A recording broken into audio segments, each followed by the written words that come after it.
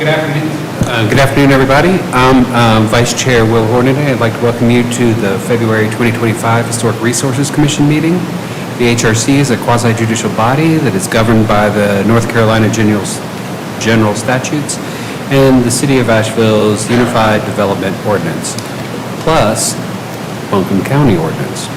We are authorized to hear requests for certificate of appropriateness for alterations, demolitions, new construction, and other work within historic districts for the alteration and demolition of historic landmarks and other duties, including preliminary review of subdivisions as well as specified in the ordinances for the HRC. I'll now ask commissioners to briefly introduce themselves, starting with Commissioner Holt. And we have two new members today. Cecil Holt. Amy Moxley, architect. Will Hornaday, Albemarle Park. Rob Mays, I'm an attorney and I live in Montfort. Leslie Humphrey. Shannon Watkins, I'm a full-time real estate broker. Celeste Gorman, interior design. I'm Alex Cole, I'm the HRC staff liaison. We'll now consider the minutes from the January 2025 meeting of the HRC. The minutes include findings of fact and conclusion of law. Are there any corrections? If not, does someone want to make a motion to approve the minutes from January? Second. All in favor of passing the minutes, say aye. Opposed? That passes. We're now going to, nope, not yet. Now, Alex, I need to go to the rest. We'll now begin the evidentiary hearings for the items listed on the agenda. As a quasi-judicial proceeding, the HRC is not setting policy, nor are we soliciting public opinion on the desirability of an application. The HRC hears and considers evidence presented and applies the standards set forth in the guidelines and standards of the specific historic district for that application. The HRC must make its decision upon competent, material, and substantial evidence to determine the facts of the hearing. The HRC will use judgment and discretion to apply the standards contained in the relevant guidelines to the facts. The commissioners in voting for an item will not have a fixed opinion, not susceptible to change, have a conflict of interest, have engaged in ex parte communication regarding the application. This meeting is open to the public, but participation is limited to interested parties who wish to provide comments, testimony regarding the proposal. If you will be speaking as a witness, please focus on the facts and how they relate to the relevant historic district standards and guidelines, not personal preference or opinion. Witnesses must swear or affirm their testimony. At this time, I will administer the oath for all individuals who intend to provide witness testimony. So if you're going to present, come stand up and say I do in just a second. Please raise your right hand. Do you solemnly swear or affirm that the information you present during this hearing for a certificate of appropriateness or preliminary subdivision approval before the Historic Resources Commission shall be the truth, the whole truth, and nothing but the truth? Thank you. So, now we're going to move to our first public hearing items. First, we have a motion to continue old business in Montfort, 255 Cumberland Avenue. Is that a vote? So we're going to, have a motion to continue 255 Cumberland Avenue's application until March. Is there a second? Second. All in favor? Aye. Any opposed? So we're going to move that to March. And now this is Alex Cole taking it over. Taking over. Thank you, Vice Chair Hornaday, members of the commission. I know all of you know me, but my name is Alex Cole. I work with the Planning and Urban Design Department. So our first item today is 35 Hendersonville Road in Biltmore Village. I'm sure you all are familiar with the McDonald's site. This project was first heard by the commission back in January. I think that the applicant has come a long way in terms of meeting your concerns. I just have a couple of kind of nitpicky things, but I'm just going to go through my first couple of slide decks just to orient you all. So this is the site map on the left. It's actually 3 parcels currently, so part of this is to recombine the lots to develop across them all again. And then a picture on the right of the existing McDonald's. And then these are also some current, or not current condition, but prior to the storm condition photos, just so you can clearly see what the building looked like. These are the existing and proposed site plans. These are pretty much, the site plan is pretty much the same as last time. There were some tweaks to the landscape proposal to change I think we talked about the crepe myrtle trees that were being proposed last time, and they changed the species to dogwood trees to better align with what the planting plan for Biltmore Village. And I think we talked about this last time too, but street tree requirements are tricky in this area because these are DOT rights of way, so they can't do large maturing trees for street trees. And so the commission has approved dogwoods for other projects along this corridor in the past. So good with that. I don't think there weren't any other revisions from the site plan from last time around.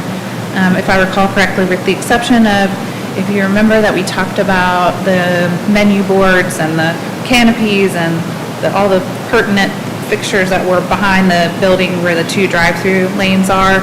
And I just noted some concerns about kind of the number and the height and all the things of the fixtures back there. And so they eliminated the canopies and they eliminated and I can pull it up if you want to see it, but they had I forget what it was called, but it was basically like a structure that went over the drive-through aisles that kind of directed you to one lane or another, and so they've eliminated that. They still do have the pre-sell menu board, so there's basically 2 menu boards per drive-through. So those are still noted in there, and they are, I think they're a little bit larger than what's there now. I don't have the dimensions for the speaker boxes, but the speaker boxes are also another fixture that will be within those landscaped areas behind the building. So just a note on that.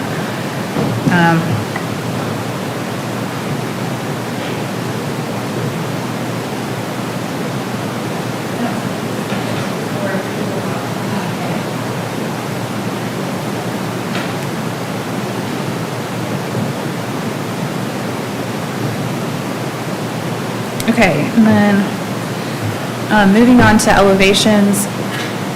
This is the previous iteration that you guys reviewed last time around is on the bottom right, and then the revised elevations for the east and south elevations are on the top left.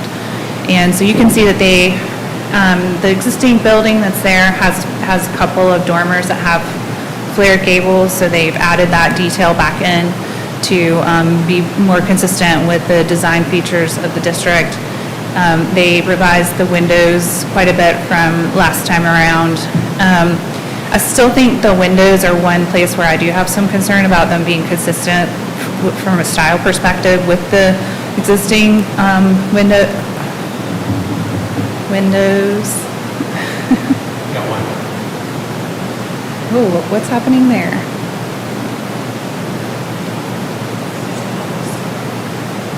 Okay.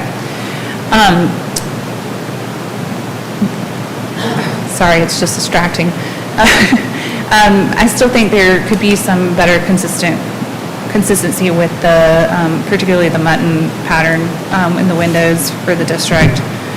They're also proposing to be like kind of a metal storefront, so I just want to make sure that we're not approving like spacers between the glass, that they're going to be simulated divided light like we've required for other new structures in the district. And then the other thing I think, in looking at the cottage structures in the district that this seems to kind of emulate, the brackets, I don't know if it might be helpful if I just zoom in on one of the actual drawings instead of looking at my slide.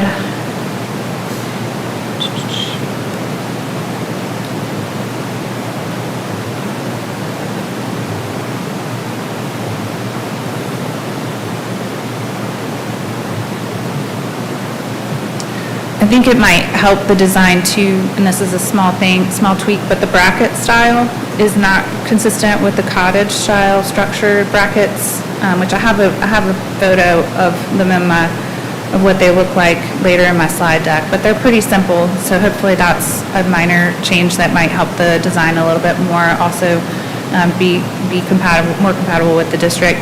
They did submit to us some updated info. They're going with the color palette of the existing building. So I don't know if, I know you all weren't here last time, and I can pull that up, but that was circulated during the meeting last time around, the last set of plans that were approved in the color palette. They're in the packet, but if you want me to pull that up, I can. And they also are going to go with the same brick material, rough cast stucco, same roofing material, all that from last time around. So just to let you know on that update, they did submit a revised lighting specification. So take a look at that if you haven't already, and share your thoughts as we get into the discussion. I didn't have a chance to poke around and look at other light fixtures in the district, with the exception of course, the original light fixtures that are in the district. They're pretty much everywhere, the decorative metal fixtures, and that is what is on the building now, were some similar style or matching style wall lights. So just as an FYI, that's something that... What they're proposing is the same as pretty much as well as there. No, it's not. It's in the folder that is... Shoot, I went too far. So there's a folder that says additional documents received today, or yesterday rather, and so just, I'll pull it up so we can look at it together. This is the light fixture. So just an FYI on that. We also did get the roof plan as requested. I asked for that to see where the mechanical equipment would be placed. I just want to confirm with the applicant when they come to the podium that the mechanical equipment will be visible above the roof line as shown. There's quite a bit of equipment up there, as I'm sure most commercial businesses, restaurants like this would need, so I just wanted to get clarification on that.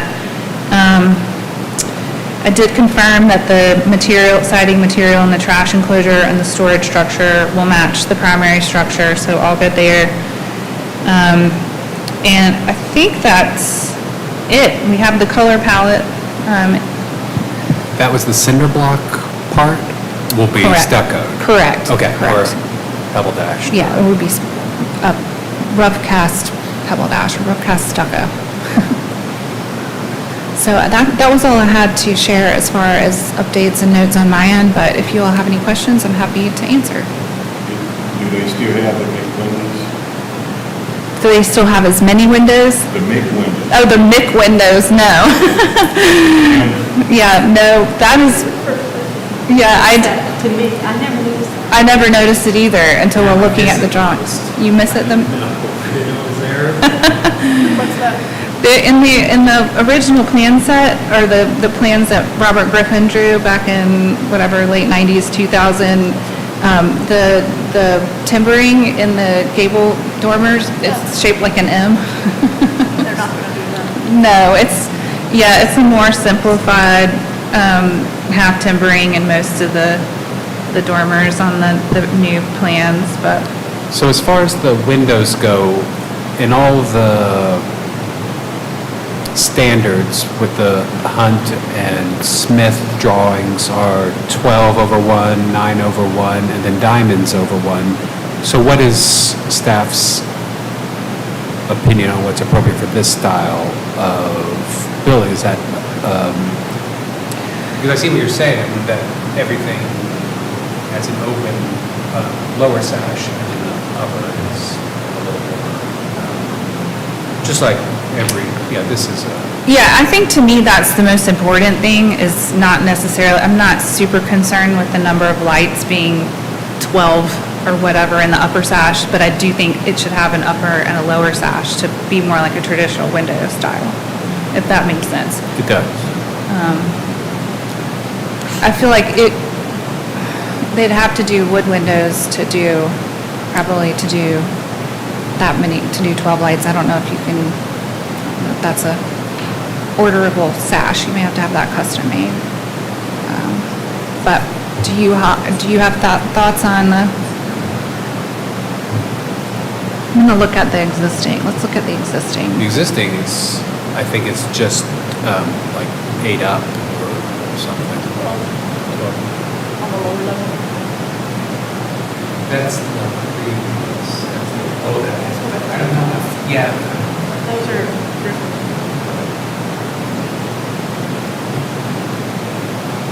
It was 8 lights, is that what you said?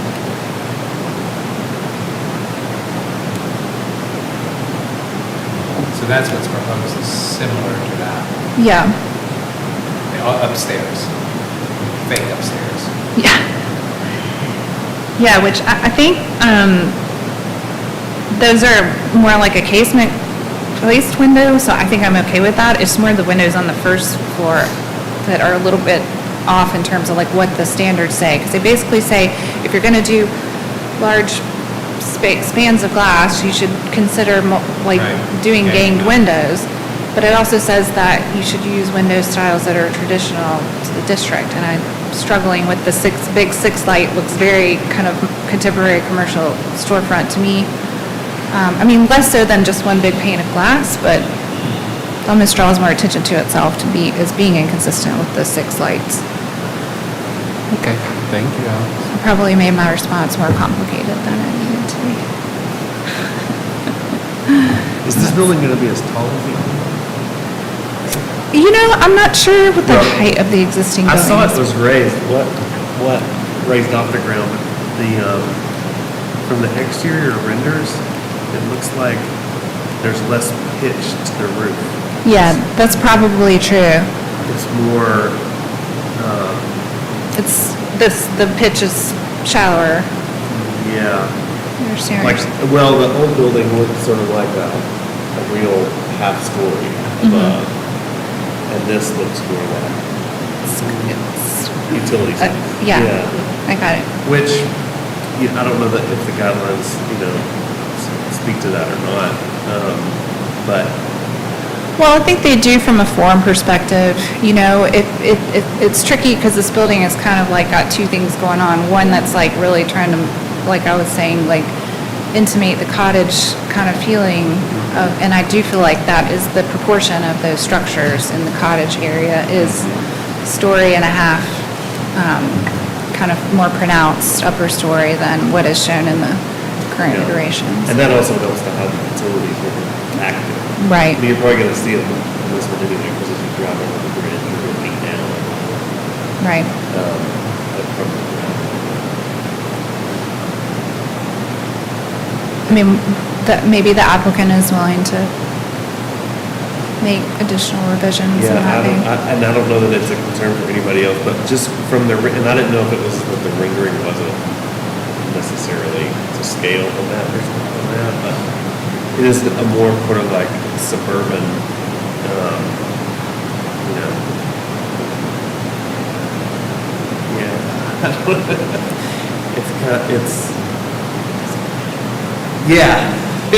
it is definitely a less like, oh wow, they really went out of their way to, make this thing look like it belongs to Millville Village. But the building that you always come to down there is the Grand Bohemian, which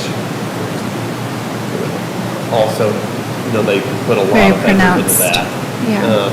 And had some kind of balloon chair on top. That was a Jedi mind trick that they played on you, so they could fit 5 stories in Yeah. there and still look like it was 30 feet tall. No, I'm just kidding. I do think that is like totally, like I hear what you're saying. It is very much more characteristic of the district. The first iteration that Robert Griffin drew is, I think, more consistent with the historic character of the district. And we all said at the I said at last meeting, it's hard to unsee what's there. Right. So I think that's obviously one of the problems too in my head is, they're not, I guess I'll just let you guys, I'll let you all discuss that with the applicant. I would like to hear if that's something that they would consider working on a little bit more, but, Is there anything, I should really answer this question, but I don't yet.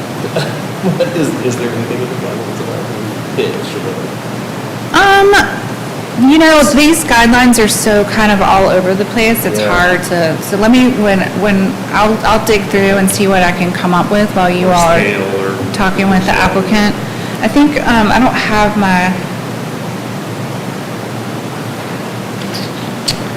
I have a cheat sheet for myself for this project because there were so many places that had to bounce around in the design standard book. So I'll sit down and try to figure out what place I think we should be referring back to when you're talking about the roof form itself. The other question I had, and I don't know if this was discussed last week, but I don't know the difference, but is rough cast is something different than metal match? Yeah, I think it can be like I'm not sure how rough cast is actually made. There aren't that many people that do pebble dash even anymore. Yeah. But I think it's sort of a similar process in that it's a stucco material. Well, one of these files was a big, long, it was like 120 pages of specs. That was the last iteration that I said, this product isn't consistent with the standard, so that's Okay. when they just changed it to. And that's something that isn't like a spec, there's no spec for pebble dash or rough cast, it's just having a contractor that knows how to do Well, it. it was described as rough cast Oh, it in the was? spec, but then it was like, it said something about an acrylic substance. Those material specifications were submitted before the last meeting, so we said it can't be this like prefab finish concrete stucco thing. It will be some natural. Yeah, it'll be same thing as what's there, basically. Same color, et cetera, so. The setback exceeding 10 feet, is that just because of where it was, or? So just so you all feel filled in, I had a whole long list of standards that I pulled out where this was not consistent with how the site in this particular location should be redeveloped. There's a development plan for this district, but it should be called a redevelopment plan. And it basically says that the building should be pulled up basically to the street. It should be more of an urban type pedestrian friendly development. And I backed off of feeling like I didn't have confidence one way or another on that because I feel like they're only redeveloping this site because of Helene. And I'm not saying that everyone in the world should get a pass just when natural disaster strikes or anything like that. I'm just saying it's not like they're coming to us and saying, we want to redevelop this site proactively. I think that might be a little bit different. And that's my opinion. And I know I'm just one opinion on it, but I think that it's, I don't know, Janice, do you have a thought on that? Like, is that?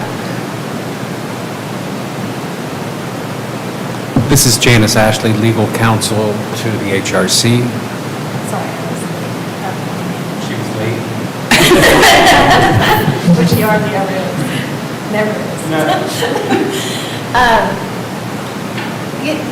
So the question is, can we look at this, should we be looking at this as a new development or a redevelopment? Well, so the standards are really, for this particular part of the district, basically say that buildings should be 2.5 to 3 stories and should have a much shallower setback and be more of like an urban kind of development, like the commercial buildings across the street. And when I first started reviewing the project, I was conflicted about that. Like, how do we apply that? But in my opinion, there's gotta, like, they're redeveloping the site because they have to. It's not like they didn't have a natural disaster that caused them to have to redevelop the entire site. And so I feel like that to me, I guess I'm asking you if I that's. think it certainly is a factor, and for the site plan, we're grandfathering in some site improvements that were there before, like that double drive-through, because they've had to rebuild, and you have domestic rights and certain design standards. So, I mean, I think you can give some leeway to that. But have the guidelines changed or the standards changed since? Okay, so No. those were the standards that applied for this, for building the building are the same standards that apply. That tells me you could still be applying the same standards and criteria, because you can't say, oh, well, it was a lesser requirements before it got built under and trying to work with them in a redevelopment, so. It was a McDonald's before the current building too. It was built in 1971. I think the older building that the current building replaced, so just some note of that. It sounds like they had a pretty fancy grand reopening with Biltmore Estate wine and carriage tours, and it sounded like a big deal. It's one sign question for you. Have you seen, I didn't see the sign out front, the primary sign. Is it just being reused, the original one? The sign is just not part of this CA application. They need to submit separately for the signage. So, Okay. that's my understanding from not our development services, but the staff that reviews signage, that they can have the two monument signs, even though that wouldn't be allowed today. I guess they're grandfathered. But they'll have to submit sign application separately, which we talked about at the last meeting briefly. We talked about a lot of things, so. Yep. The signs, the naming McDonald's on the side, you're allowed two on a corner, right? Yeah, I forget how it reads. I think you're allowed two business identification signs, and I think you're allowed a third if you're on a corner lot. But then it talks about, like, you can't have more than one freestanding sign. Right. It gets kind of weedy, and They can't be plastic. and it's per the sub area. No, it has to be a traditional material like wood or Okay. metal. We have allowed, like HTU, like sandblasted materials that emulate wood, but, so that'll be a later thing to review. We actually noted in the CA that signage is not included as part of this approval because we don't want it to get lost. Any other questions for Alex? Well, I want to ask one sort of more of a general question for the building like this where, like Bob pointed out, Leslie, the roof- get close to the microphone. Oh, Bob pointed out that the roof isn't the same. Is there a reason that they aren't just rebuilding exactly what they have? I imagine it's They're keeping out. I imagine it's an economic reason, but I'll let them answer that question to you all. Any other questions? All right, we'll call up the applicant to alleviate fears. Where do you want to be Robert. in the documents, or do you want me to Robert, just leave I it? believe you're looking at the plans that guess the I could go pitch ahead. is almost like 8 feet down. We can't hear you, we're trying to record, I mean, you're Oh, having. I was saying like it looks from the site plans, I'm sure they can let us know for sure that the roof pitch is almost 6 to 8 feet lower than it was originally, but there's no dimensions on the old site. You want to go to those elevations? Clarify that. The elevations or the Renderings? rendering, Okay. yeah. You need me to help find the I struggled with documents. this last time. I know, just let me know, I'll help find them. Thank you. I'm Adam McWilliams, architect, Access Infrastructure, and I have Daryl Growit, construction manager with McDonald's with me. I'm going to try to remember to talk into the microphone this time around. I think we had a lot of good discussion last month at the meeting. We really tried to digest and accommodate all the requests. We tried to keep this, what we decided was Asheville's second favorite building. We added a lot of depth to the elevations. We talked about the overhangs at the roofs, the varying of the dormers. Largest dormers are over the entrances to better identify the entrances for the customers and for the aesthetic. We did a lot of digging in the archives, and we were able to find the original materials that were used. Somehow that brick is still made by Belden Brick. So we're going to go ahead with the same color scheme and brick. We talked about changing the window dimensions to match the dimensions in the guidelines. I did not include the arch over the windows. I did not expect that to come back up, but it was very visible in the old rendering, but I don't think it's as visible in the actual building. So I hope, like I said, we did maintain Asheville's second favorite building. Forget anything? I don't think so. I'm Daryl Grote, area construction manager with McDonald's. And yeah, to Adam's point here, I really believe that we had incorporated just about everything that we had talked about with our previous submission here. Happy to answer questions that any of the staff members have.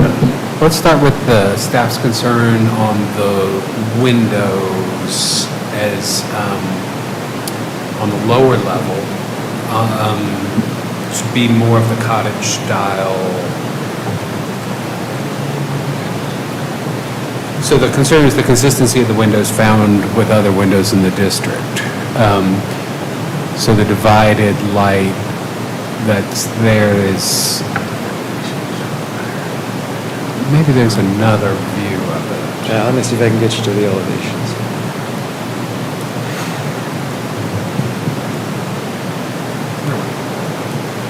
So that's our front entrance. So between the ganged up set of 3 windows is, staff's going to be back, is that metal or wood or what's happening in the gang of 3 to the right of the entrance? Yeah, it would be aluminum, metal, yes. So I think to better align with the standards and the rest of the buildings in the district that may be clad, is that clad in wood? Yeah, I think on most of the projects that we've reviewed recently have had aluminum clad windows, but I was just also wondering too, like if the commission is okay with the metal, are these simulated divided lights, because that they need to be, and I know a lot of these, kind of storefront materials don't have that kind of detail, so that was one of my questions. Our expectation was to use a simulated in there for longevity, largely. Meaning it's just one big piece of glass and there's just a piece of something applied on the surface of it. Correct. And would they be painted or they're like powder coated? Powder coated, yeah.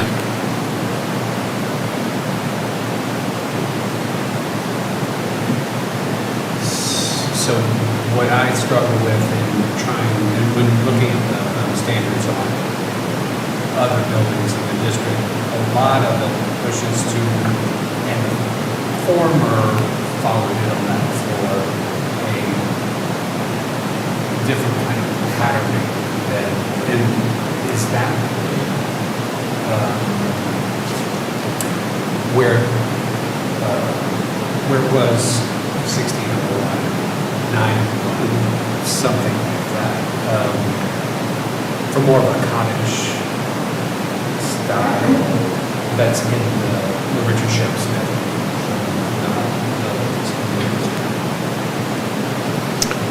I believe that's what we presented last month.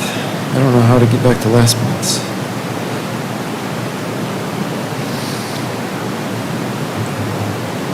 So within the windows of the size you have this month, to put that in. So we like this size last month's aesthetic. Is that? But that's how I see the standards. Exhibit R is what you resubmitted.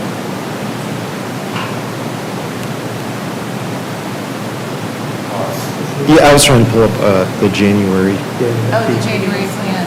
the presentation. Is that January 3rd? Oh, yeah. Oh, wait, scroll down. Scroll down.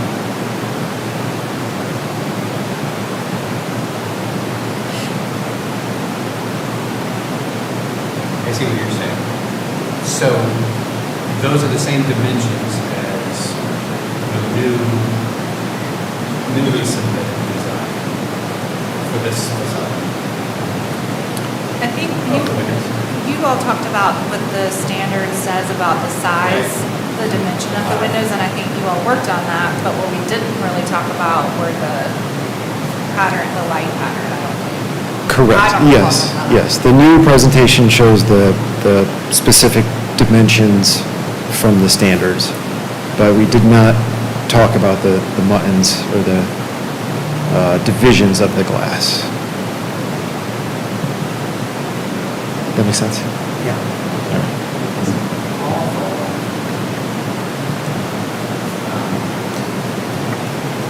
So looking at what's on the screen now was our kind of interpretation to match the building that is standing there now.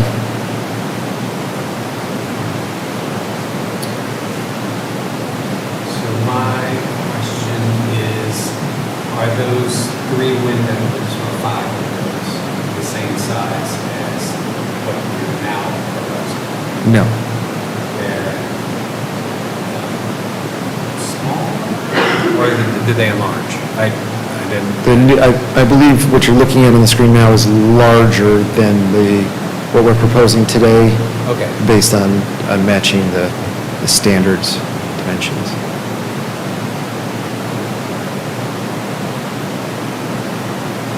I'm not trying to like throw a wrench into everyone's like ideas of what's happening. I guess my thought was like with the old like existing building, technically isn't that kind of what we're supposed to go off of when we're making new decisions? Like if I just feel like almost these windows that they originally proposed do match more of what the original design was, whereas the ones that are proposed right now seem very much smaller and not matching at all. But I mean, I know that there's also a difference between the cottage architecture look versus what the original building was. You mean the existing building? Or? Yeah.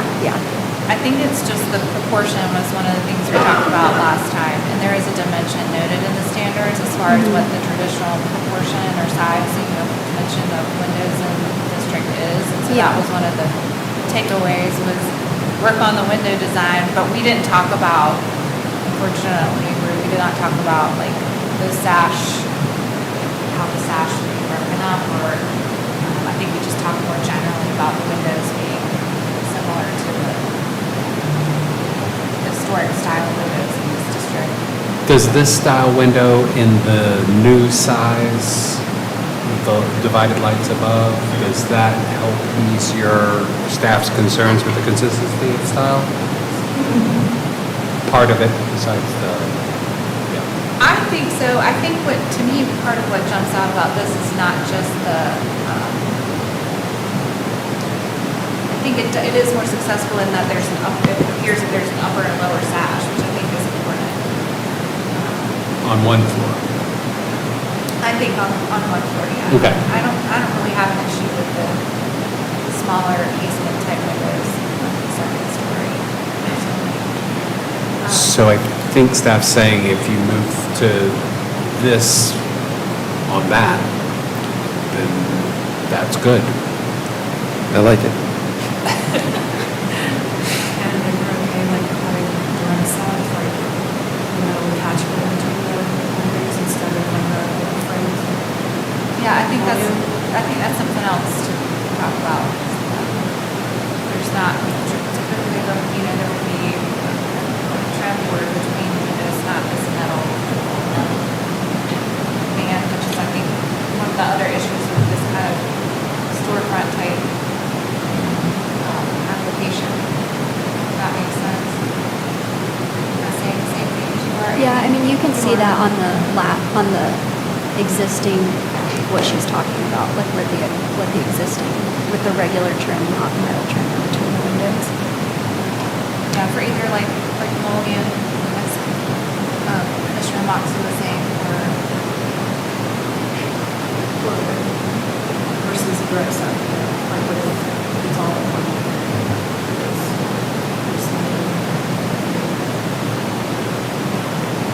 sorry, I didn't include your pictures in my presentation because they made me sad.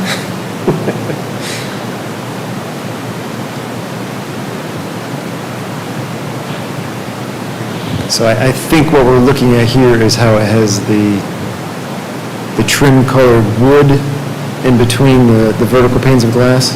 We'd like to carry that over. Okay, Yeah, that's what she's saying. sorry, forgot where that came from. So a thicker divider between the simulated divided glass and the pane glass. Is that horizontal? Thicker horizontal divider between the... I just wanted to make sure they weren't going to be just applied or internal to the glass. Yeah. Like, that's my biggest thing, is just it should be simulated divided lights, and they look like traditional windows versus. Sorry, we're switching issues now, right? Sorry. We started off talking about, we were talking about horizontal dividers between window units. Sorry, vertical. And, okay. And that it would now be, it should be something that's painted instead of something that, or something that's wood in between. And now we're talking about the construction of the window and whether there's, We're just talking about them appearing more like traditional windows, and that's really all we're trying to get to. is- Right, so if you buy a gang unit, it comes with the built-in window mullions, but you can add wood or buy individual units and install mullions between the units. Is that what you're asking, if they're gang units or what they had originally? I mean, I guess we're trying to make it look like a crafted building and not a manufactured building, which is more expensive. So if we provided the wood trim vertically between, See, that's how I read it, was that if we like frame mullions in between, units, but the original configuration, like what we kind of have. yeah, Unit and then, for lack of a better term, transom above, and I would be okay with direct set, those being kind of big, because they kind of mimic kind of double tone, because you have that thickness going horizontally in between when you got all the buttons on top, and then just the glass, of the original. right.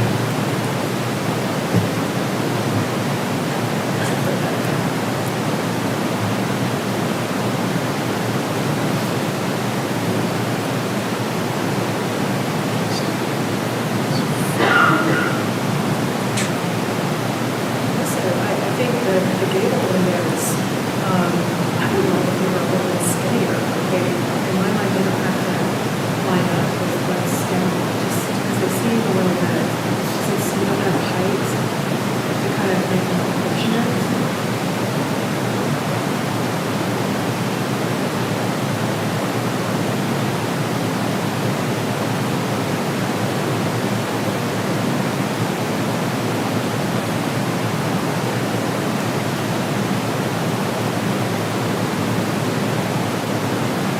Okay, any other comments from commissioners on window talk? And then we can kind of summarize that. Window talk is ended. Do they understand what they, no one? We're going to try and understand together. So, this is my understanding of the first floor windows, is similar in design to the first set of drawings in the sizing of the second set of drawings. Not adding a transom light above them or any of that, just it's all staying in those three, let's take one set up, the first three in a row. And then Commissioner Moxley brought up the dimension, and could you scroll up a little bit on the second story? There you go.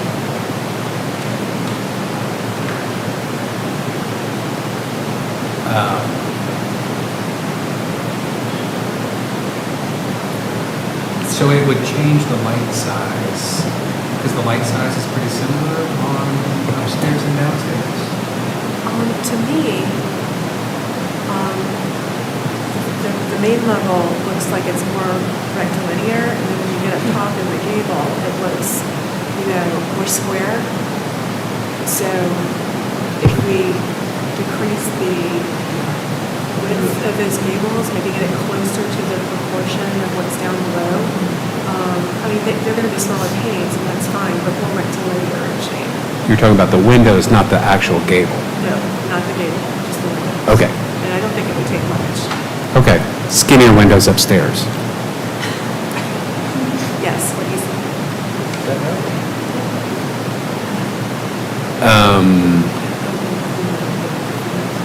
Moments between units?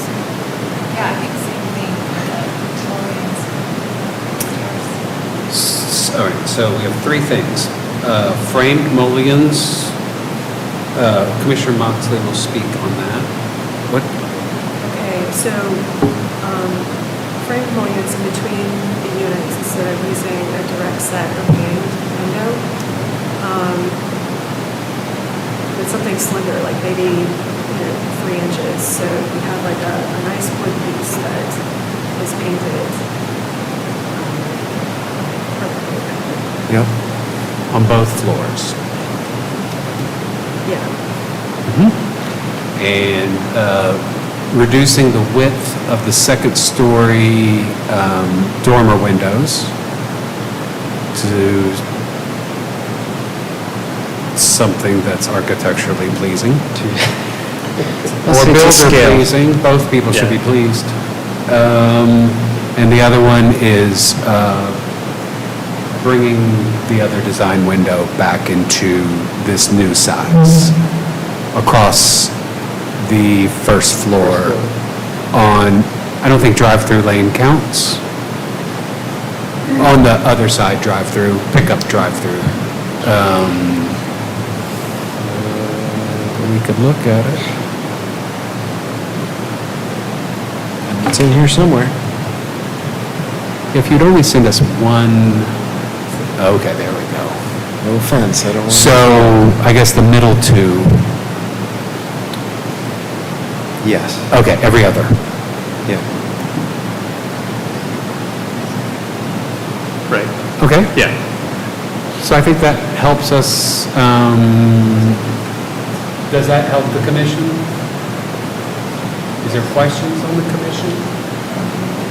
Staff? I have one question that I meant to ask, and I just now remembering. The feature that's on the back next to the door, that's noted on the plans as wood, what is that? That's a window, and the intent is to match the scale of the other windows, but not be able to view in when you're driving your vehicle around the building. Okay. That's right. Yeah, so really, hold on, I'm sorry, I didn't mean to, okay. What that room is, right there to the left of the door, it's our crew room. And it's traditionally, we provide a window in the crew room, but traditionally, it's very similar in size to what's shown there above that darker section. It's usually just a Like a Like a, transom. yeah, almost like a transom window, correct? Because we want light to come in, but we really don't want Sure. folks to see in. So that's the intent there, is to get the window that we're required to have in the crew room, but not have it something that allows, like, I don't know, full, You can't see it. yeah, that you can't see in, yeah, because we've got the cars coming around the building and such, so that's what that is. I have a concern that since it's on the back, I was just more so interested to No. know I wasn't quite sure what I was looking at. What were you looking at? Okay. Yeah. So this is a good one to look at. All right, so I think we're good on windows. Okay. So we can, let's talk about the number of lights and light styles of, Yeah, so the current building has what I would call the gooseneck fixture that we're showing on this elevation here. Based on Alex's comment, she thought that it wasn't congruent with the district. So what I saw more in the district was more what I would call like a lantern-looking fixture. So I proposed a lantern, I guess, yesterday or the day before, that I thought would work. So I don't know if we want to match the existing building again, or if we want to go with maybe what is more seen in the district. I can't tell from the photo, but it looks like there are some gooseneck fixtures on the west side of the building, like where along the drive-through area. So I'm not necessarily taking an issue with the gooseneck fixture per se. I think maybe on the other side, like by the entry doors, there were smaller fixtures that looked more like a picture you see on a house versus a more commercial type or industrial type picture. But my concern about what was the fixture that was being proposed was really the appearance of that particular fixture. That's what it was going to look like, but in the specs, it had like rings around it. It didn't look like just a simple gooseneck picture. In the specs, there's so many options to the light fixture. I'm not sure the image they show is what we would intend to use. Okay. You know, the model number has 8 different numbers in it, and each number indicates a different element to the fixture. so you're looking for that lamp, the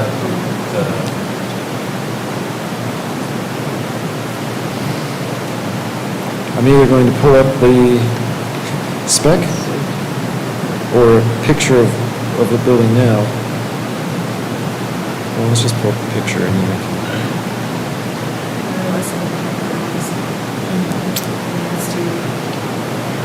But I think on the other side, there's,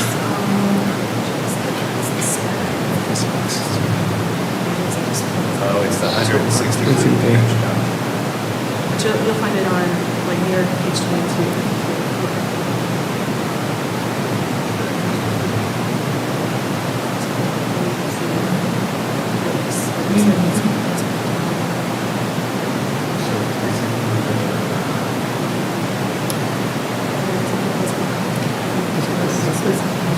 Materials and specifications. That's what we call it? Yeah, page 22. so, and I can plug this in to show you all the street view image that I'm looking at. But if you, like, on the existing building, like I was saying, there are the gooseneck fixtures along the drive-through side, but then on the other side, which I'm imagining they were considering like the kind of primary facade since it faces inward towards the district, they did have they like mimic the street light, historic street light style fixtures along that side, and there, it looks like there's one on either side of the entry doors, and then there's, here we go, 3 along the side of the wall plane that has where you all have your back of house kind of doors. Yeah, so maybe the answer is a little of both fixtures. If you scroll to the second page, this light fixture is where you can select what type hood it has. So we could just go with a standard bell hood And then we can go with, Have you investigated whether or not you could reuse the more decorative fixtures that are on the other side? Does that sound insane? I know that Bohemian folks, they were able to refurbish some of their stuff, and so I'm just curious to know if that. oh, not the gooseneck, the smaller, Yeah, the smaller ones.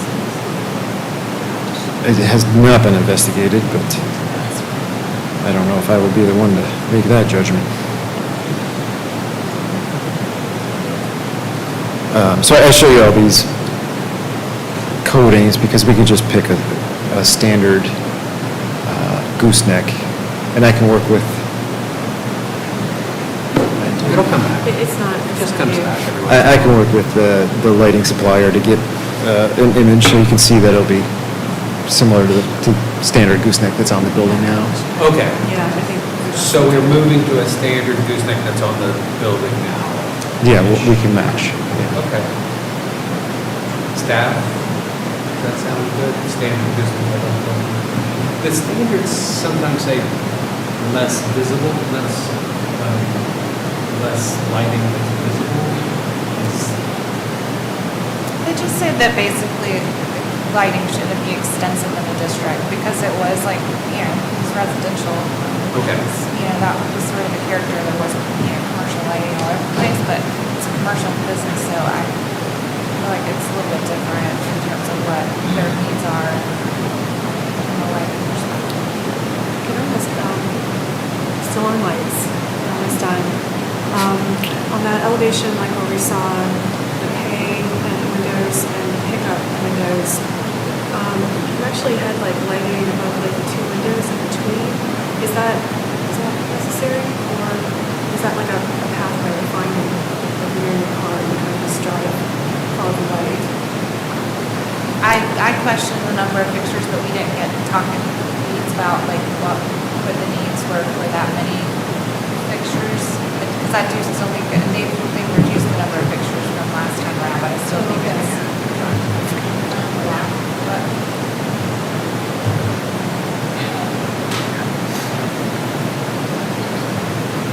I think she's talking about on the west side where you've got like there's ones over the drive-through and then there's ones in between maybe.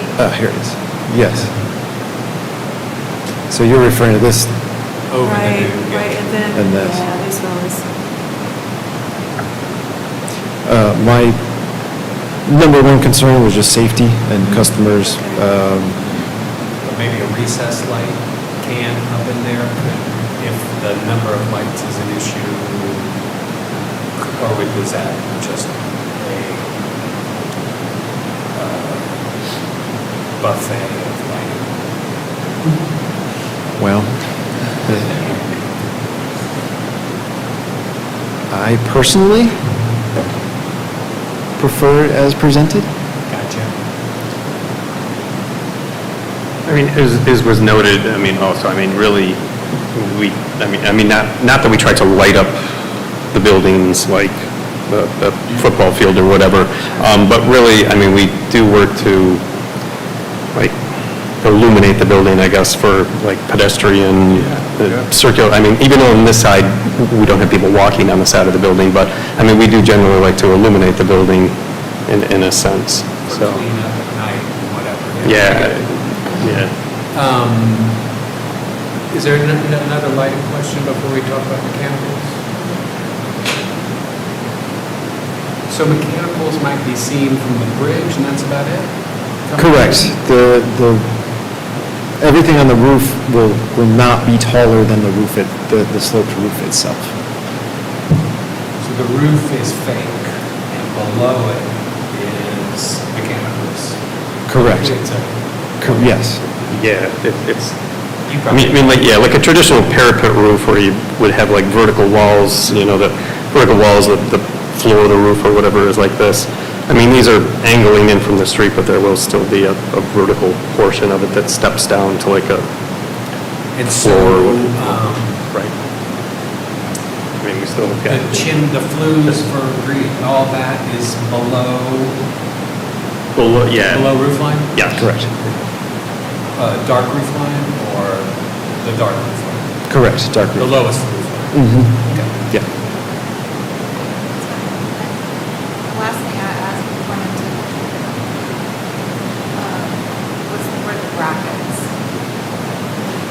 I do want to ask about the roof. What is the pitch of the roof? That's a very good question. I'm going to defer this to Adam. He's the architect here. I saw 45 degrees written in one of these documents. Find it. Might be in the new construction worksheet.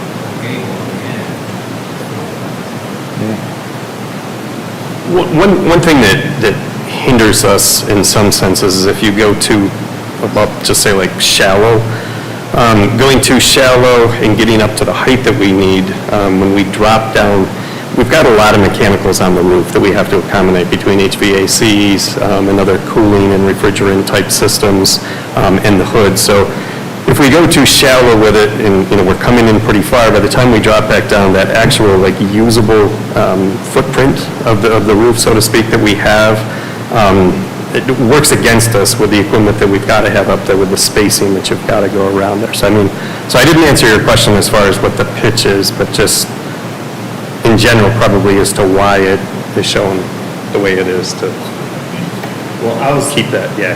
mostly, I think if anything, my concern would be that it be steep enough to look like it belongs. And when you look at these drawings, like it looks kind of proportional to me as a whole building, but for some reason when these exterior renders, it looks like a sort of branched out house. And I don't know if that's just because the renders not to scale, or maybe it's the perspective, because it's like you're down on the ground, sort of. But, it seems like, I don't know what the standard pitches are these. I was wondering if it's where that rendering is taken from, because I see more asphalt in that rendering than building.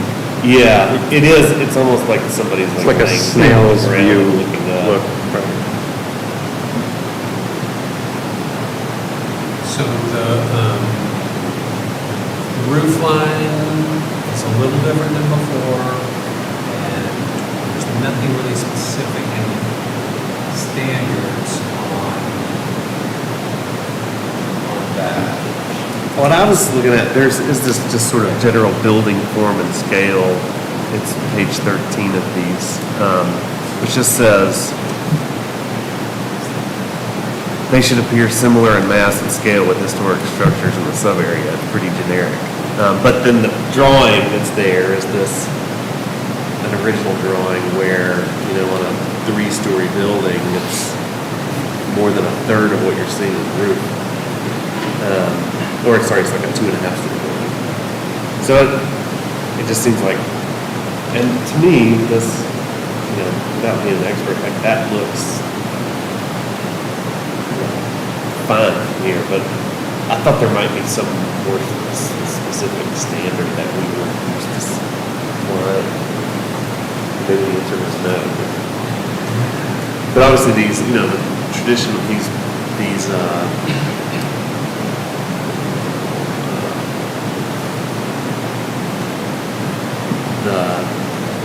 a roof like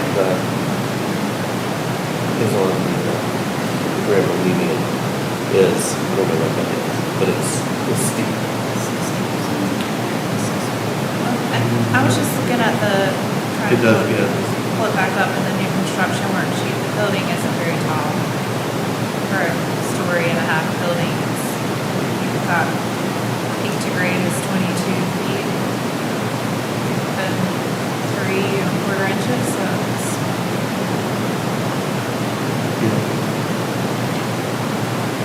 As compared to, with the, I don't have that information with me, but that was, like I said, their programming for that hotel and the other new hotel was certain, trying to, because there's a 30-foot facade height limit in the district, so they're trying to make the form appear like it was right. less stories from the exterior to be in standards. But I don't know, I just feel like What's the height on a standard that goes unread? regulated. 16 feet. So we've added Or more than that. 6, I think we're at 22 feet.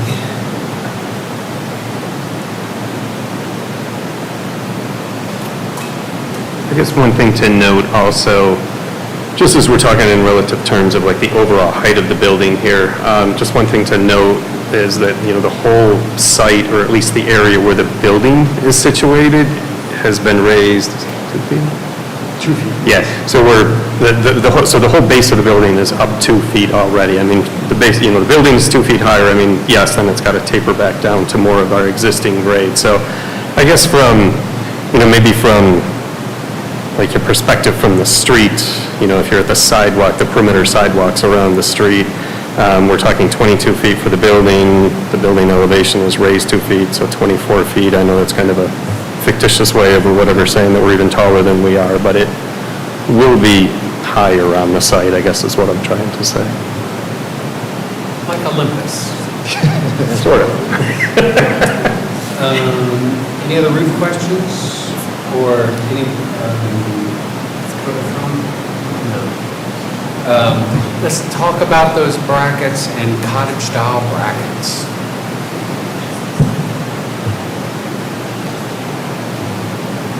I'll try and get us back to what's there now. What's there now is a 45-degree, it's scrolled? I think it's scrolled. Bracket again, right?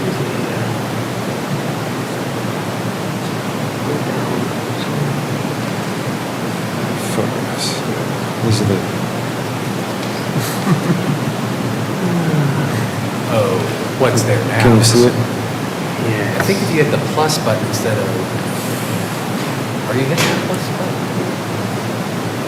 See?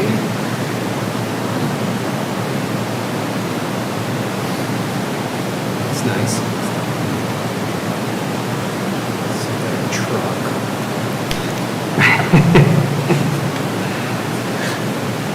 Ugh, I can't do that. Do you need me to help you? There we go. So I did just FYI, I asked Madeline to go measure the old plan set, Oh, just so we can know what the height of the.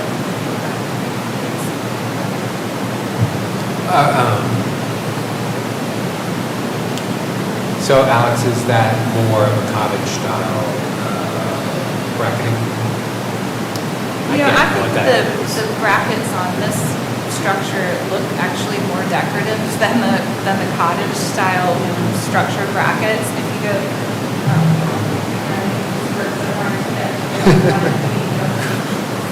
It's on a different tab, so you can come back. I know. I don't know what that, I don't know what I've that never is. seen it do that before. No.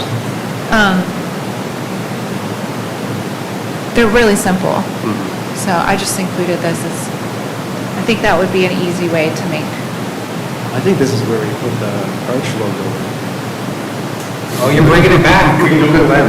Yeah. One here, down over here, we'll catch. Take that, Arby's. What in the world? Oh, I gosh. did this. Okay. I didn't know this. Oh. I didn't even know you could do that. I'm not sure you should. So are we in agreement on the bracket change to something a little simpler? Yes, based on that blue photograph of brackets. We can match that. Okay. So we talked about windows, we had a couple items there. We talked about mechanicals, we talked about lighting. We talked about bracket. We don't need to talk about trash anymore. Are there any other concerns from the commission or the applicant? Are you agreed to that this, like the stucco will be so natural, stucco so artificial? It won't be acrylic or whatever was in those specifications? No, I don't know. I appreciate that you read all of those, but we'll do a rough cast stucco with an integral color. If we can find somebody to do pebble dash, I would do it, but I'm not sure we could, so it'll be There are people. a true 1-inch stucco. Any other commission questions for the applicant? Any questions staff has with the applicant? Okay. I think we're good. We're going to open it to public comment for a little bit. Want to sit? Yeah, if y'all want to sit down for a minute or two. Thank you. Thanks. All right. If there's anybody here, Mr. Mitchell, is headed this way. No, it's good to be recognized or not. Hi, I'm Benjamin Mitchell. I've been sworn in. And good to see you all up here again. It's been a while. I did not have the benefit of participating in the last meeting in which this matter was considered, but hearing your comments and thoughts tonight, it looks like this applicant has put together a masterful rendition of what is essentially a modern building, which I'm in the business of managing similar sites around the corner from here. And with your input, I think that they've gotten to a better end product. And I would encourage you to look favorably upon this application as modified this evening in conjunction with architects. As the chairman of the Biltmore Villages Merchants Association, this would be a very strong message to the world that people are still optimistic in this community and investing into making the community better. So that, it's not beyond your purview, obviously, but wanted to state that for the record as well. The lighting choice, I do think, drew due consideration from you all.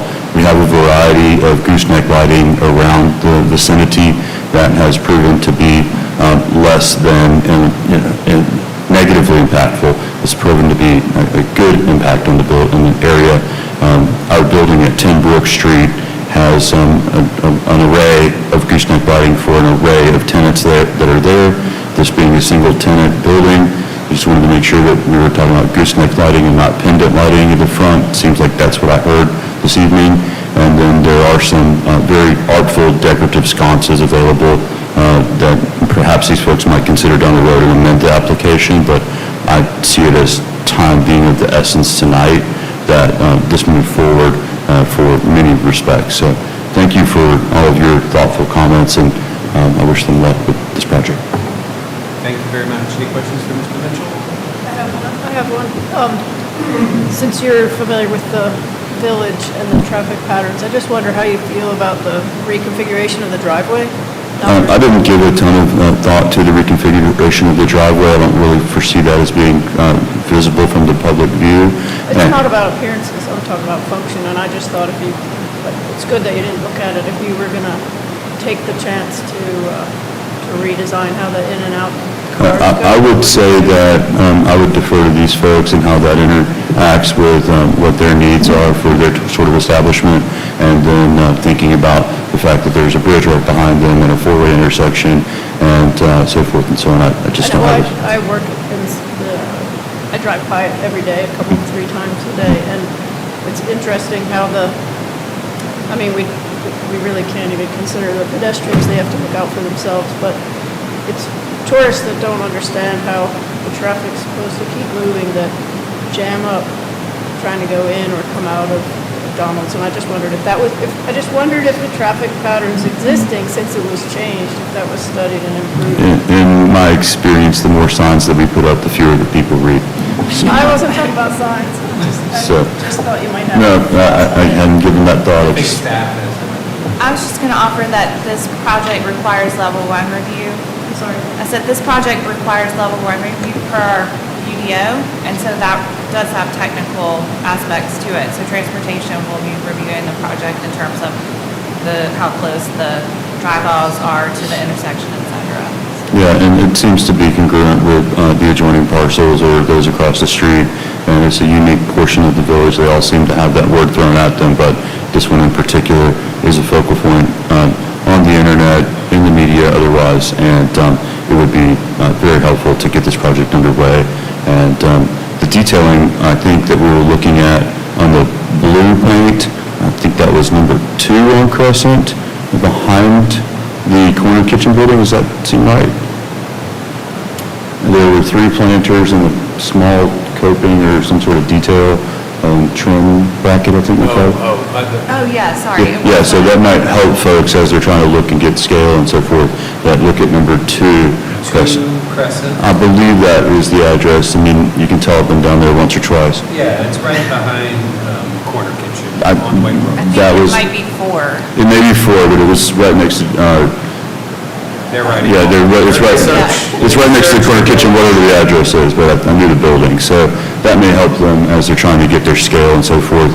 And then when we were talking about the light pattern of the windows earlier, our building at Kitchen Place, it's 13579 Kitchen Place, the corner structure at number 1 on the second story might be helpful for the architects if they need to later amend their application to maybe get a little bit more narrow at the top. And as I recall, those are either 6 or 8 light windows in that historic commercial building that was built circa 1926. Thank you, former Commissioner Mitchell. You're very welcome. Good to see you all again. Good to see you. Is there anybody else here to speak on this item? Yes. Oh, let me swear you in, and let me swear everybody in who walked in, missed the big kickoff. If you'll stand and raise your right hand, or do you solemnly swear or affirm that the information you present during the hearing for a certificate of appropriateness or preliminary subdivision approval before the Historic Resources Commission shall be the truth, the whole truth, and nothing but the truth? Thank you. Introduce yourself. Thank you. Good to see you. Glenn Stack, Preservation Landscape Architect, business owner in Biltmore Village. It's good to see you. First of all, thank you for the thoughtfulness within which staff and this commission, this body is providing to this review. As a business owner, my office was above Res's for over 10 years at 30 Hendersonville Road. So I looked at this site and this parking lot and the traffic patterns, pedestrian and vehicular, for over 10 years. So I have some things to say from that respect. But I moved my office several years back over to the old Barker Hospital. And we're now able to occupy that building, thankful to being high ground. And we're very anxious to see our neighbors return. So from that respect, we're all watching and we're all rooting you on, and the applicant and everyone else, to see that this happens in a timely way, but in a thoughtful manner as well. And from that standpoint, it is a precedent-setting review. I work exclusively with historic properties and cultural properties nationwide. I work with Olmsted Landscapes everywhere from Central Park to the Biltmore Estate. This is one of Olmsted's last villages. I worked on Riverside in Chicago, which was his first, and I see many of the character features of that landscape and the structures visible here in Biltmore Village. So as you're assessing, the appropriateness of this application, it sits within a very important place. You know that. It's one of Asheville's gems. Within that, this and the redevelopment of McDonald's and the building that sits there currently also responded to that, gem, this wonderful context that was created. And I would say arguably that building could have been individually eligible for exceptional significance because it was a trendsetter. It really set the way, set the bar for the appropriateness and the, even though it doesn't comply with all of the elements of the guidelines, it really set the bar.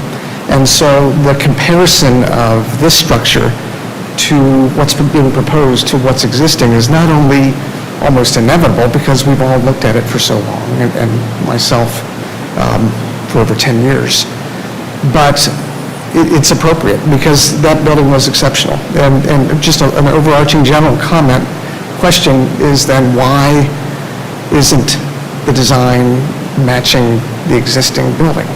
And I don't know if that was discussed during the last presentation, and I apologize, I was not here for that. But I think that begs asking, given the significance of this district and the significance of that existing structure as a trendsetter. So that's my general comment. In terms of the individual features, I think you must deal with the larger structure, massing, all of those elements first, and then get into the details and the fenestration. From that standpoint, accepting roof lines and that change massing and that are shorter, that are less than the wonderful building that's there today is a question, and it's a concern.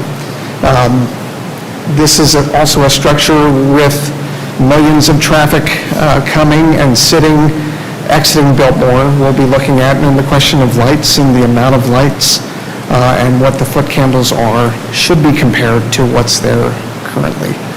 So all of these things add up. I have few comments on the specifics because I do think that you should wrestle first with the why this is different, why this is less than, in my opinion. From that standpoint, on the landscape on the site, I do have concerns about left turn lanes coming out of both exits and entrances now. I don't know if a site plan can be brought up on. Is there just one of the site plans? You'll have to put staff Oh. level.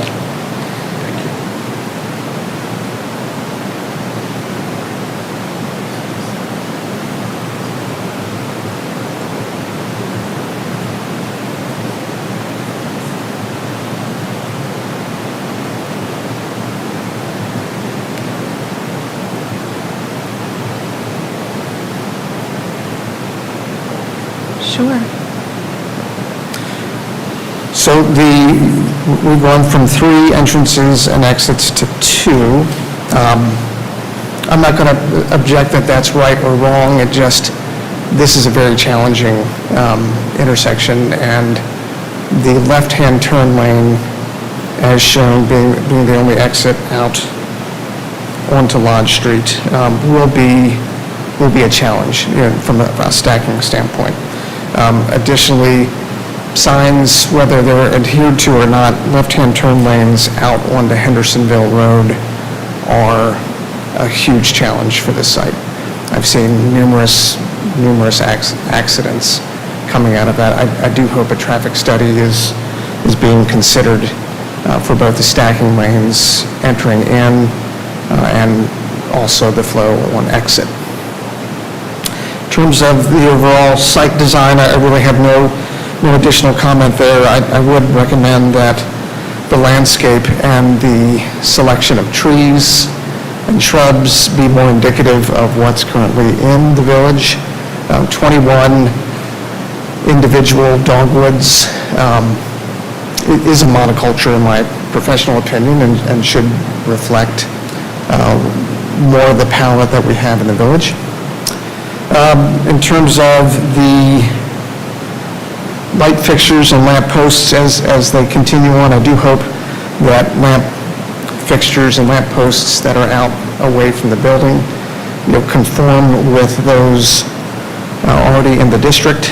After Helene, I managed to go around and document every single one that are still standing, and I'm happy to see that many are.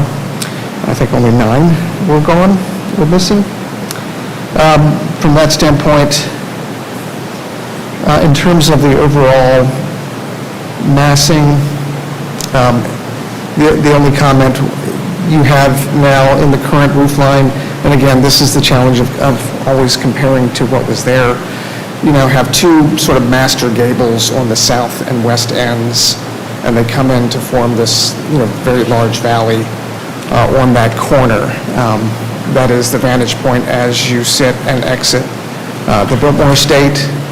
Personal preference is that one of those gables be subservient to the other so you don't have this massive valley there in the end. But that is my general comment. Thankful that you all are being thoughtful, thankful to the applicant for coming and being the first to jump back in here. We need our neighbors, but everyone is watching, and the approvals and the thoughtfulness through which this comes back will be, will set the trend for others. So happy to answer any questions that you might have. Any questions? Thank you so much for coming up Thank you. and talking. And just going down there today, I drove through, but not on foot. It's terrible. And I'm happy that there's so much passion behind the village and that things are, and the oversight of staff. So I really appreciate everybody who's spoken and presented and staff's work on this application. Thank you very much. Agreed. Thank you. I do have, I think, dimensions for the existing building. It looks like, and I had to kind of make a makeshift scale of my own. But it looks like it's 15 feet in the first story and 16 feet in the upper portion where the roof line starts. So it's almost, it's about 10 feet taller than the proposed building. Just to give a point of reference.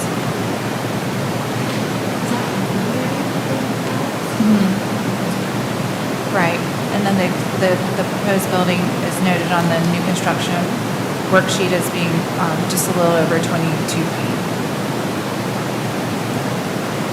And that's peak to grade. Is there anyone else here to speak on this matter? Then I'm going to close the floor for public hearing. Sorry, I jumped ahead. Commissioners, is there further discussion or concerns with this application? Let's keep it specific. Well, I do have a question. I think Leslie did this, like, in the beginning there, and one was Chris. I'm wondering, why is it the Griffin plan being built? We can't hear you. Why are they not just using uniform? Why is the, yeah. I mean, Isn't that what you had before? Can't hear you. You have to speak. Yeah, why aren't the Griffin plans being reused? that's the question for the applicant. I'm just curious, and I wasn't here last time, so. Yeah, no worries. Yeah. I know Commissioner Humphrey asked the same thing, and it's about a question that, that's not my question to answer. So if the applicant wants to come back and speak to that. We're going to reopen the floor for comment, public comment. So I'm just curious.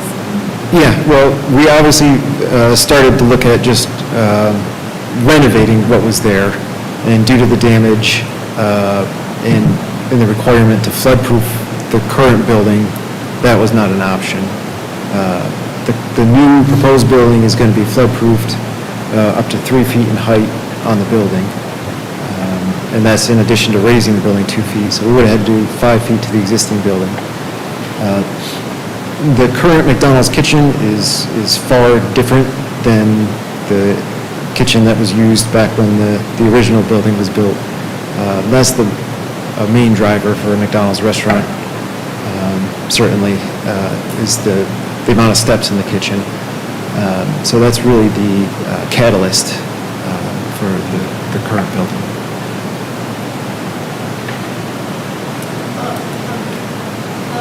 You could reconfigure the interior to make the outsides look the same as the building we're used to looking at.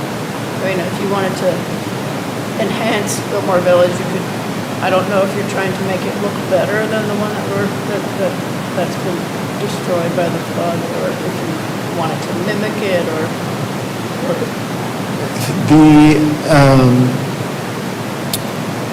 We're getting into dollars talk, and that's a Oh, it's business decision. McDonald's. They make tons of money. And this is the most important McDonald's in the country, isn't it? I think so. Well then, And the grand piano, as I understand it, is coming back as well, so. Apparently, I stopped at the toy store and purchased one for our operator on the way here. We were talking about that earlier, so, but sorry.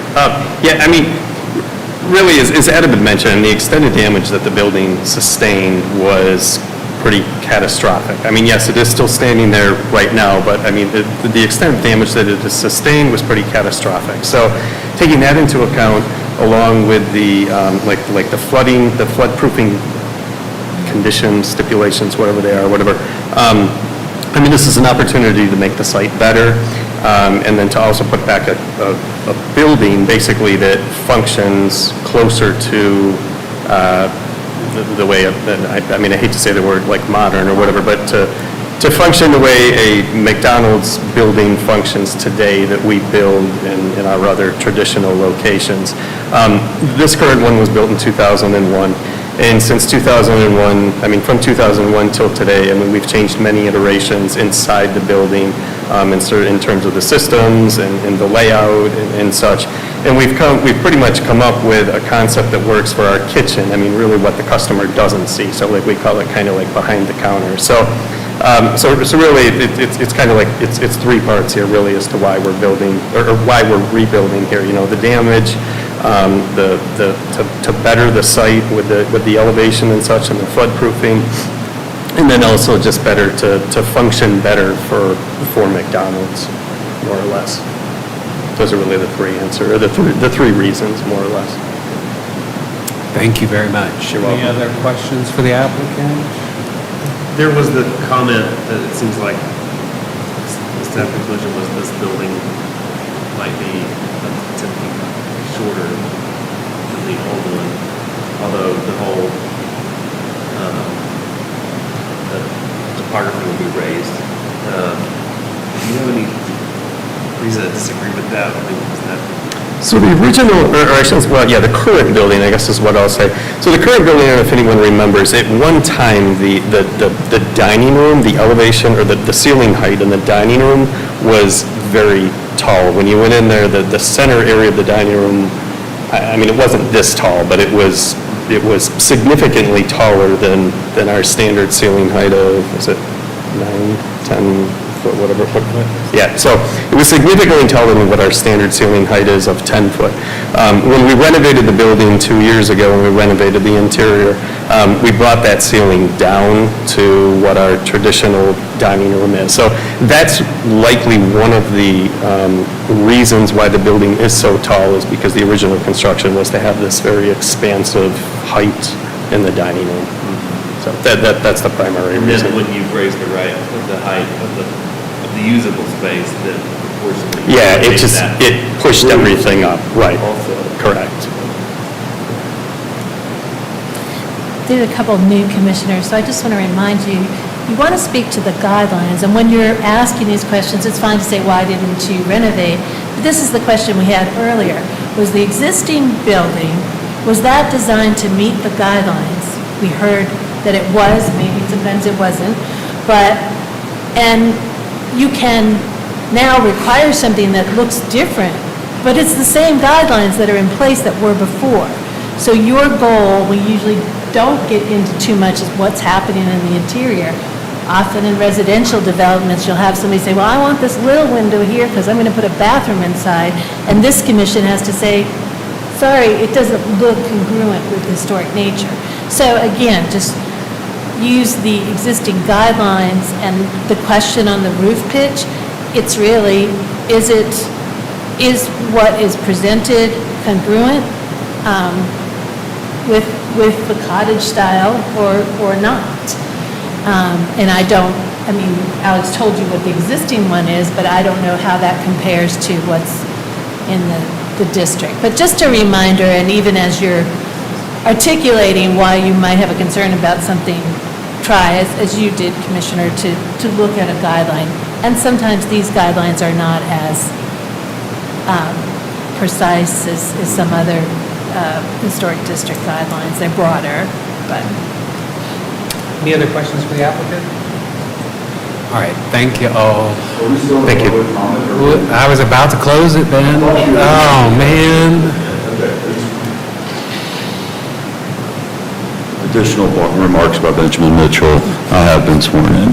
So with respect to the discussion of the congruency of the roof line with other portions of the cottage district and so forth and so on, I just would like to remark that seldom have I ever heard anyone ask for a building to be shorter than the maximum allowable height in Biltmore Village or anywhere else in any of the historic districts around town. And so I feel like that should be given due consideration, that these folks are meeting the guidelines or not, and that they're not asking for any special treatment or unusual roof lines to achieve artful use of floor space and so on.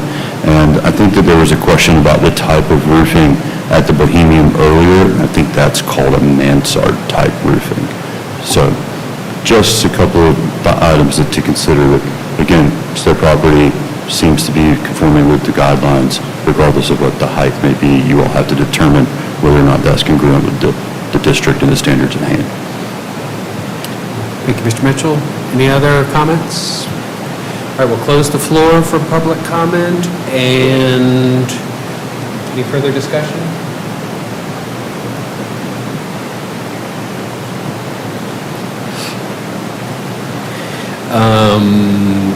Any other? So I think it's just important to remember, like, going back to what, I mean, I think all of us have a really strong opinion on how we feel about it, because a lot of us have grown up, you know, looking at this building, and it's been a very big stronghold for our, you know, Biltmore Village. But it kind of goes back to the point of, like, they don't care about this. The point of this committee isn't our opinions on if we like how it looks. We're solely just saying whether it's a part of the standards or not. And that's kind of why I was trying to get at the point of, are we going, you know, sometimes we go back and forth between, are we going to do what has been historically there versus the guidelines, and back and forth between all of that. But I mean, I think we've discussed a lot of what, and come to good conclusions on things that they can change to be with the guidelines. And although it might not be what we're used to, I mean, I think that they're trying to make a big effort to do right by the village. Yeah, I think it's much improved compared to last time. I was showing, you know, we were just briefly discussing that. Alex, the few things that were talked about, windows, lighting, mostly windows, I think, and bracketing, that's all can be handled on the desk if a motion is made today? I'm fine with making this. Thank you for doing additions to that. time. Okay, great. I'll start adding them to the motion. Okay. So I do have a comment, and this is my first meeting. I was just sworn in today, so I may look back at this like, oh, you used to be so naive. And I've been through this process as an owner, and I understand how difficult it is and how imperfect it is and frustrating. And I'm sure as someone who's been here before and then come in and there's new commissioners and people who weren't here last week, and you feel like you have to reinvent the wheel, all I can do is apologize for that, because I'm sure that's very frustrating. I don't feel like I can tell if this meets the guidelines, because I can't visualize from what the scale is. Because when you see these exterior renders, they're not from the perspective of a car or pedestrian walking down the street. And what makes the current building delightful is that it matches the buildings that are in the district. And what makes it match the buildings that are in the district is its proportions between the roof and between the roof area and the usable area, and the scale of it. And I just don't feel like I have a visual on that in these materials, so that I know. And the last thing I want is to drive past this building for the next 50 years and think, oh, I wish I'd known it was going to be a short little building. So, as much as I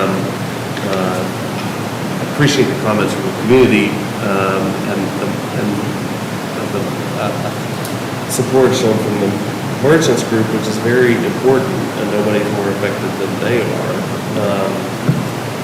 I don't feel like I know enough from this package to personally vote in favor of this plan. So that is my, and it just has to do with just the scale of the building, proportionality, how, what it's actually going to look like as you drive by it in terms of, and whether it's congruent with the scale of the historic buildings in the district. I think that if we're talking about the scale, it being right beside the Grand Bohemian doesn't do it any justice because that's kind of the largest building in the village. But if you look at Hardee's, this is nearly the same height, or like they're kind of mimicking what Hardee's already looks like. I think we're used to the McDonald's being a larger scale, and especially beside the Grand Bohemian, it's going to probably seem smaller, but I think technically it's probably still on the same scale as many of the buildings in the village. It's just the fact of it being on this outside corner, and one of the only buildings you can really compare it to is the 3-story or 2-story building where Residence was and the Grand Bohemian. It's really hard to be able to compare the scale of that building to the rest of the village. I think that's a good point. I would say that the Hardee's was built around the same time. I have not pulled out the file for that property yet because they haven't submitted any redevelopment plans. I haven't looked at that, but I will say that Ben was talking about two, I think you said not two, but maybe it's 3 also. It's the little cottage right next to the building at 1 also. Yeah, I know that I'm fairly certain that that business was known as 2 on Crescent, because I think Betty Boutique is next door. It may be number 3, I forget, but. Well, it's one blue. across the street from Yeah, that. It's just a little one. So we're 1 All Souls across the street. I think 3 might have been the Grotto. I can't recall. I can, let me just pull it up. Yeah.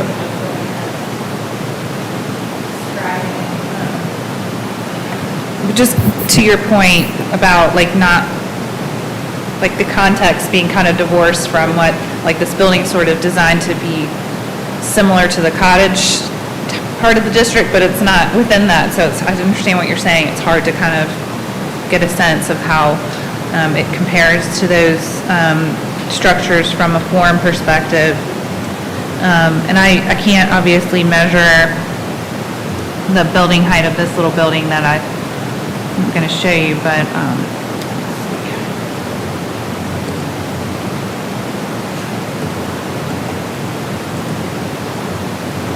and I did want to ask, like, do you feel like, because I think what sounded like there's probably going to be potentially a motion, and a lot of times then the commission will make a motion to approve something and then add conditions in it, and a lot of times those are things that staff can review after the meeting. But if we can ask the applicant if they want to continue to provide revised renderings if that's helpful. Because I think, I agree with you. I think it's an important hub, very, very visual, of course, as a gateway to the estate, and I think it's important that we get it right in terms of a design review perspective. But if you feel like you don't have enough information that's saying something different, then you're not okay with how it's designed. I hear you.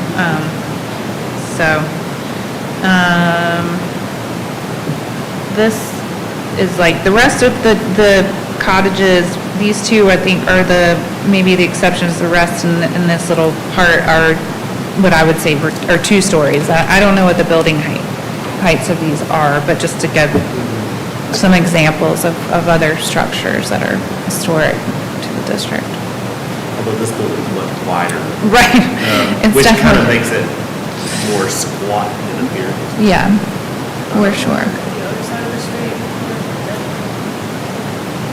So it is 4, and I guess you would do the business. Yeah, so that was the Brackets. Yeah, the structure in the middle is the one that I've pulled the screenshot for the brackets from. What's nice about this perspective that you don't get in some of these architectural renderings is that you can actually see it in relation to other buildings. And, you know, if you could have some picture where you can see what this is gonna look like as you leave the billboard, you know, looking across, or as you come north on,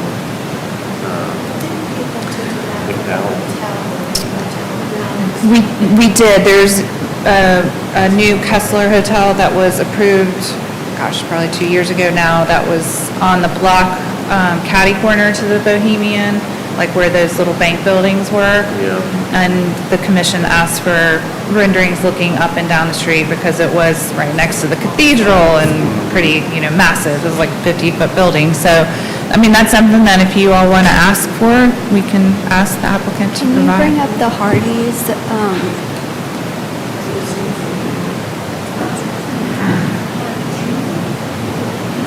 Going the wrong way. It's kind of far away. No, it's okay. I'll drive through here. But Alex, to your point on the street view perspective, again, it's an odd site because if you go in one direction, you're going to get the railroad tracks and what was a Saka or yeah, what's there, and then you get the Grand Bohemian on the other side. It's not like you can just place it within a perspective the way you often ask for. And I think it's higher up. I think the site itself, as they said, is raised up, so And just as an FYI, the Hardys, they're not in the 500-year floodplain, and they do not have to completely rebuild their building. So they will not, that will not come back, this will not come to you for redevelopment, so just as an FYI, but. Well, maybe as a courtesy to the applicant, we kind of get an understanding of if this is continuing or not. Is that right, staff? Ms. Cole? Well, I think it just depends on really what the commission, like if it's. That's what I'm saying. I mean, they can ask for a vote today if they want, obviously, but if they're worried that one or more commissioners might not approve it today because they don't have, like, they have enough information, then I think that would be a question for them if they want to continue again and provide some. I heard from Commissioner May's pause. No, don't feel bad that your first meeting, like it's great No, to that's be. a good way to start. It's helpful to be direct and clear with your feedback.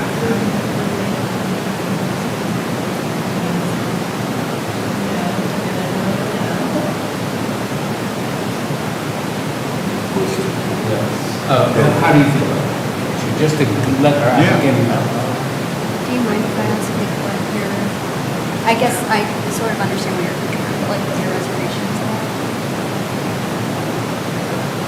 You just want the original? No, and I don't want something original. I just feel like it's an opportunity to make something better, or the same, or worse. And I know, I really appreciate you being findings that you and all this. I just feel like it's an opportunity because it was a, you know, it's a landmark. I mean, it's McDonald's, but it's a landmark building. And if it looks like Arby's, that's not really, that's not good enough. So I'm like, wow, if we approve it and it gets built and I drive by it every single day, I'm like, it's not as good as it was. And they are making efforts for resiliency, like they said, for floodproofing and stuff like that. That's part of the design. I mean, I don't disagree. I agree. Like, I mean, I want the original plan. I think that's just kind of where it comes back to, like, it's not really what I want. It's more of I just have these guidelines that I have to go by, and if they're meeting those, then that's kind of where I feel like I need to. Right, that's a good idea. And that's exactly right. We usually do that in trainings. We say, this commission's been great, but we've had past ones that are like, well, I just don't like this, and I like that, but why? And again, what's the guidelines? I mean, for example, on this Hardee's, don't know what you think of this, but were these the same guidelines that would have been applied to the McDonald's at the time? And you just happened to have somebody who built the McDonald's to the standard that they, or what they did, but this met the guidelines as well, just. And I hear what Commissioner Mays is saying, and I couldn't hear exactly what Commissioner Hunter was saying, but it's more about the question about form. You're not sure is driving with the character of the district, right? Like, I know that standard's really vague, I pulled it up also, but the roof pitch is part of the form. And so, and the height, so I hear that as a concern. And I did want to know too, just a reminder for those that were here last time, that I went and unearthed minutes from when this project came through way back when, and they were not helpful. So I was really interested to know, like, was this different in some way from this site because it's at the very entrance to the state, or how did these projects end up being really different? So anyway, I'm just offering that as additional context. Well, from our straw poll, it looks like that there's movement to move this forward. So if there's a motion, we could make that now and vote on it unless the applicant wants to withdraw the continue the application for another month.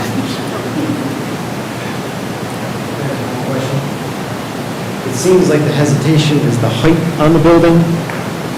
You know, we are elevating the slab 2 feet up, and we're at a little over 22 feet. So if we raise this building 4 feet, we're back to where we started. So could we just agree to increase the slope and raise it 4 feet so that we meet this concern? I mean, increase the slope of the roof? Increase the slope of the roof to get the 4 feet higher? I think we would have to have that in front of us, and then we would have to come back next month. We can only vote on what we see. Yeah, and I guess, To go a ahead. certain extent, legally. Yeah, I guess my question would just be is like, what part of the standards aren't we meeting I think that. we would be looking or whatever to have to change? I guess that, from my perspective, from McDonald's perspective, if what we're submitting meets the requirements, then what are we to then work to change? I guess that's my question. So I would say, in response to that, so I read the guideline earlier, and it had to do with proportionality and scale. And to me, it's something, I'm sure that architects can tell you there's some formula. The proportionality between the upper floor and the lower floor, the pitch of the roof. And I can't tell you that because I don't know I don't know those. But I do know that when you see these buildings, they either strike you as fitting within that as congruent with the historic buildings in terms of proportionality and scale, or not. And I feel like I can't do that just because I don't have something that actually shows me what this would look like as I drive by it in relation to what is around it. And because we just have these views that are like out in space, roughly from like somebody laying down in the parking lot. And maybe maybe I'm just asking for too much, although it seems like it is, kind of a marquee property and an important. I mean, when people come from out of town, they're like, "Oh, I love that McDonald's." I've never been inside this McDonald's, but people coming from out of town, it really, they notice it and find it, to be a significant part of their trip. So my only concern is just that I don't yet appreciate whether it is or not congruent with the other historic buildings in terms of proportion and scale, because I can't see it. And I wish that I had the qualifications to know that just based on the numbers, but I don't. So what my wish would be to have another rendering that shows that. At the same time, I understand how unfair that must seem, since I wasn't here at the last meeting and you couldn't, meet that one commissioner's request. So The vehicles and the pedestrians don't give you a scale? no, I think you'd have to be looking across the intersection from Biltmore. I think you'd have to be looking from a car that's driving down Biltmore coming north. Ideally, it's a car that's coming south off the bridge. And you could see what this building looks like. And again, it may be that once I saw that, I'd be like, of course, this is fine. And I just don't want to be shocked. And I think scale is something that can shock us if you're not a professional design person. Some little change that you would think would not be important when it's actually executed, and something seems badly off. But that's just my opinion. A lot of these people who were here the last time, they've gone back and looked at other things, and I refer to their expertise also and understand if they want to approve this and are satisfied. There's obviously been a huge amount of work, and again, the comments from the community, that's important. So it does mean a lot that business people down there want this to go through. That's a uniform opinion. That means a lot.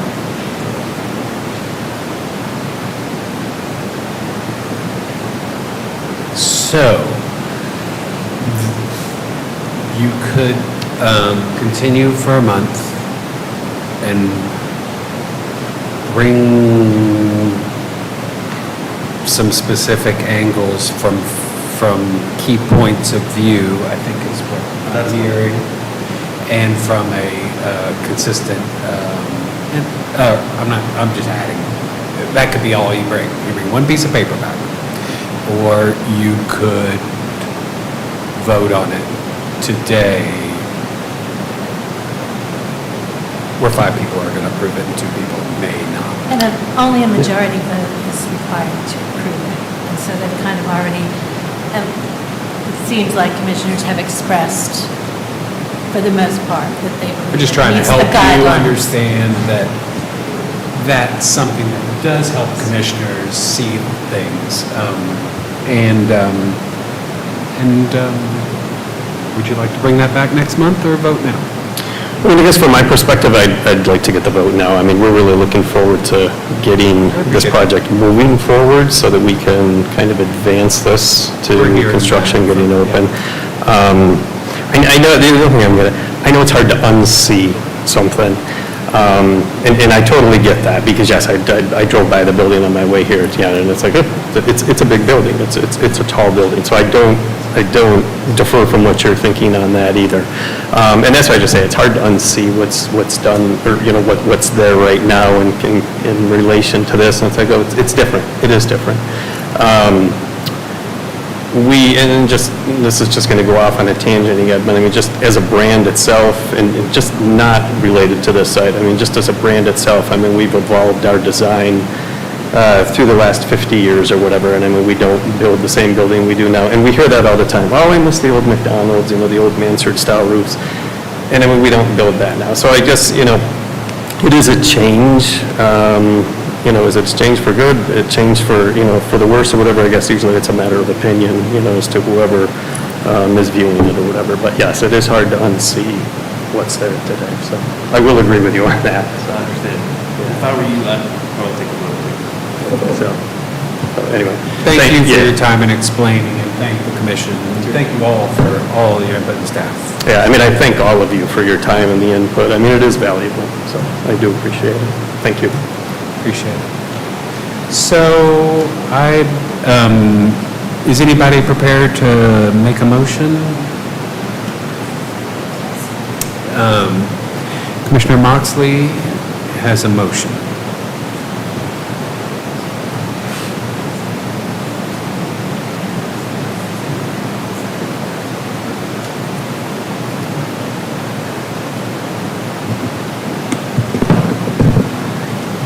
Chairman, based upon the evidence presented to this commission, including Exhibit A, an application of 14 pages, Exhibit B, project description, Exhibit C, new construction worksheet, 4 pages, Exhibit D, property card, 3 pages, Exhibit E, site plan, Exhibit F, floor plan and elevation drawings, 4 pages, Exhibit G, color renderings, Exhibit H, landscape plan, Exhibit I, tree protection and removal plan, Exhibit J, lighting plan, Exhibit K, material specifications, 169 pages, Exhibit L, photographs, Exhibit N, 2012 site plan, Exhibit N, revised lighting plan received December 19th, 2024, Exhibit O, the 2001 citizen science article, Exhibit P, revised plans, 28 pages, received January 7th, 2025, Exhibit Q, trash enclosure plans, received January 8th, 2024. Exhibit R, revised plans, 7 pages, received January 23rd, 2025. Exhibit S, 2000 elevation drawings and color selections, 3 pages. We might have to hold the vote until she gets back. I'm sorry, the commissioner just left. Pause. I think you could still read, finished? it's going to be a while. You can Okay, 'cause I read it was- because you can read the information. I was just saying hold the vote. Just start it. No.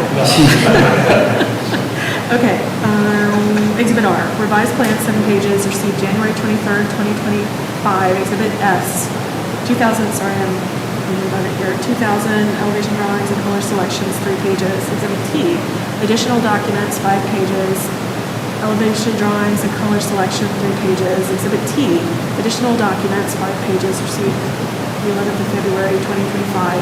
Exhibit U, Google Street View images, received February 12th, 2025. And that's what she just had. Okay. Which was right here. Okay, excellent. And commission inspection and review of subject property by all members, except, I move that this commission approve the certificate of appropriateness based on the following. 1, that this application is for subdivision. Yeah. Okay. Subdivision and recombination of existing 3-parcel site, demolition of existing structure and site features due to damage from Hurricane Helene. Construction of 1-story, 3,782 square foot structure with brick veneer foundation, rough cast stucco, siding, painted color to be determined, and asphalt shingle roof in muted red color. Gable ends will have 5-inch wide wood painted faux half timber, and windows will be single light with transoms and 6 light SDL. 3 metal sided drive-through windows with transoms will be located on the west elevation. Metal coin collector feature will be placed within the brick area below the northernmost drive-through window. Entrance doors and storefront framing will be dark bronze, anodized metal. Primary entrances will be set within the roof overhangs and supported 12-inch by 12-inch wood columns with decorative wood brackets on top. 2-foot, 2-foot brick veneer piers, 13 metal light fixtures, should we say gooseneck? Metal light fixtures will be installed on the exterior elevations, installation of multiple rooftop mechanical units, equipment and vents. Construction of 20-foot by 20-foot trash enclosure with clamshell color, Trex material gates, and an attached 8-foot by 10-foot 4 enclosed storage structure with Roof material, siding materials matching primary structure adjacent to western. Property boundary, metal exhaust vent will be installed on roof of storage structure. Construction of site features including a 34 space concrete and asphalt surface parking lot, concrete entry patio, and walkway adjacent to south and east elevation. 2, 71.5-inch tall and 58-inch wide and 13.8 thick freestanding internally illuminated drive-through menu board with 2 aluminum speaker cabinet structures adjacent to north elevation. 2 71.5-inch tall by 29.1-inch wide by 13.8-inch thick freestanding internally illuminated drive-through pre-menu boards adjacent to the north elevation. 2 new drive aisles with concrete aprons, 7 beacon ratio series pole-mounted light fixtures in various locations throughout the parking area, and replacement of existing brick sidewalk adjacent to the southern property boundary. While signage is depicted on attached drawings, no signage has been approved as part of the certificate of appropriateness. All work will be in accordance with the attached and approved drawings and plans. All permits, variances, or approvals as required by law must be obtained before any work commences. 2, that the guidelines for new constructions and contemporary styles found on 13 through 15, Book 3, Chapter 4,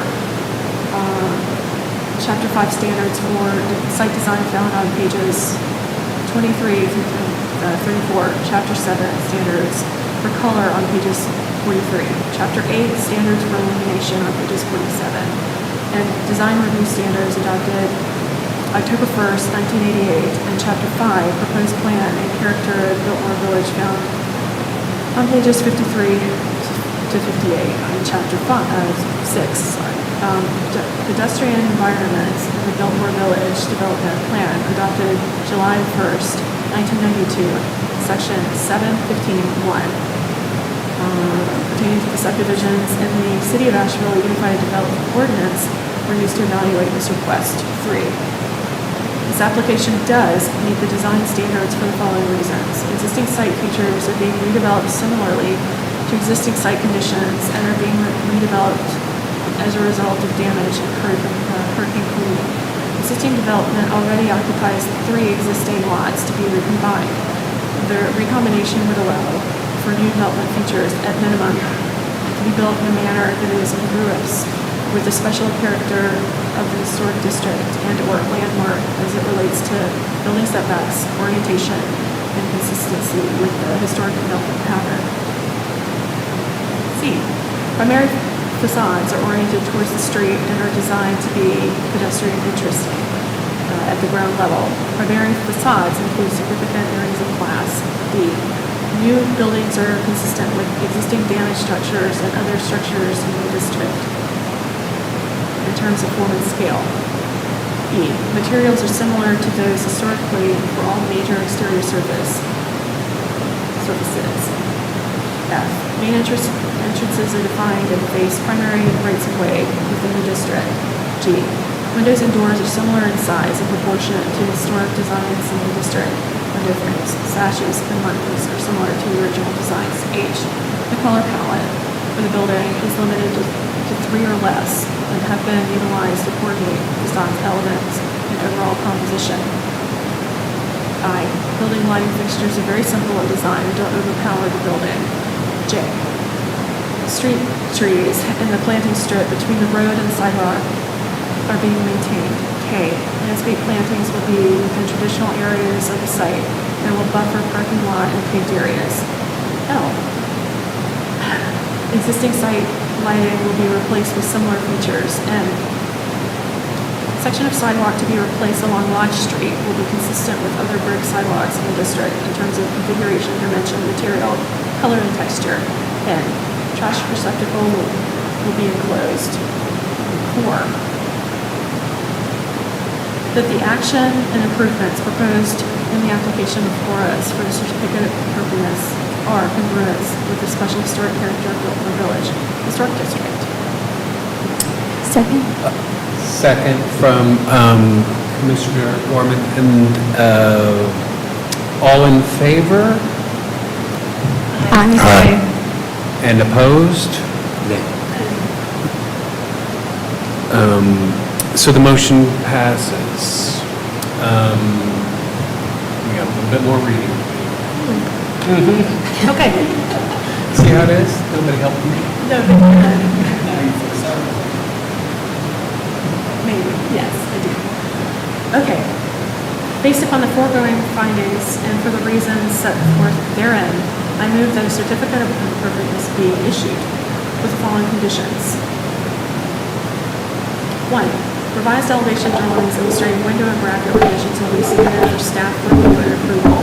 2, window specifications will be submitted for staff review and approval. 3, speaker post dimensions will be submitted for staff review and approval. 4, membrane roof material will be submitted for staff review and approval. And 5, gooseneck light fixture specifications will be submitted for staff review and approval. Can I have a second? Second? Commissioner Gorman. And all in favor? Aye. Aye. All opposed?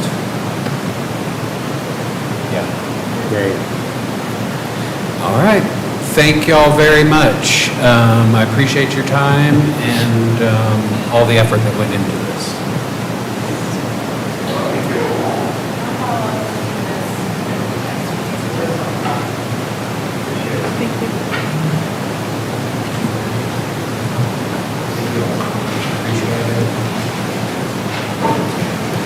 And I'm sorry, I failed to mention earlier that we have press in the room, so that was who was taking photographs, just FYI. He was supported, I don't know if any of you read New York Times, but there was a recent article about interesting McDonald's around the globe, and he is, I think, the photographer, one of the folks that researched for that article, so that was why he was here. Do you want to take a quick break, or, sorry, I Can we do one in a break? Or is everything okay, or do we need a break? Okay, I don't think the next one shouldn't take very long. Let's do one in a break. Okay. And if you need to Just go, a go 5-minute ahead. break.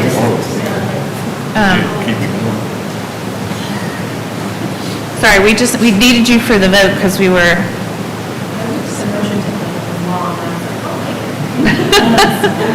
No, I'm sorry that I had to come and grab you. Okay, so this application is for 37 Grindstaff Drive in St. Dunstan's Historic District.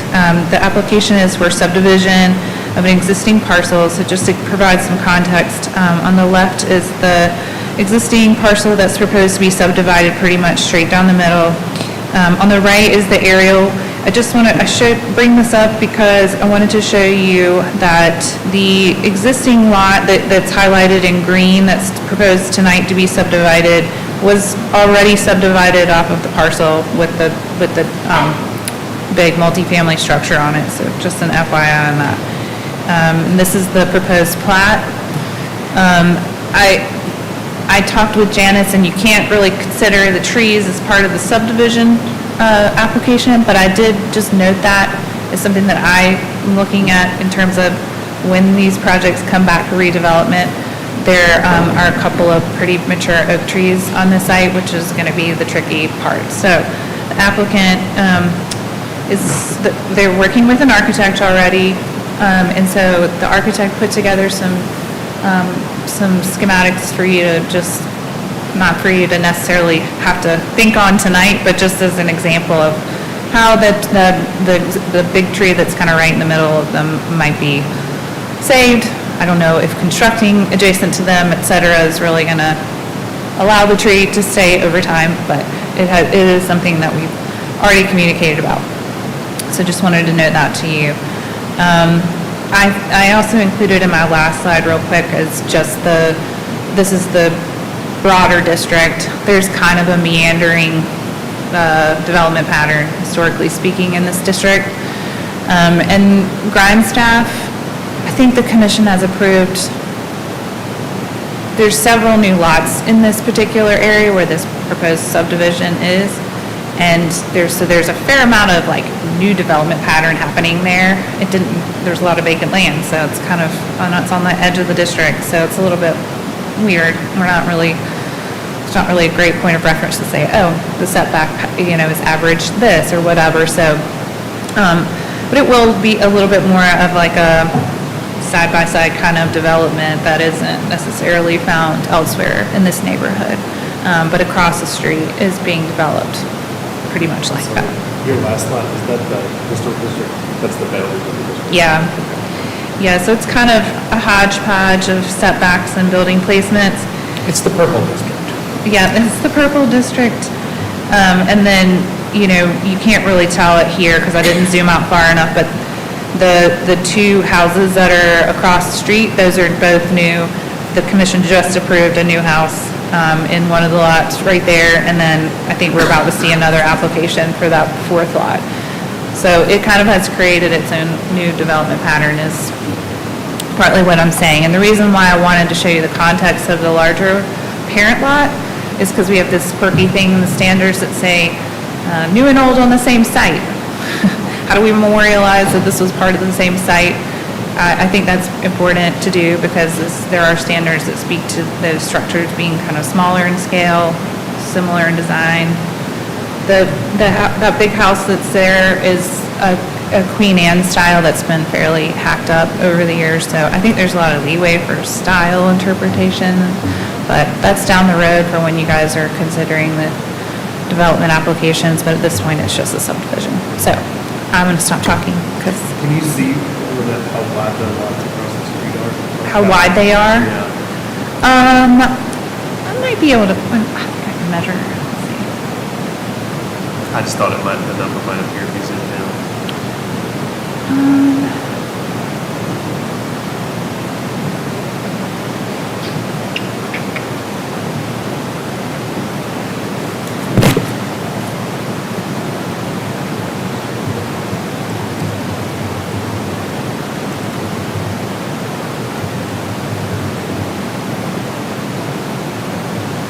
Quiet here today.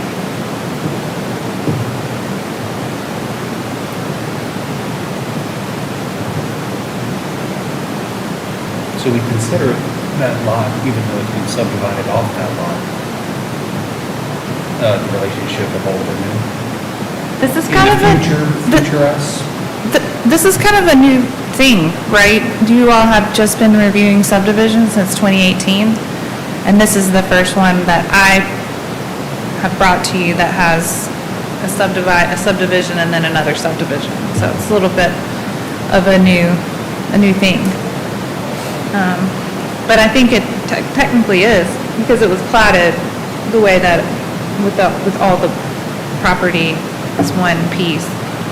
And the new flag lot UDO changes as those move through might also protect that tree as hedge. I'm sorry, Alex, with the measurement, don't. No, it's okay. It's a I didn't mean to stop you. guesstimate. No, it's okay. It's helpful to see that for sure. So 55 feet on the one, and then looks about, draw it exactly, but it's about the same.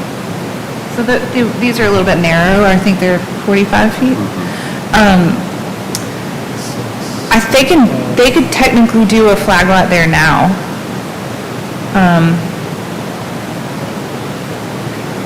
So. Okay. Well, any questions for Alex about measuring something? Anything? Or would these be the smallest plots Would these be the smallest ones? in the district? That one right next to I know, it is pretty small. yeah, I don't really know what that is. Yeah, you mean the one to the side of it? It's, To the west. yeah, outside of the district, so, Yeah, but that is, I think that's worth considering, even though it's outside of the district, because it is Yeah, I still the mean, development pattern is what we're looking at. There was a tiny house getting built up there on the road up from Habitat, just a Oh, little really? sliver outside of it. Let's keep it on track. I think the thing that makes this a little bit to me, it's in part because that's like the straightest road too. Like this district is meandering. It's kind of almost like if you're looking at Albemarle Park and trying to nail down what a development pattern was. It's follows the Topography based. yeah, it follows the topography and the road system. And so I think, to me, Grindstaff's just going to inherently have more of a regular pattern because it's straight, so. Any questions for Alex? Thank you. All right, thank you. Is the applicant here? Introduce yourself and let's hear about your project. Yakov Markoulis, architect. To clarify, we have not been yet engaged in full architectural services for this project, but I'm essentially here to answer any questions as far as the direction where this development could go. The only thing we prepared was the few sketches that you've seen. I guess my understanding is that the developer purchased the lot as a single lot, and due to economics, I think, decided that it would be more beneficial for them to go ahead and split the lot and build two structures rather than one. And it's hence the reason we're here. But that's essentially the extent of what I know so far about this. Okay. Any questions for the representative?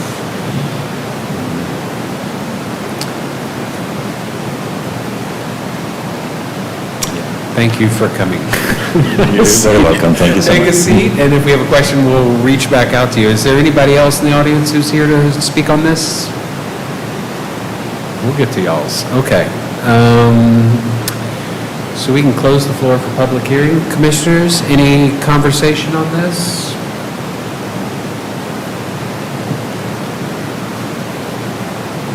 Hearing none. Is there a motion anybody would like to read off my computer? Yes.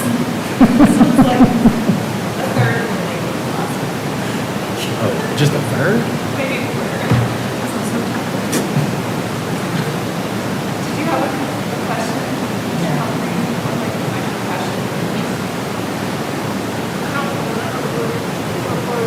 We are right now, we're looking at we're just dividing the lot, we're not looking at how they're chopping the tree or placing homes yet. We're just saying, yes, they have the right to subdivide their lot. Well, once they do subdivide it, then whatever they propose to Then build on they it, you'll be bring it. evaluating it based on Yeah. the new lot. Yeah, and not based on new construction in the standards. And just to And setting. clarify, these are standards that come out of our UPO, and they say that subdivision of the lot would allow new development features at a minimum to be built in a manner that is congruous with special character of the school district as it relates to building setbacks, orientation, and consistency with the historic development pattern. So it's, We added this, what did you say about? 18? 2018, because there started to be subdivisions where people bought in a historic district and came to the commission and realized they couldn't build and meet historic district standards. I don't know how often it happens. So this is trying to give a jump. It's not saying that what will be built will be approved, but it has the chance to be, it's subdivided in a way that it won't prohibit the ability, hopefully, to meet the guidelines, if that makes sense. Yeah. It's not something that all, I don't think, not all commissions do a certificate of appropriateness for this, but it's, I think it became a, yeah, there were some pretty egregious ones, the plat, like minor subdivisions are staff level sign off, and so we just started to see some come in that, and there was one in this district where they were basically carving off the lot that would have had to build a house right in front of the house. And so we were worried that somebody's gonna, spend a lot of money and lots of these neighborhoods are obviously not cheap, and so just, we amended our ordinance to allow you all to agree in and I may have rushed this. Is there other comments or more comments? And it's fine to have more comment on it. We're good? Okay. Thank you.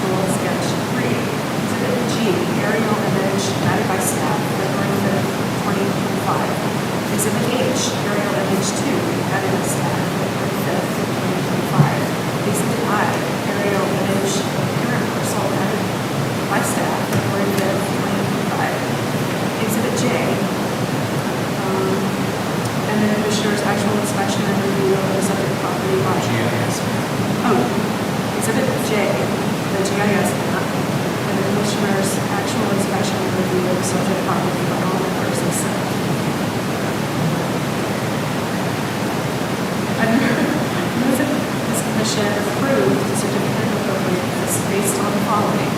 One, that the application is for subdivision of existing vacant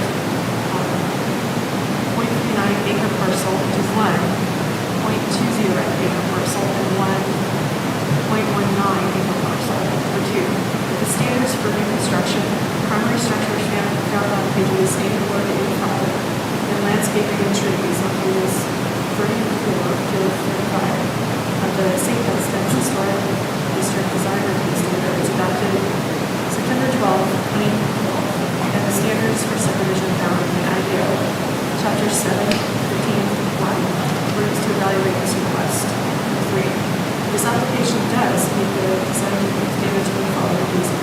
A, subdivision of lot will allow for new development features at a minimum to be built in a manner that is includes the special character of the historic district as it relates to the setbacks, orientation, consistency with the historic development pattern. Number four, the action and improvements proposed in the application for us for preliminary subdivision approval are congruous with the special historic character of St. Louis Historic District. Is there a second to the motion? Second. Commissioner Gorman? All in favor of the motion? Aye. Any opposed? Motion carries. Okay, based on the foregoing findings and for the reasons set forth therein, I move that the preliminary subdivision approval be issued. Second. Conditions. Is there a second? Second. Gorman? All in favor? Aye. All opposed? Motion carries. So let's take like, I know it's y'all, like 5 or 7 minutes, just no, and then we'll come back here at about 6:35. Sound good?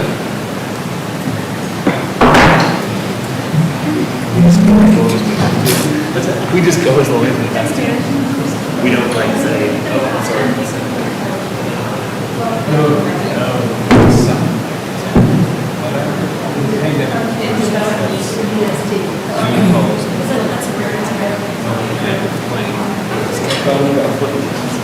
I mean, this is a pretty good look at it. You know, this, yeah,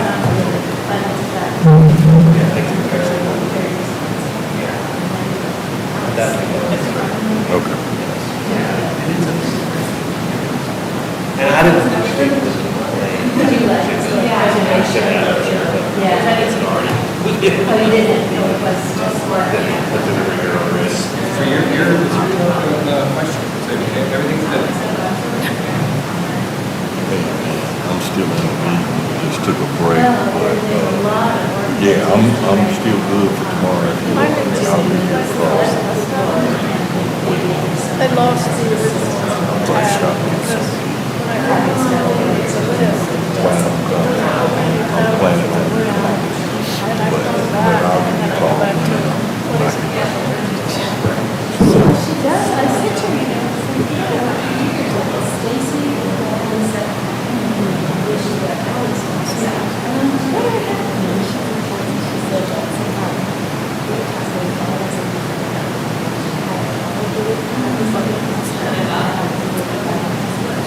That's where I kept going. but I'm glad you're sticking with us. This is, I think it's interesting too. Yeah, it's like hard to use. well, Like, then I could use this too, but.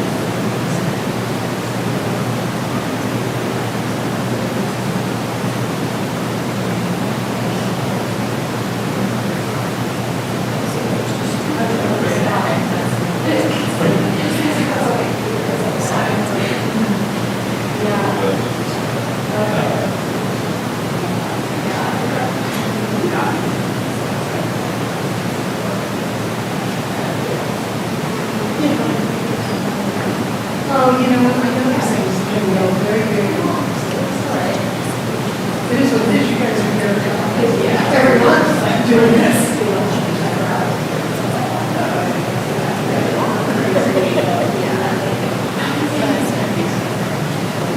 Right. Yes.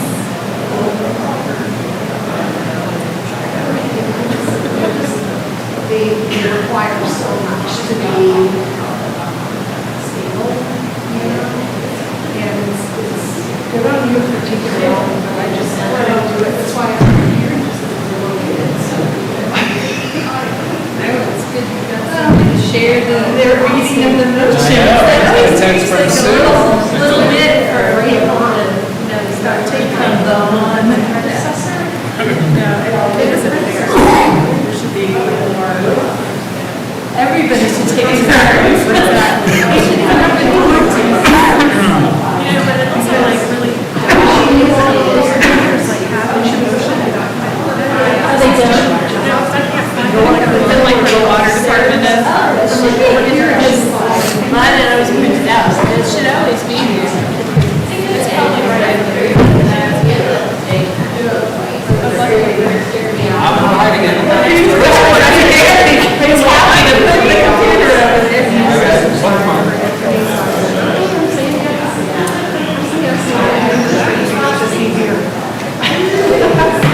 Yeah, no, you don't have it. I recognize you, but I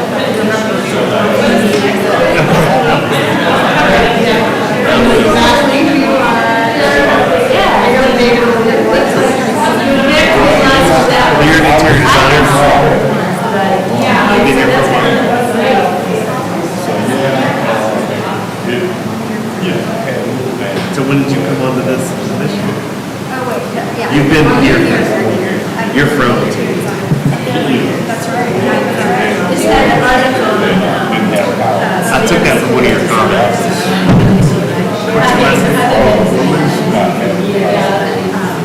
And I was going through my magazines, I think it's, I sit on the floor. That's interesting, I mean, And I'm like, oh, I can get this to Alex. having been the owner on the other side, no, like, process, I'm just getting these like random thoughts, and then somebody's here who wasn't here the last time, and thought you did everything. It's just, it's not great.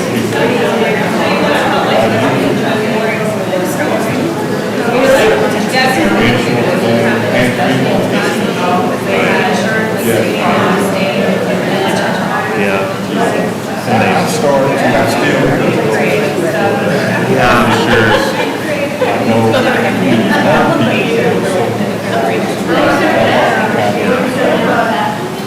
Well, there's probably some luck in that, you know, having the first person who's, or the last, when everybody's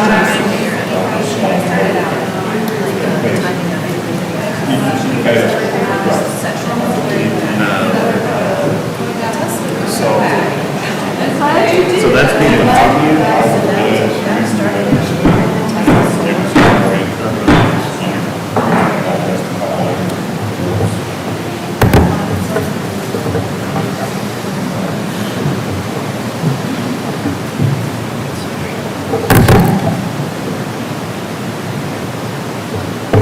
Sorry, I'm trying to make sure my laptop battery is not bad. You got a spare one here.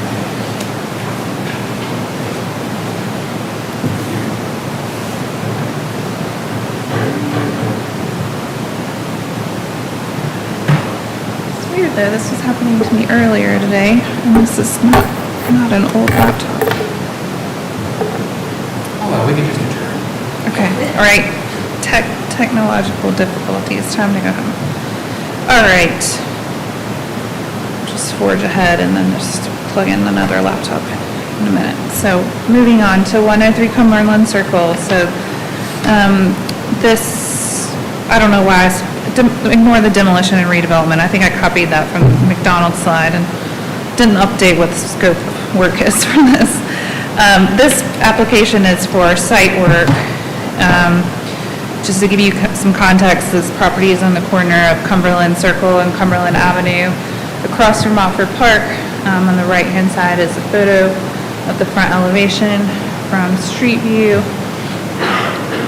These are the existing and proposed site plans. So On the left is the existing, right is proposed. So I'm just going to go through this quickly. There are 2 existing front walkways in the adjacent to Cumberland Circle that consist of some like broken tile, reddish tile, that are clearly not original to the site. And so those are proposed to be replaced with black stone in the same location and configuration. And then there's an existing, on the west side of the house, there's an existing set of stairs that go down from the front yard into the side yard, and a well or retaining wall along the close to the foundation of the house, and those need to be rebuilt.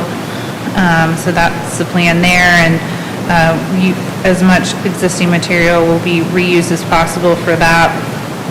And then I've included some photos in my application, or my presentation, but not all of the photos that the applicant submitted, so just let me know if there's something you want me to pull up. But on the right-hand side is just the image that I grabbed for the steps and the wall.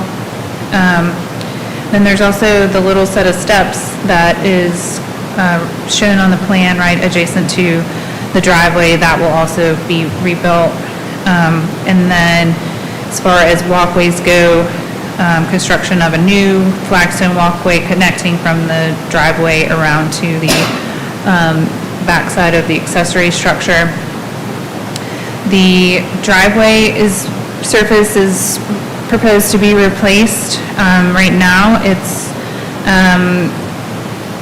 kind of a broken. The picture on the right it's obviously very deteriorated and a little hard to see what it is, but then the other side that comes out on the other side of the house it looks clearly like it's embedded aggregate, possibly just deteriorated concrete over time, but it does have aggregate within it. And this is the proposed material on the left, are these Belvard pavers. And lastly, there is a fence being proposed that you can see. The proposed location is going from the back of the house around the front left corner of the property, and then connecting in at the side of the front porch. I do have some concerns about a couple of things, one being the change to the driveway material. Since we know what the driveway material was or is, the commission hasn't in the past approved for replacement of material that didn't match what was there.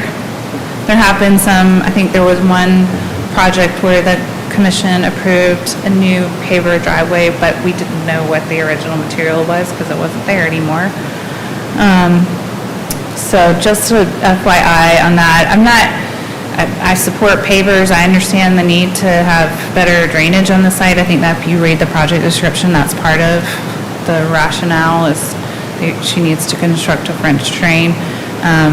But I think it's a lot of paving in a material that definitely will impact the site greatly from what's there as far as an appearance perspective. And also noted in my concerns, the fencing, it's kind of always a challenge with fences in front yards. This yard technically has 2 front yards since it's on a corner lot. So the side yard where this is being proposed is technically a front yard. I don't necessarily have an issue with the style of fencing proposed, but I do, part of my concern about the site plan, the way it's shown, is it would be unusual for a fence to come in like that and connect at a front porch. And so one of the things I'm interested to know from the applicant is there an option to, if you all are supportive of the fence, to carry it across the side yard to meet at the bottom of that set of steps that's being repaired, if that makes sense, and like connecting into the side of the house there instead of coming all the way out and looping around the front? I feel like that's still a pretty decent sized area and would be mostly within the side yard at that point. So that's one thought that I had, as a kind of meeting ground on that. And the only other thing I noted in my report was just that I'd asked the applicant to provide the rendering of the fence, which we have, of course.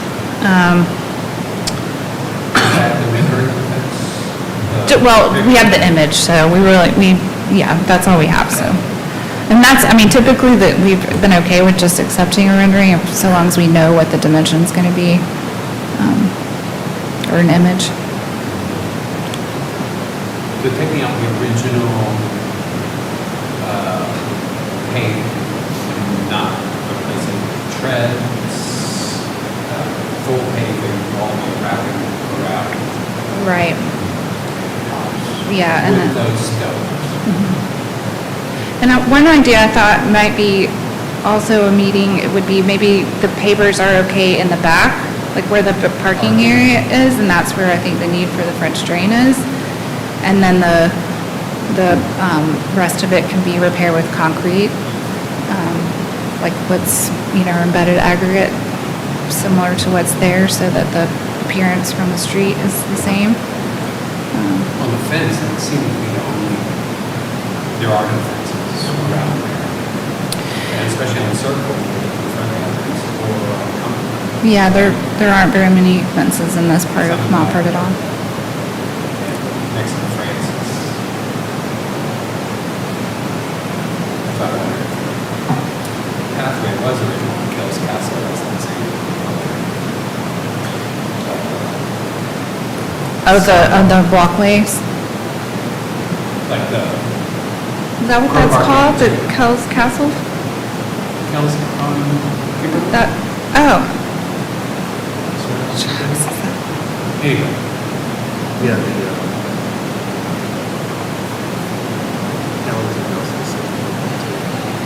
that was an L. Maybe I'm incorrect then, because I don't know that, I've not seen that material in Montfort, so maybe that's just my lack of knowledge of that being in other places historically. Any other questions for staff? So these kind of pavers, are they, it says permeable pavers, is the stone supposed to be permeable? No, I think they're It's just, just that there's gaps between. yeah, it's just set on top of gravel usually, like pea gravel. And they just made a meeting of it, have those Not this exact material, and I think we've seen it for like a rear patio, but not for a driveway, not this exact material. We had one that one was gravel. I'm trying to think. The one I'm thinking of where the commission approved for the driveway to be replaced when they didn't know, we didn't know what the original material was because it was too deteriorated, was similar to this in a way, but it was different. It had more of a brick appearance, which is, the standards do allow for brick driveways. It's not common in Montfort at all, but. So if staff made a recommendation on that driveway that was in off Cumberland from the park, how do you deal with that broken without, would you introduce another material to marry up with the parking lot? Yeah, I would just say, just make the driveway part concrete, and then make the parking area that's behind the house pavers, if you all are okay with the paving material. And then do we get into like what kind of concrete micro system? I think the standards say it can be an embedded aggregate or concrete. It looks like from that picture, the picture on the left is the driveway. If you're facing the front of the primary structure, that's the driveway on the right-hand side. It looks to me like it was embedded aggregate, but sometimes older concrete driveways they had aggregate in them. They maybe weren't finished that way, but. And then the standards kind of go towards strongly encouraging lighted tracks. Yeah, but I think what we're talking about is just driveway replacement, and typically we would just review that at staff level, and we wouldn't require them to do tracks unless they just wanted to do that. I mean, it's great to encourage that, especially for like new construction or new driveways, but I think for existing driveways, So this is an existing driveway, not a new driveway, even if they're taking the driveway out. yeah. Gotcha. You mean, any other questions for Alex? All righty, thank you. Okay, we'd like to hear from the applicant. I've got all your documents here, Lonnie, but you're also still welcome to approach these. Are all the things that I sent you in there? Yeah, but they're just not all in my slide deck, so, but they're all right here. So they're just, Okay. you might be labeling something that doesn't look familiar to you, so Okay. we label all our stuff, so just let me know. All right, okay, no problem. Good evening, I'll try to make this quick. I know I've been here a long time. My name's Lonnie. I've been living in Mumford since 2011 in this particular place. I was a tenant there, bought it in 2016, stood before that commission at that time, sought approval for the very same things that I'm asking for today. I got the okay, but my permit expired because I ran out of money, basically. So I finished all of all the renovations for both of the buildings. I did it from top to bottom, chimney cap, repointing, roof, gutters, redid every single one of the 63 double hung windows, 9 casement windows, and 31 18 light doors. So I really have a deep and abiding appreciation for the historical premise and staying with that. I mean, I saved every brass screw for every scutcheon, every mortise, every hinge, and I personally sanded them down. So I just want you to know that the things that I'm asking for because I've been living there a long time and we've been having some issues. First of all, I have tons and tons of unpermeable surface on my property, which is proven to be a huge problem. The east leg of the driveway, the one that looks like aggregate, it's a pretty significant grade. And that grade goes right down to my carriage house, and when I get a rainstorm, it jumps into the carriage house, which I have spent a lot of money renovating and turning into an interior space. It's no longer a garage, it's an interior space. And so I have water shooting down the slope into my carriage house. So part of what I'm trying to do, a lot of what I'm trying to do is water remediation. The west side of the wall, the west side of the main building where the stairs are, it's just wicking water up from where the downspouts are. I need to reconfigure the downspouts, put them underground, and get the water away from my house. But I'm having the same problem with the carriage house, and it's all coming off the main building, down that east leg of the driveway, into the carriage house. I know that the guidelines suggest either gravel, which won't work on a grade, or semi-permeable pavers. These pavers will work as semi-permeable pavers. If I don't mortar them, they do. Bellegarde has semi-permeable pavers, so it's 6 1/2 dozen of the other. So I really want to try and reconfigure my downspouts, get them underneath the driveway, so all the water that's shedding off of my main building doesn't end up on the driveway, and to make it a more ecologically sustainable area. I was happy, I had asked for tire tracks for the north leg of the driveway last time, but the pavers won't stay together. I would do it now because it'll save me a ton of money. But my contractor has told me that the tire tracks won't work. Because when you have little blocks that fit together, you need an expanse. Those pavers wouldn't work as tracks. Correct. I would love how they would look. I would totally do it, but my contractor's like, they won't stay. We'll put them in and they'll be loose. There's not enough surface to interlock them, so they'll be static indefinitely. So, concrete, not permeable. I have 25,000 square feet of driveway. It's a lot of water, and it's problematic. So I'm hoping you'll do the semi-permeable pavers because it is in the guidelines. And it's going to be significantly more charming. And let's face it, like what do they call it? The Belgian block. look. It's historic in nature, you know? It's after the cobblestone, before concrete. It works. The concrete there is there now. I don't know if it was the original. I highly suspect it's not the original. I don't think it's 100 years old, but it is crumbling. It's a complete disaster, and it's a liability. It's a multifamily property, so I have tenants. I have a short-term rental. I have people that I need to keep safe, and having a lot of pooling water, having slippery front walkways, those tiled walkways are a complete hazard. They're so slippery. I live there and I nearly wipe out on them all the time. So it's just, I'm trying to save myself a lawsuit here, get some materials in that are going to be safe, that are going to help the water problems, and be in keeping with the historic nature. If anybody knows the property, they know what I've done to it. I've really been incredibly mindful about trying to stay in keeping with the guidelines and the parameters for the historic neighborhood. I have gone around and, you know, I've been in the neighborhood for almost 15 years now. So I am familiar that there's no less than 10 wrought iron fences that have been put up since I first applied. And I was turned down for a wrought iron fence the first time. Because somebody on the board didn't like it, even though it's in the guidelines again, and that we have many significant properties within 2 blocks of my house that have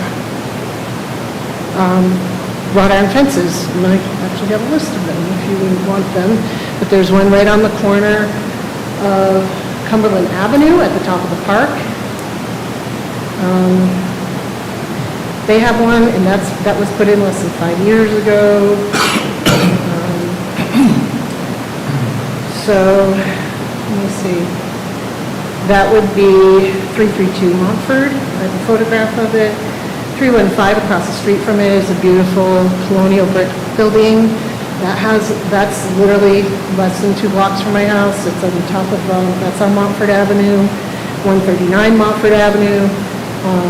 Pearson, 240 Pearson is a massive corner lot. It's easily twice the size of my lot. They've got a wrought iron fence all the way around it. It's on Pearson. And then it goes down to, is it Tacoma? But it's massive, you know, and it just seems to me that it's only equitable to allow me to do something that no less than 10 other properties in the past 10 years have been allowed to do. So it won't be more than 4 feet high, and, you know, it has a decorative top, so it's not just a solid band across the top, and, you know, and I may not even do it, but I would like the approval, so if I can raise the money, I can do it, you know, because I may not have the money to do it, but I would like the approval, and I think it's equitable to give it to me. And as far as the front walkways, they're not, it's interior tile, it's not made to be outside. Come walk on it tonight when it's wet, you'll see what I mean. And it's quite damaged, it's 100 years old. So, I can't repair it. There's no repairing it, because even if I tried to repair it, I would still have a cold joint where the new mortar meets the old mortar. You have a cold joint, you always have a crack, the water gets in, the ice gets in, it breaks it apart. It's going to continue to erode. So I would just like to have some nice savings, you know, safe walkways made out of natural stone. That's not unusual for the neighborhood. You know, simple, low profile, you know, not slippery. You know, I don't know, you know, how, you know, I've already planted plantings for the fence, by the way.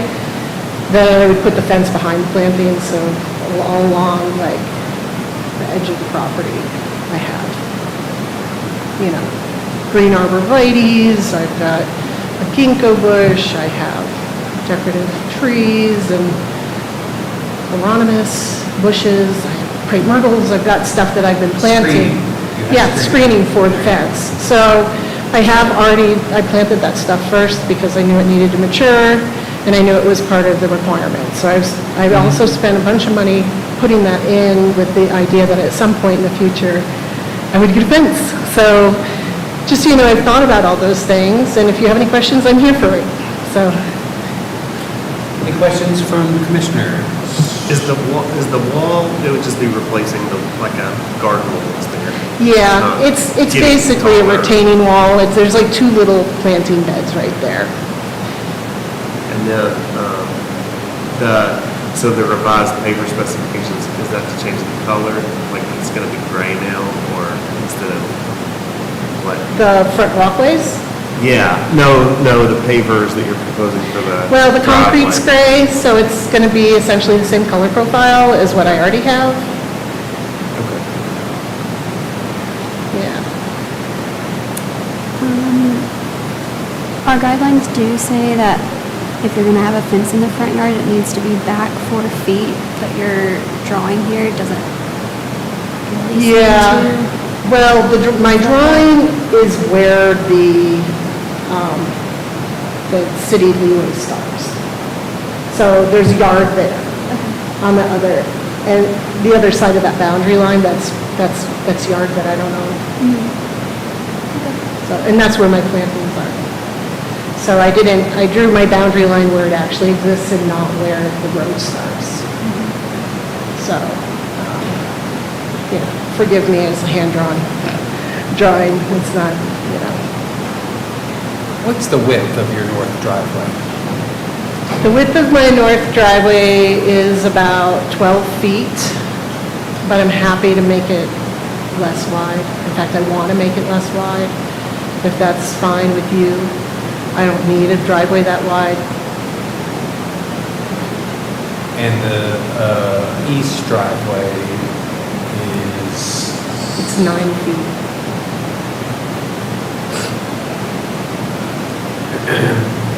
And staff's concern about the amount of boxes on those pavers, the Belgian block simulation, all the way back to the parking pad, coming back around. Is there another way to lessen that? I think you're changing. You think it's super busy, is that I it? think your problem is you have water coming already, and you're changing it for pavers, and if you have half an inch of rain, it's gonna slide right over the pavers the same way. I'm not really that concerned about that, you'll deal with that, I'm sure, in some way, but I don't know if we're doing, we're taking out something that's very old and more congruous with your house, and adding something new that's, I don't know, I don't see that the driveway, the standards pushed to be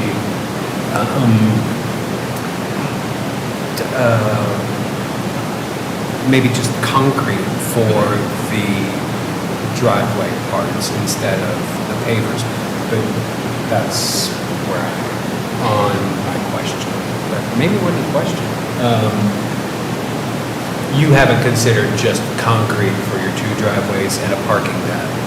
I have concrete now, and concrete's a problem. Well, okay. I mean, I'm not trying to be resistant, I'm just No, saying, no, I I've been living understand with it. what I you're know saying what the inherent issues are with having a solid surface like that. So at least with the pavers, you have cracks in between every single one of them that water can seep down. Okay. Yeah. So that was kind of the idea behind that. And it just, and concrete doesn't really look historic to me. I mean, I don't know about you guys, but I realize that it's all over, Montford, but I don't think it was an original material. It is considered a historic material in Montford. It's Really? one of the most common. Yeah, it just feels so modern. So I feel like the look of a paver is actually visually more historic residents with historic visual stuff, but that's just me. I guess concrete is historic in Montford. I'm not sure if my concrete driveway is original or not. I suspect it's not, but,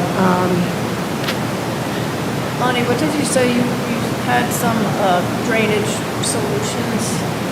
yeah, so, the primary building has a lot of roof and it has downspouts. So I have 2 downspouts, several downspouts actually. I have 2 on the east wall and 2 on the north wall. That the east wall goes down that slope, and I want to put them underground. And right now, because that concrete is there, I can't do that. They just spill out right onto the top of the driveway, which of course is very problematic, especially in the winter when everything freezes. So my downspouts spill out onto my east leg, and that east leg is a sheet of ice. So where does it go underground? You're directing it someplace. So the idea is that I take this one, and I route it down to the second one, and then I bring it across the driveway down into the swale. So There's a plan for the downspout, and then I've got a whole downspout system. there's a swale where that water goes down to the Reed Creek eventually. Yeah, well, it'll go down into the rest of my property, the dip in my property, where my clean out is, and that kind of thing. So it would go to my property, and then it would have to go down through the ground to make it to Reed Creek. Under the driveway. Yeah. I wouldn't have a spout to it, it's just gonna go to my yard. So that was the idea. And I have the same problem on the west wall, except I don't have a driveway on my west wall, I have those stairs. So I have downspouts, and you can, you didn't see the detail, but at any rate, because the downspout's broken, it has destroyed that little retaining wall. It's got a big huge crack in it. It was one of those pictures. Yeah, it was one of the main pictures. Any other questions for the applicant? Do you plan on replacing or repairing the downspout? Oh, yeah. Yeah, all my downspouts. I replaced all the gutters, but I haven't been able to address any of the hardscaping yet. So the gutters are fine, and the downspouts leading from the gutters down to the ground are fine, but all of the spill outs are spilling wherever they want to, basically. It's the old system.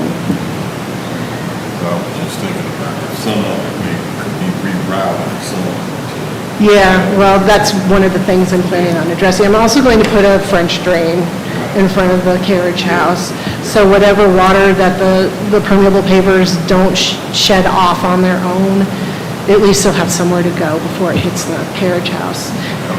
Yeah. At this point, when I know we're getting a heavy rain, I basically cut up a shower curtain and I tape it up in front of the French doors. And it works, but it's not really a permanent solution. I just wanted to mention, you mentioned evidence of other locations of metal fences. Pavers? No, the fencing, you mentioned, but I don't think that's been submitted as evidence, so if the commissioners are interested in. Yeah, I thought it was fencing that you were saying. I have fencing and pavers. I thought you were saying, I noticed this fence at this address, and if that's not here, if there's a way to email it. Oh, yeah, if the commissioners need to factor that in, if that's something you want to consider, they need to. Yeah, absolutely, I'd be happy to provide that. I have photos of them. I have the addresses. I didn't want to come in, expecting an argument, but I did do my due diligence, and, so every time a new wrought iron fence went up after I was denied, I was like, well, they got a wrought iron fence. And I have a dog, so I'm out there walking twice a day, so it's easy for me to kind of notice what's going on, Any other questions for the applicant? All right, thanks a bunch. Okay. We'll call you if there's a question. Anybody here to speak on this? All right, we'll close the floor for public comment. Commissioners, any chit chat on this? I live in Montford. I know this house very well. I went to great compared to what it looked like. I'm sure I sympathize with all the work people put in. I know you're suffering. I don't see anything objectionable here. I know there's been a lot of back and forth about fences, but she said, I mean, so it's not a wrought iron fence, it's extruded aluminum. If I could go back and be, design king of Montford, I wouldn't have let them in, but they're already all over. And they've been approved by the commissioner. As she said, there's one right on Montford. No, there are two right on Montford on the other side of the park that are virtually identical, same material, they might not be exactly the same style. There's that Healer over here, so I don't see how you could let those people do it or not. But this one, I understand Alex's comment about the way it connects to the front porch, but if she were just proposing to fence that whole side, that is the side that faces Cumberland Circle, you couldn't deny it under the guidelines. And so the fence comes a little forward of the porch before connecting. I don't know how we could object to that. And I understand, I feel the same way about concrete. A newly poured concrete driveway to me does not look like it's historic. I know that we've been using concrete forever, but it didn't.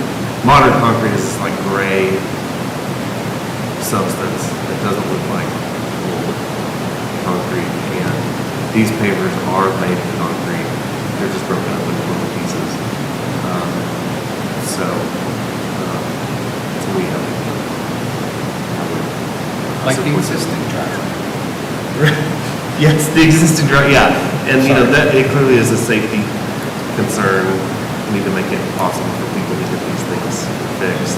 And if it's something that's permeable, at least in any part, that's better than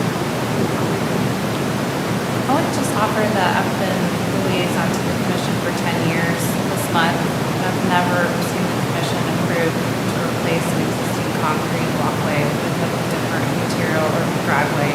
That would be a new thing for this commission, and I think it would, like I said, substantially alter the condition, visual appearance of the site. And obviously, I totally understand that for aesthetic reasons, this is partly, it's practical, of course, to fix a problem and, have the driveway be usable, but also, it's not about what's aesthetically pleasing, it's about maintaining historic character. So I think in my reading of the standards, you all have to find that this driveway is not inherent in intact character defining. And that's never been something that really competes on as far as existing driveways, unless it was like clearly not the original material or we didn't know what the original material was. So I'm just offering that as my experience working with you all, and I do still stand firmly by my concern about not necessarily the fence generally, but how it's connecting into that front porch. That just is really weird to me. I've never seen a fence connecting like that with a building longer. So I would say, I don't know if you follow what I was asking or mentioned, Lonnie, is could you bring it back in? No, yeah, it's still the same as it was when we met for your pre-app, and I just was wondering if you could bring it back into the side of the house, like where the wall and the walkway there, here are, so they'll be gate, whatever gate is across it, like the walkway. Does that make sense? Like, kind of back further on the side elevation of the house versus. Yeah, I guess what the problem, Sorry, come on up, and we're going to open the floor for public comment. Okay, I guess I'm happy to move the fence. On the Cumberland Circle elevation of the fence, it would be off the road, okay? I have planted some bushes there, so it would be back significantly to basically the top of the slope. I guess what the biggest issue with the fence being, trying to get it around is kind of how to make it enclosed. So, because the Cumberland Circle elevation of the property is a whole story higher than the lower part. So when it comes across Cumberland Circle, and then it would take a right-hand turn to join with the house, the only thing to attach to is that front porch, because the front porch bumps out, and then the next piece of the house is a lower level where those stone walls are. Does that make sense? But I'm sure there's a solution, and I'm happy to. That's what, I think what I'm describing is at the bottom of that set of stairs, not at the top of it. Is that what I'm saying? The bottom of the second. Returning the fence from Cumberland Circle across to like the side elevation at the bottom of the steps where the wall, where the steps and the walls are from that side of the house. By the water faucet. Oh, so it wouldn't go to, it wouldn't join to the top part of the elevation of the property? Yeah. Yeah, that's kind of, 'cause then I have to like go through a fence gate every time I use the stairs? Yeah, so we'll come across like right there. That's what I was asking you. That Oh. would be an idea. And I think maybe you and I talked about that, maybe it could Because become it's that so- return like that. So, yeah, I mean, so the thing is, I mean, I could potentially bring it here and make a little return to this corner instead of the porch. But this is gonna be a really big conundrum with the stairs. Can you Like show if us, I bring it, Yeah, sorry. yeah, I'm We don't sorry. have like a. Okay, page so, There's no way to show. So, okay. can I make it a little bit Yeah, bigger? just with your, Where do I make it bigger? Here? No, that's Adams.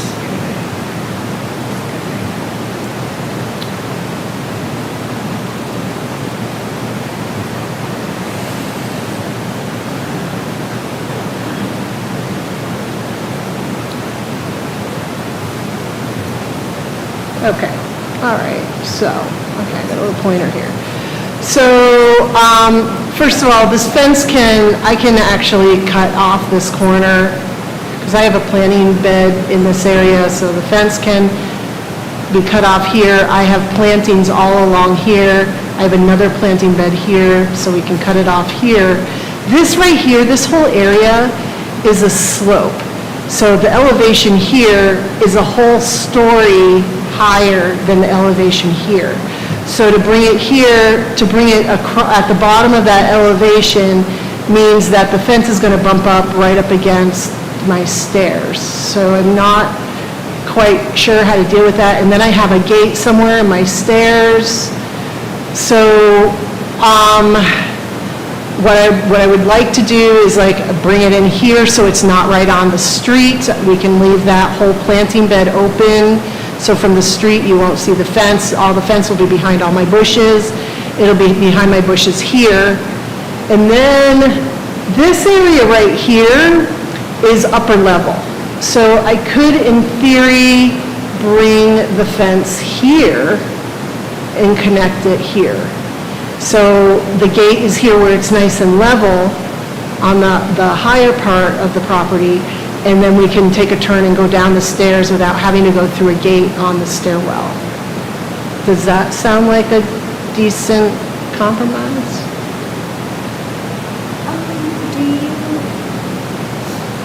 I guess I can't really picture what's going on here. I'm trying to with what you're saying. Yeah.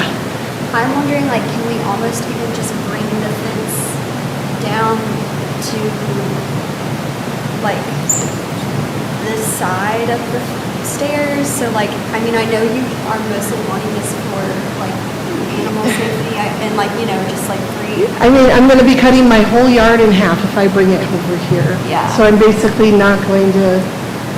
I'm basically shrinking the size of my usable yard. Yeah. You I guess know. for me, it feels, It's going to look really strange to have a fence going straight halfway through the yard. You know, it's kind of a very unnatural place. Yeah, that's why I'm kind of leaning against the fence, just because of the standards keep pushing against fences. All fences are mentioned, labor, and split votes, and went on and on like that.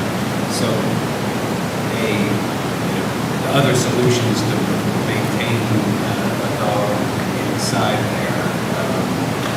But I'm leaning against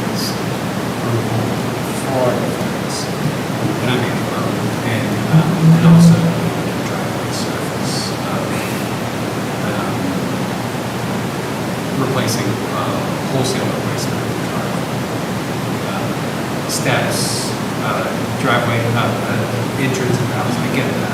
And I may be a minority, I'd like to hear more. Are there any other questions for the applicant? We can shut the... Has anybody been to the property? Yeah, we all know. You may have noticed, like, this leg of the driveway doesn't have any presence at all from the street. Which leg are we doing? This is the east leg.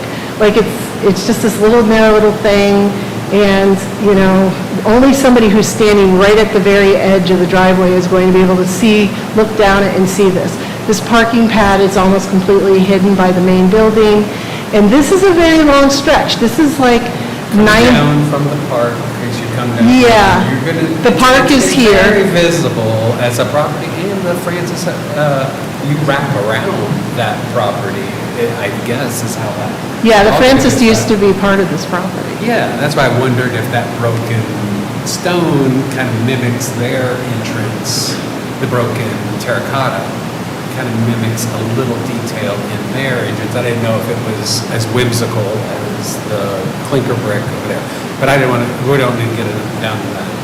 Are there other questions? Talk about that? this gravel or the drive?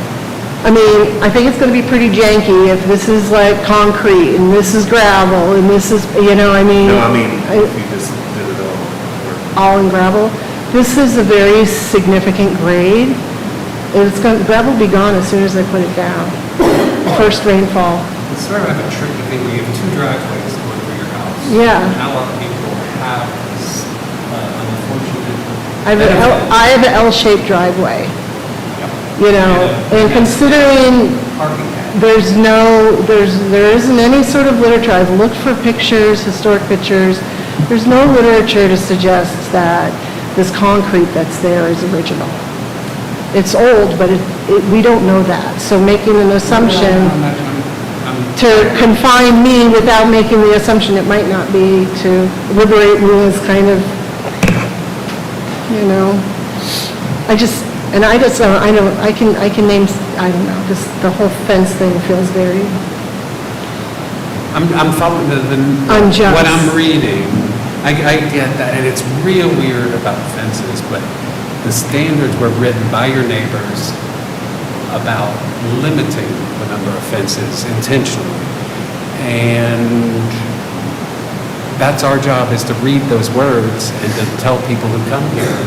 And then they tell us, well, there's a chain link fence there now, and this was a girls' school. And now we want to make it a nicer fence, so we're replacing that. That is sort of everyone is unique. And this is unique because it doesn't have, it's next to a very open rolling park, and it rolls into it. That was the intention of the neighborhood, and that's the intention of the standards, to follow that, in my opinion.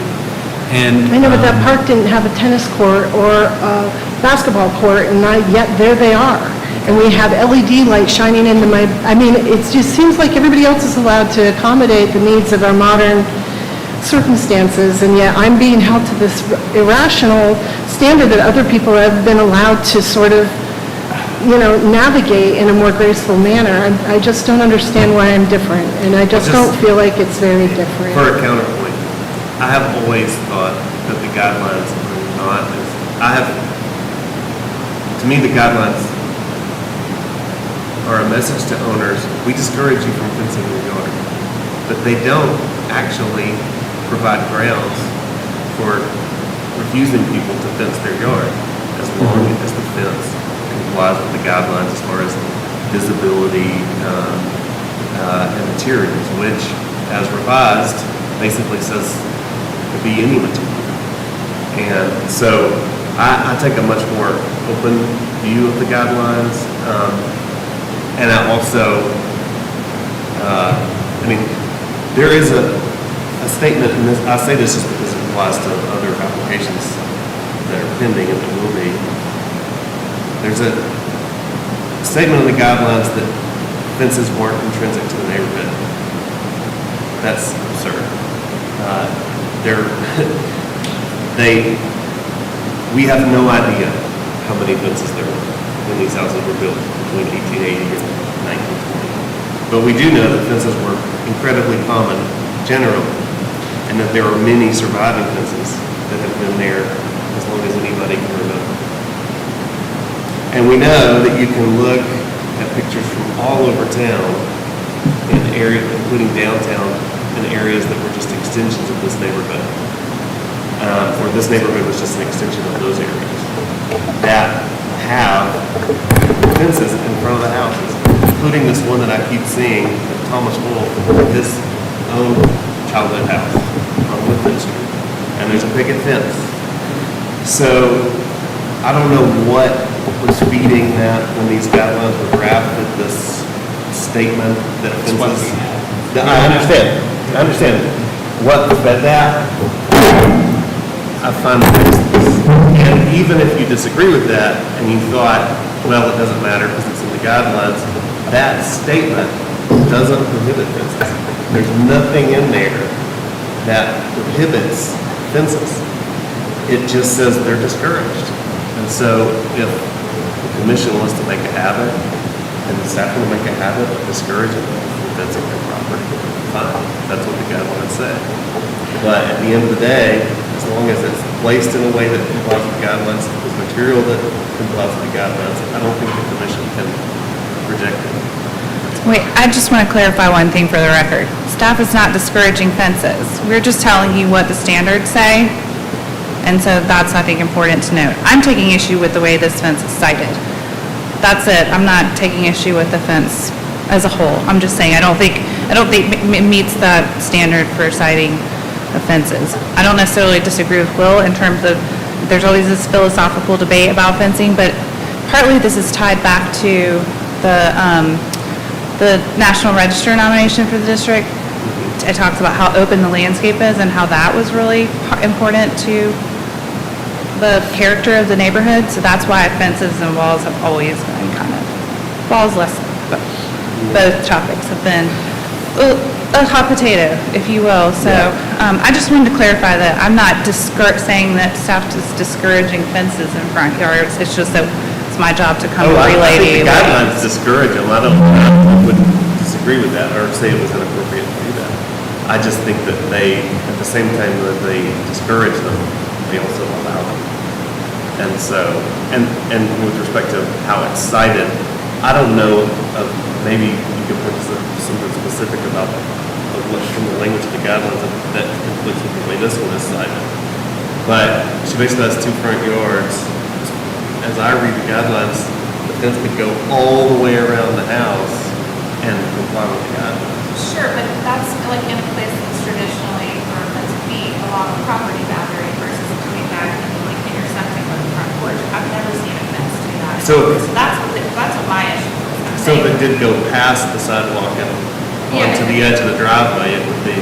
I think that would be better than if meeting that edge of the house. I think that's one solution, come all the way across the yard and meet the other corner of the house. Or I know you said you didn't want to do the bottom of the stairs, but that was the other solution I was saying. Or obviously returning the fence from Cumberland Circle to just straight back across, the bottom of the steps. But I understand you're saying that makes you lose part of your usable area. She had an alternative too, Lonnie did, where she said she could not go to the porch, but go closer to where the retaining wall, that flat part, like you said, like Yeah. right there, just shortening it, which would obviously make it cheaper too. Yeah, I could do, Making it longer, more it could end expensive. here, and then it could just connect here. It's not on the very front. So it's not on the very front, and it would basically line up with the retaining wall, which is already a visual boundary. And then I can just do a return to the corner right here. So, I would be happy to do that, If you have your stonemason is, have to do some grading anyway for building your stairs and downspouts and stuff, your drainage. Yeah. You might have a creative idea on how to pack your. Yeah, well, this is really, right here, this corner is right where the elevation changes. So this is like a little planting bed right next to this porch, same level of the bottom of this porch. This planting bed is like 3 feet lower. So, the fence could come right up to this, the top part of the retaining wall and just do a return. And that would be simple, and I could have a gate here, which wouldn't mean, which mean we wouldn't be trying to sort of create a fence line in the middle of the stairwell, which feels kind of hazardous to me. Yeah, that wasn't what I was suggesting, I was talking about the bottom of the steps. Yeah, well, the bottom of the steps do come to about this point in the building.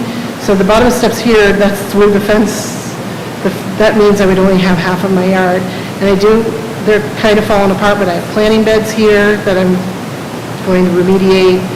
It cuts my whole yard in half. What if it turned and went down with the steps? Went down here.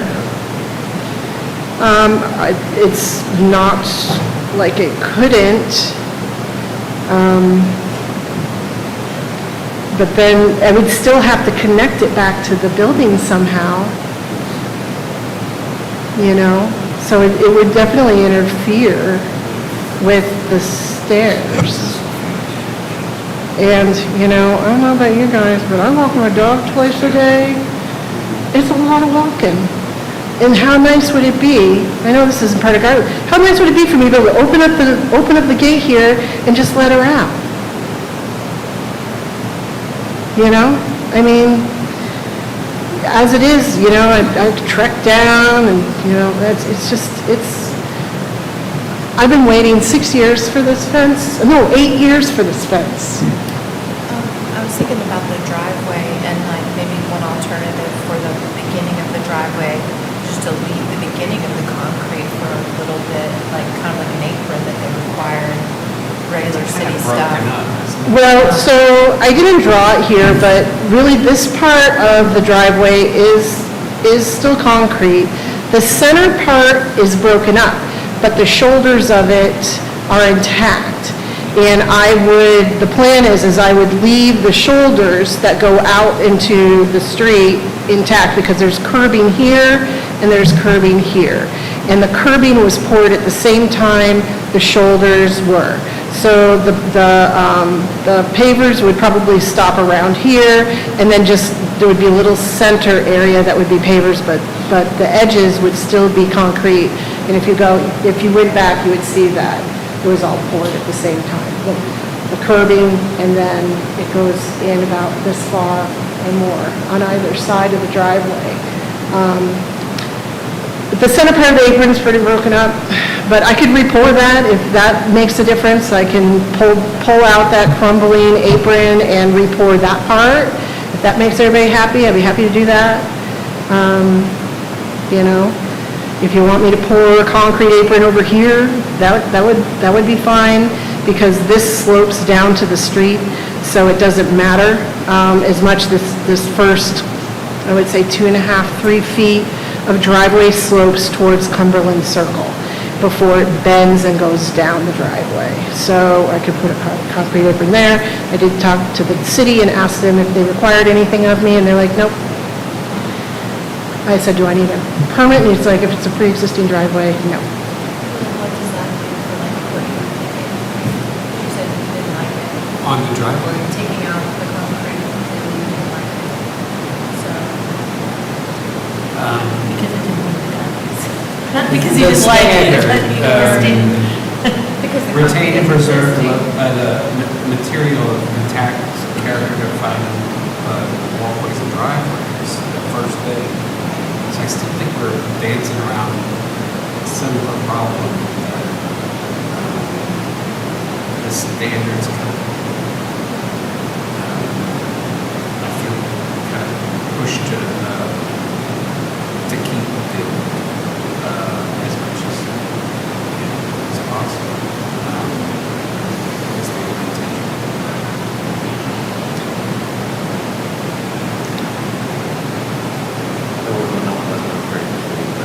But I'm going to. I had a sidewalk on my house on the horsepower that was concrete. We took that out and replaced it with natural stone. We got permission to do that. That was a minor work. But it was a discussion, I remember. And I don't, concrete may have been an original material in some of these houses. Natural stone clearly was an original material. To me, a broken up concrete driveway or sidewalk, it's not character defining. It's not something that when you list a house, you would say, you might mention the eyebrows, you might mention the door, you might mention, but no one is going to say features concrete driveway. Where, this concrete unknown age is on sidewalks, walkways, on walkways and driveways, I just don't think it's something that the guidelines weigh in on. As long as it's what's being replaced, I do agree that the guidelines do weigh in favor of replacing it with material that would have been available. And the pavers aren't available, but concrete ones, and they're made out of concrete. Yeah, so the pavers are concrete. Well, you wanted the same material, so. And just to be clear, it also, if it was original. It also says gravel is predominant in the building. So there's a lot of things that you could fear and read, but. I suspect you would approve gravel. Of course. But that's not the original. The original is concrete. So why would you accept gravel, which is in the guidelines, and not accept permeable pavers, which are in the guidelines? Your issue is water seeping in, and I think gravel would absorb. But you're not bringing me, I'm reading what you're bringing me. I know, but what I'm saying is there's a flaw in your reasoning, because if you would say yes to gravel, which is not original to what is there now, but you would say yes to that, it doesn't make sense not to say yes to permeable pavers, because it's not original to what's there now, and they're both permeable. So it's your preference. Yeah, it's not a guideline thing, it's your preference. Thank you for bringing that.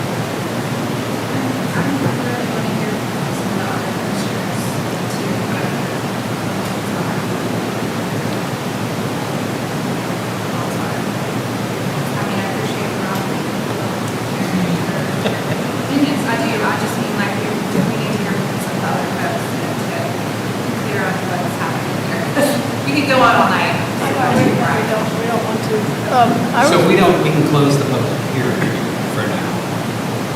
Yeah. You already closed it to have public speak. When the applicant comes to answer questions, that's not reopening the public hearing. And we don't typically have the back and forth. It's when you have a question for the applicant to clarify, then you can ask that.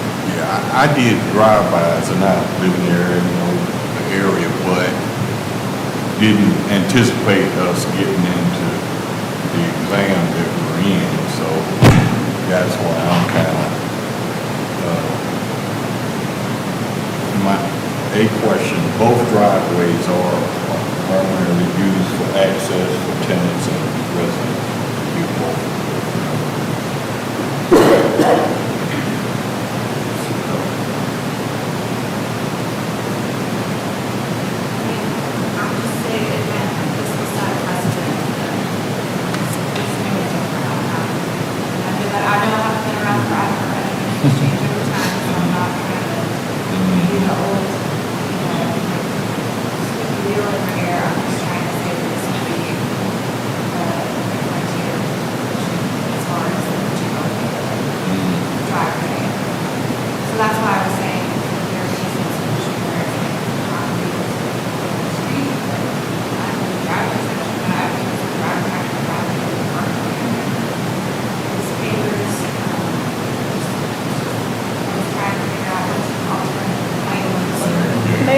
Question about context.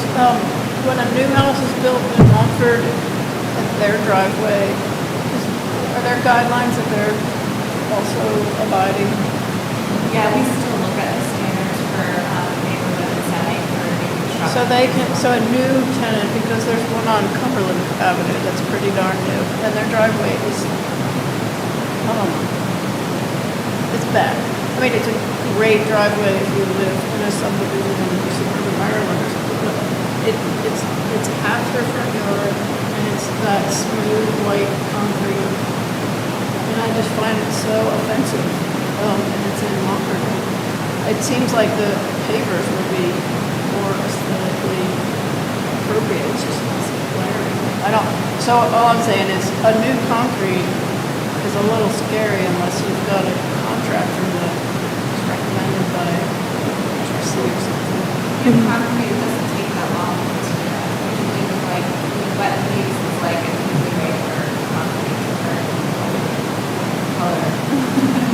So, I mean, and concrete is in the guidelines, a historical, like, Right, like, for them to be able to use. I mean, I feel like it says in newer replacement driveways, it says driveways and parking areas may be concrete, dark colored gravel, crushed stone, brick, or chip and seal. Like, I'm not reading pavers. I don't really know where. It's chip and seal.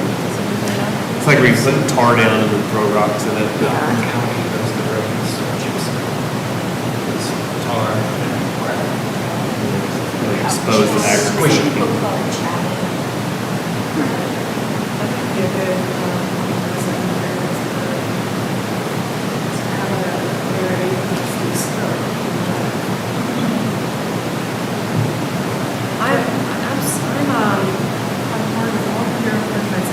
I'm still making up my mind about the driveway.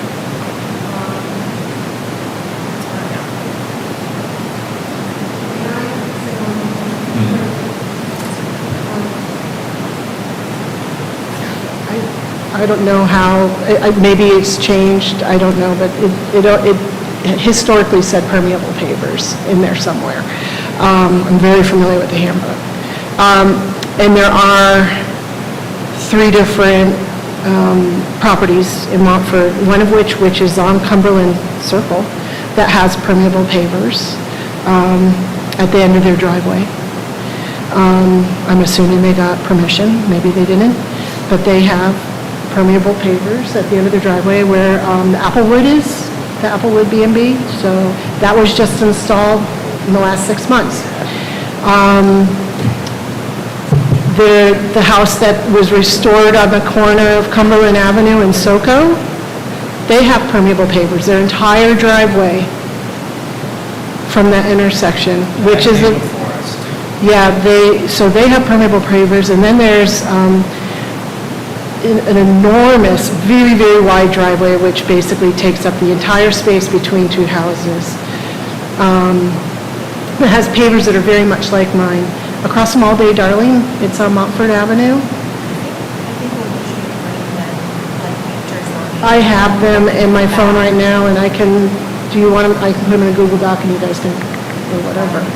But I have the addresses, I have the pictures, and their driveway is right there on Montford, like right at the beginning of Montford, and it's like, there's 2 identical houses.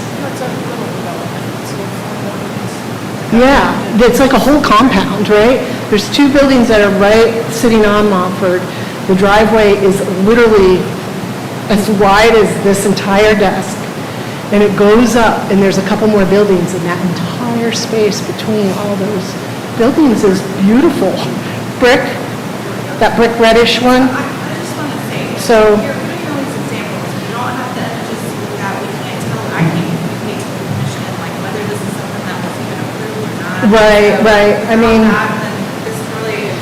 if I had the Wi-Fi password, I could shoot them to you. Well, we have Yeah, to have. we that have to have public- it before and the public too. So I mean, it Well, could be. I just didn't want to it come could- on, Right, but you it could know. be if the commission needs this information to make a decision, it may be just continuing it to the next time so that you can submit whatever the commission says they would like to see. It's sort of the same point I made about the fence. Okay. That would be helpful. Just Yeah. see some aged pavers, and maybe show the fence in a different, what Alex is suggesting.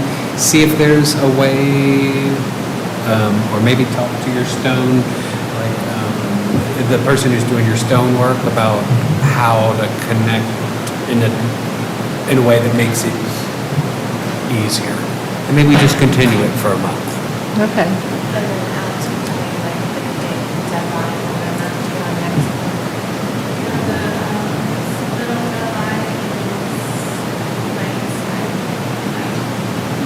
no problem. Is that okay? I have all the stuff in my phone. I just didn't want it, I felt like I had so many pictures, I'm like, I don't want to give them all these examples of other places, because it feels like I'm armed for a fight, and I really didn't expect one, honestly. So why don't you just say in the microphone that you want to continue to the I'm happy to continue. March meeting. Okay. I do have a family in hospice, so if I can't be here, can you do this without me or no? Of course. Yeah. You could have somebody here to answer questions on your behalf, but if you're not here to make your case, whatever, Might be good to bring your contractor even, or something like that.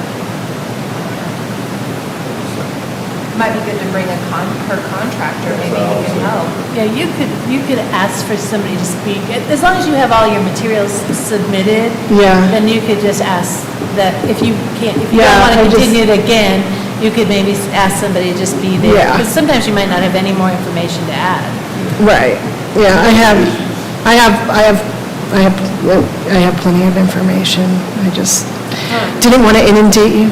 Well, then we'll move it to next month pending, not much, but we think we're going to go next month. Because, yeah, your hospice. Is there any benefit to breaking up the application to have the Expensive. I think that, yeah, you have to, I think it's Yeah, there'd have to be a resubmit. Just asking. Thank you. Thank you very much and for bearing with me, and I appreciate you coming in. All right. Thank you.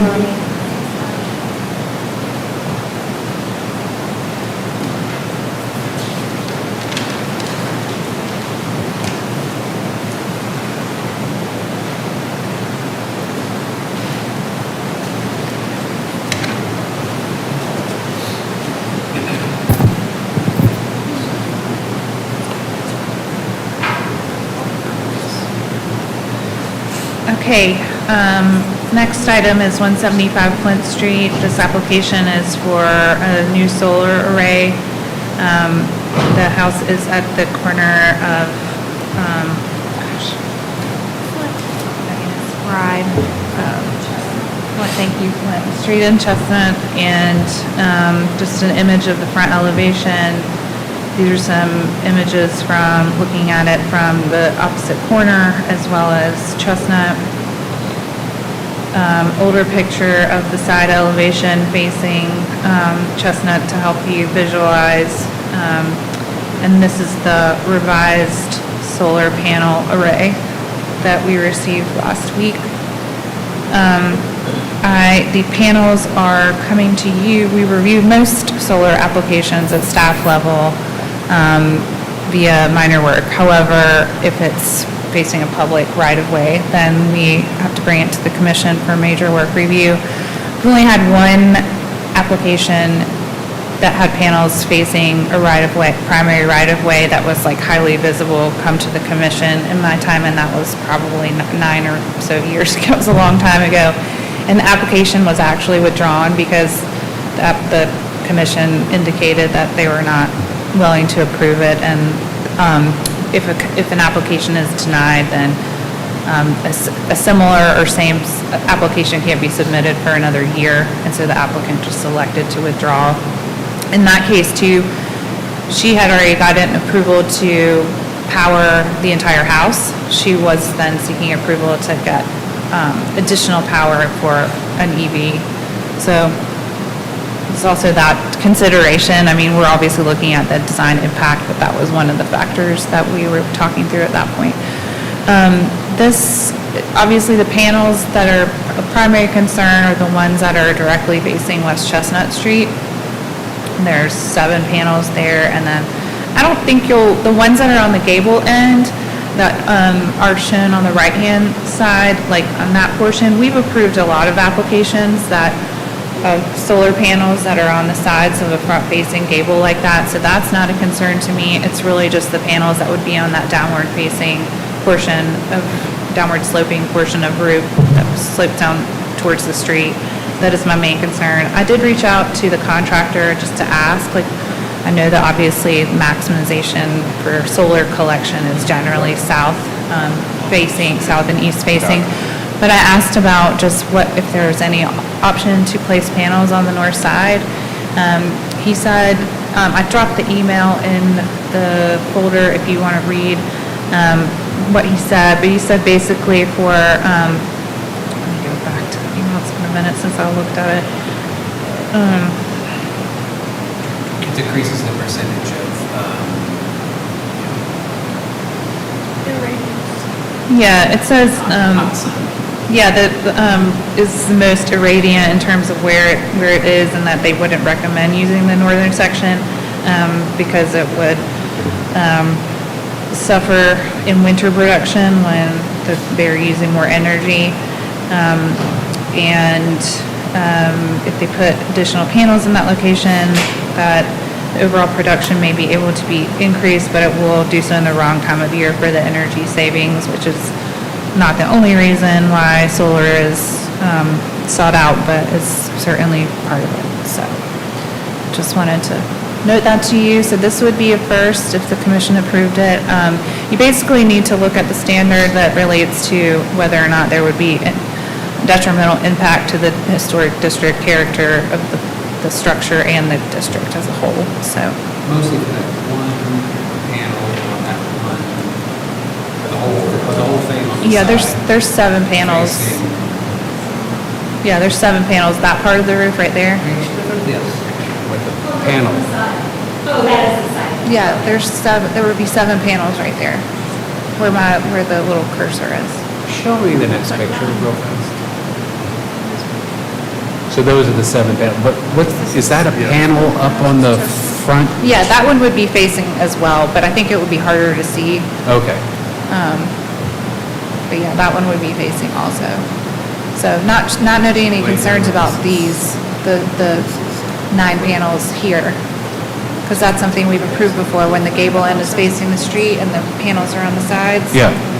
So I'm not noting any concerns about that, just the other panels. That one that we approved going down the park towards Cumberland, it was on the side of the house. It's like, that house is way up on a hill. Okay. Yeah, that one, so like there were. So it's site difference. Yeah, it's had a totally different sighting, so you, like, going up the Montford Park place, you would never see the panels because of the topography change. So it wasn't, they wouldn't be visible from the street technically. They were facing a primary right-of-way, but you wouldn't see them. Okay. So, and we had another one on Cumberland too, where there were panels that were facing a right-of-way, but you really, because of how tall the house was and the steepness of the pitch of the roof and the lot, all those factors made it so you would never see them. And there are trees here, but generally we don't look at, the trees might not be there forever. They could go cut them down tomorrow, theoretically. So. Any other questions for staff? Okay. No questions for staff. All right, thank you. Applicant?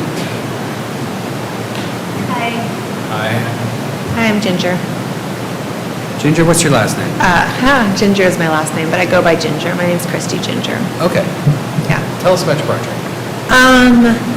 I am interested in solar. My motivation is entirely climate related.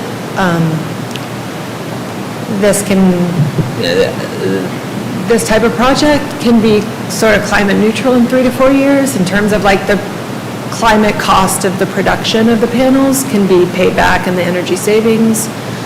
Obviously, solar takes a lot longer and honestly is not even really like financially worth it in our environment. So that's my motivation. This is where the sun hits the house. I don't really have much to add. Like, there are not a ton of solar I see in Montford. I've seen on the south-facing side of houses on Flint Street, but I'm on a corner lot, so it's like obviously there's not another house blocking the sight lines.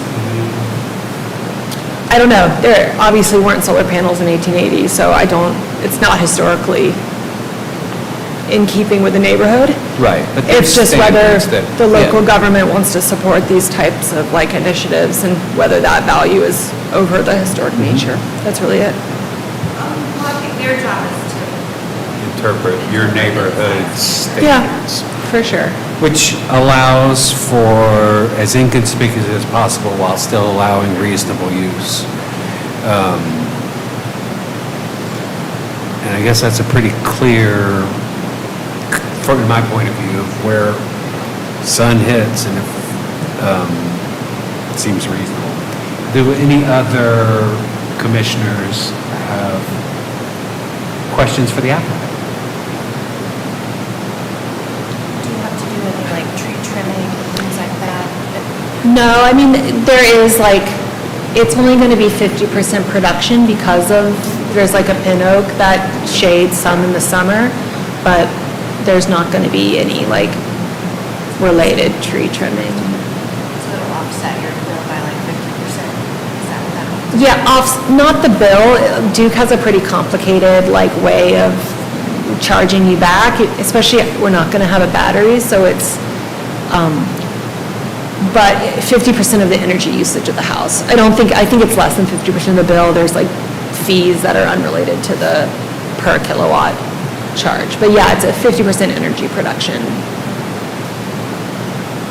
Any other questions for the applicant? And the solar company, they did placement based on the calculation. This is Yeah, this is what they recommended. I think if there was like a problem with like that one panel, I'm sure we could talk to them and be like that. I think like you can see the yellow panels. If it was all 7, it just might not make sense to do the install. But yeah, I don't know. I could, if there's a desire to ask about what if we just did the gable, is it even like worth the like contracting? I mean, we can get back to them. This is what was recommended by the company. Got it. Yeah. Okay. All right, well, you go ahead and we'll have a little talk All right. here. Anybody else here to talk on this, or you're saving your energy for your own? So we'll close the public hearing. Commissioners, any feelings on this, or hard evidence on this, I mean?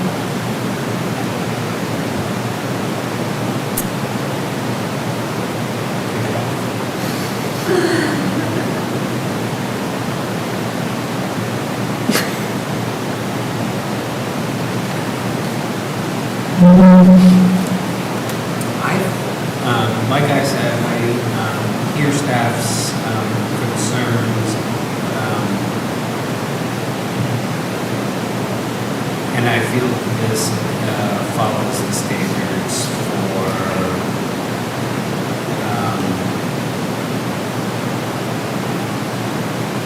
locating as inconspicuously but still allowing for reasonable use.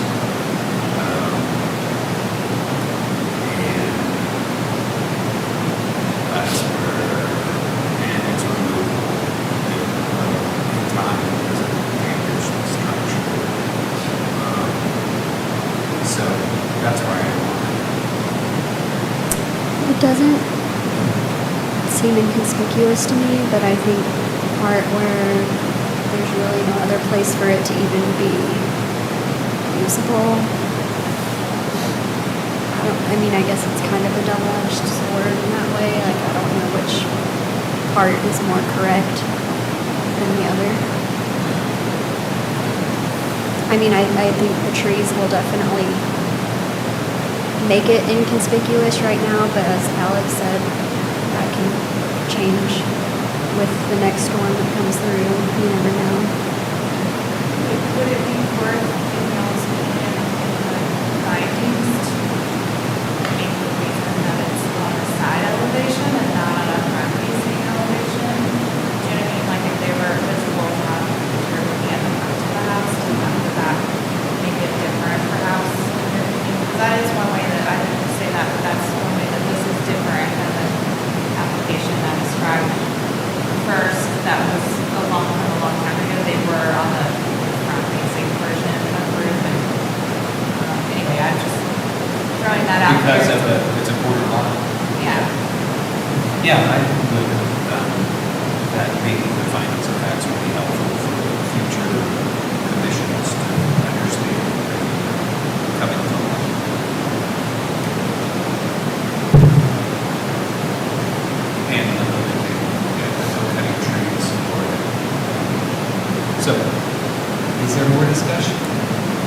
You've got asphalt shingles. I'm so sorry. I don't know anything. Does that photo help? Yeah, I think they're asphalt shingles. Does in these guidelines, there's also a suggestion to use solar shingles. I really was going to ask if your roof is older or if it's for a new roof, if you can use solar We shingles. double check. They always ask you to check because it's for just I think the previous owner updated the roof on Any other discussion?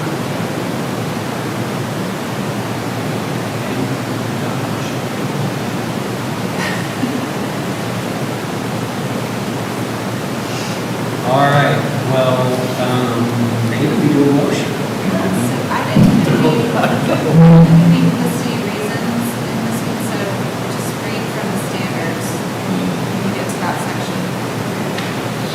I can help you out with this. Is this 175 Flint?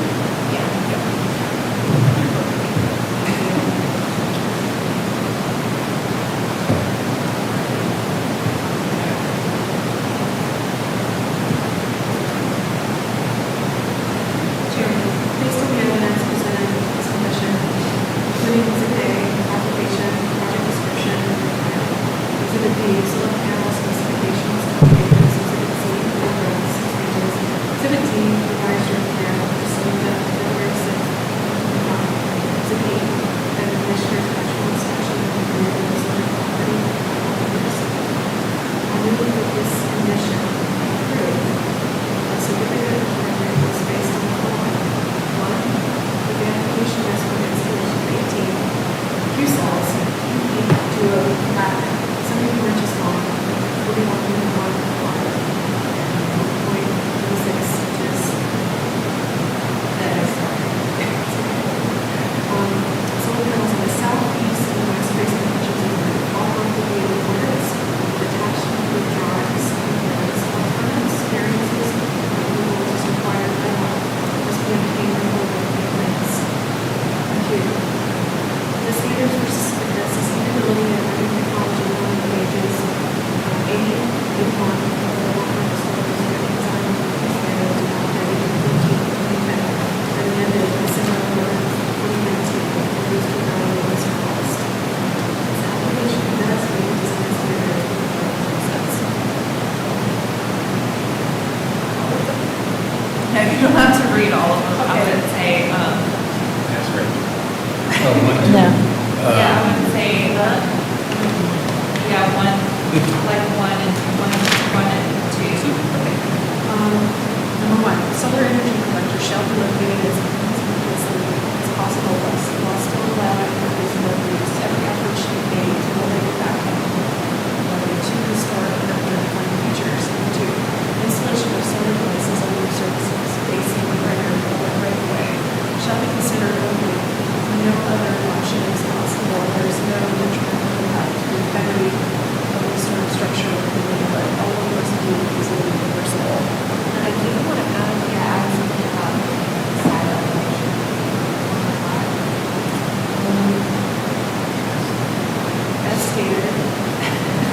as stated, as it is a corner lot and the front facing elevation is Cumberland? Flint Street, sorry. These panels are technically in the side yard. You can just say it like as stated as fine. Okay. As stated. Is that 4? Yeah, that's fine. Four, that the action, any improvements proposed in the application before us for the certificate of appropriateness are with a special character. Is there a second? Second. Second, Gorman. All in favor? Aye. Opposed? Based on the foregoing findings, the reasons set forth therein, I propose a certificate of appropriateness to be issued. Second. All in favor? Aye. Opposed? Motion carries. Thank you very much for coming in. Sorry you got behind McDonald's.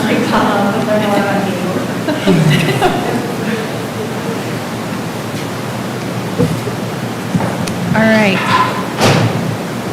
It's just us now. It's all, y'all come up here. Come on, what are y'all doing back there?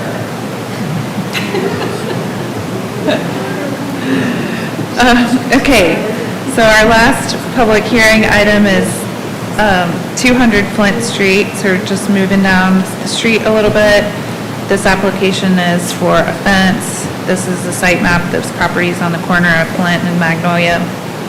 And the right-hand side is a photo of the front elevation.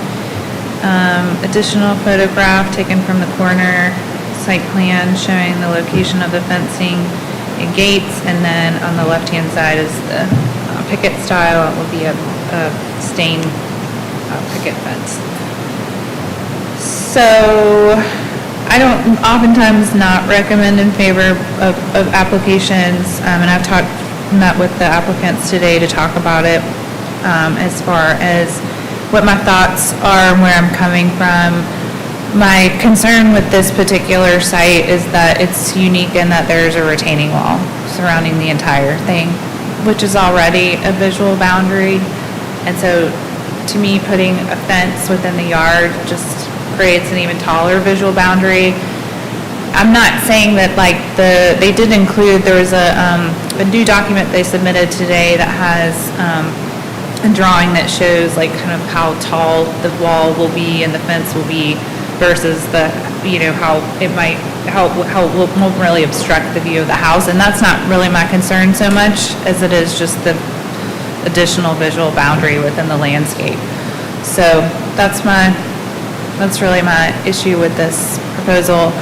I think, they set the fence back, like the standards say, 4 feet behind the retaining wall. They're challenged, of course, because they don't, the side yard where there's existing fencing on the south side, south elevation, is as they said in their project description, it's really just a deck of some kind and like a patio area, and so they don't have a place for their dog either. So to your point earlier, it's like how does the commission allow fencing in some places and not others? It's just been this roller coaster of things over the years. And some of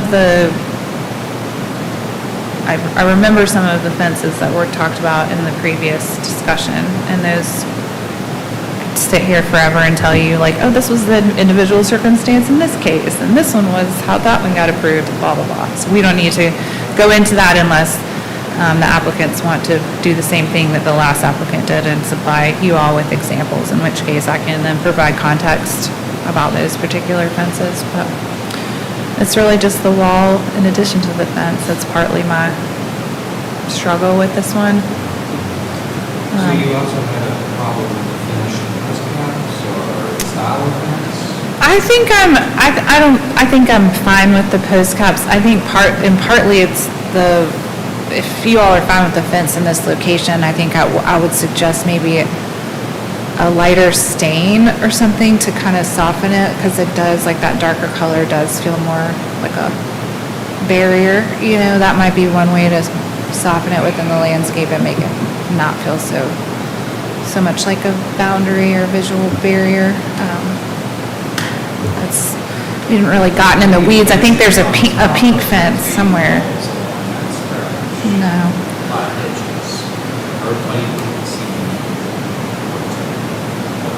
Yeah, I mean, there are a fair amount of picket fences in this part of Montford and along Magnolia in particular, and the commission in the past has used like Magnolia and Short Street have been the two places, like Short Street, Harrison, where the yards are pretty small, and they're not like creating this kind of broader visual boundary. The commission has generally been okay with them in those locations. And honestly, this is just a really weird site because they don't have a place to like put it other than the front yard if they want to enclose the area for their whatever reasons, their dog, children. So, skeet shooting. Goats? Any questions for staff? Are there other picket fences that are stained? I've seen, I mean, technically, I think the standards say that painted or finished, that it has to be finished in some way. Usually we see backyard fences, like privacy fences that are stained and have a more natural wood tone to them versus most of the picket fences are painted like white. I think there's a pink one. Oh, yeah. Yeah. So we haven't really gotten. Right next to the solar house. Yeah. I think that house also now has an owl on it too. Oh, yeah. Yeah. Anyway, that's curious. But I think there are some, I just did, when I was writing my staff report, looked at the other fences on Magnolia, and there's definitely some that either weren't stained or they had a lighter stain if they weren't painted in color. So. Any other questions for Alex? All right, Alex. Sorry, is there a guideline, I mean, is there something in the guidelines that talks about visual? Boundary? Yeah. It just says on the previous page where it says they're discouraged, it says,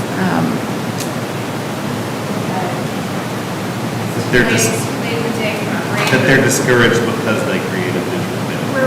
Where they didn't exist historically, creates a visual boundary with the landscape where I don't think it's there, or what previously existed.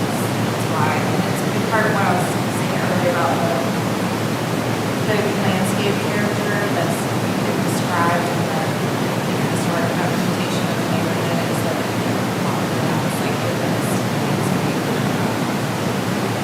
And I think at some point when Stacy Burton, my predecessor, was still in the role of the commission, there was at some point like an effort to try to figure out the historic photos, what fence, how many fences were there. And I think most of what was turned up were those of like the more rural type of Concord, when, you know, those rarely posted, like the locust posts, and like Goats in the signage. yard. Yeah. Or,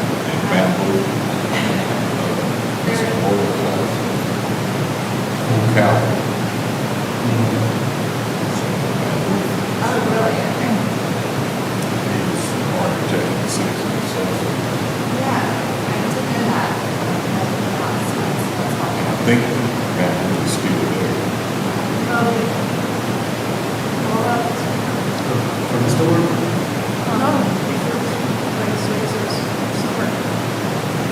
There was a locust tree in the middle of.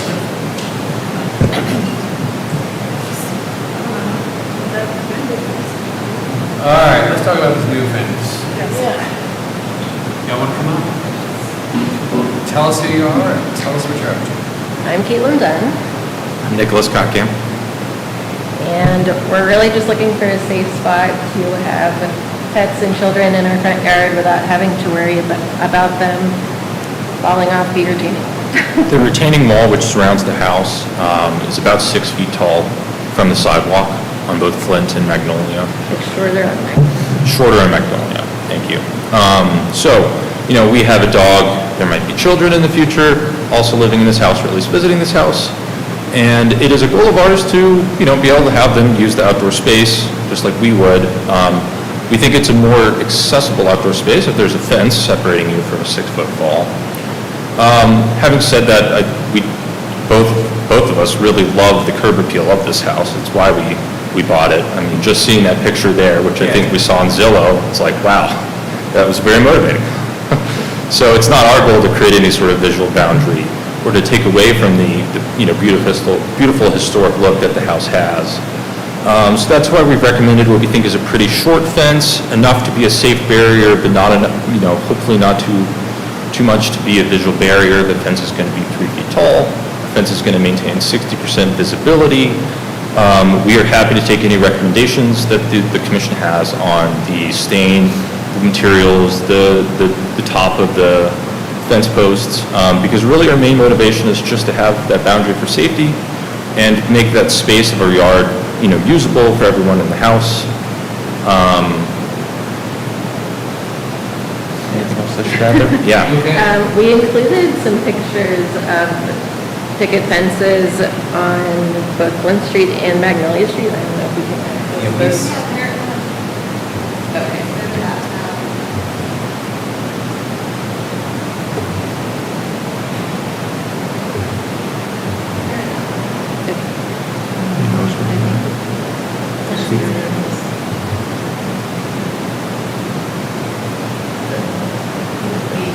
Okay, thanks. Self-defense there.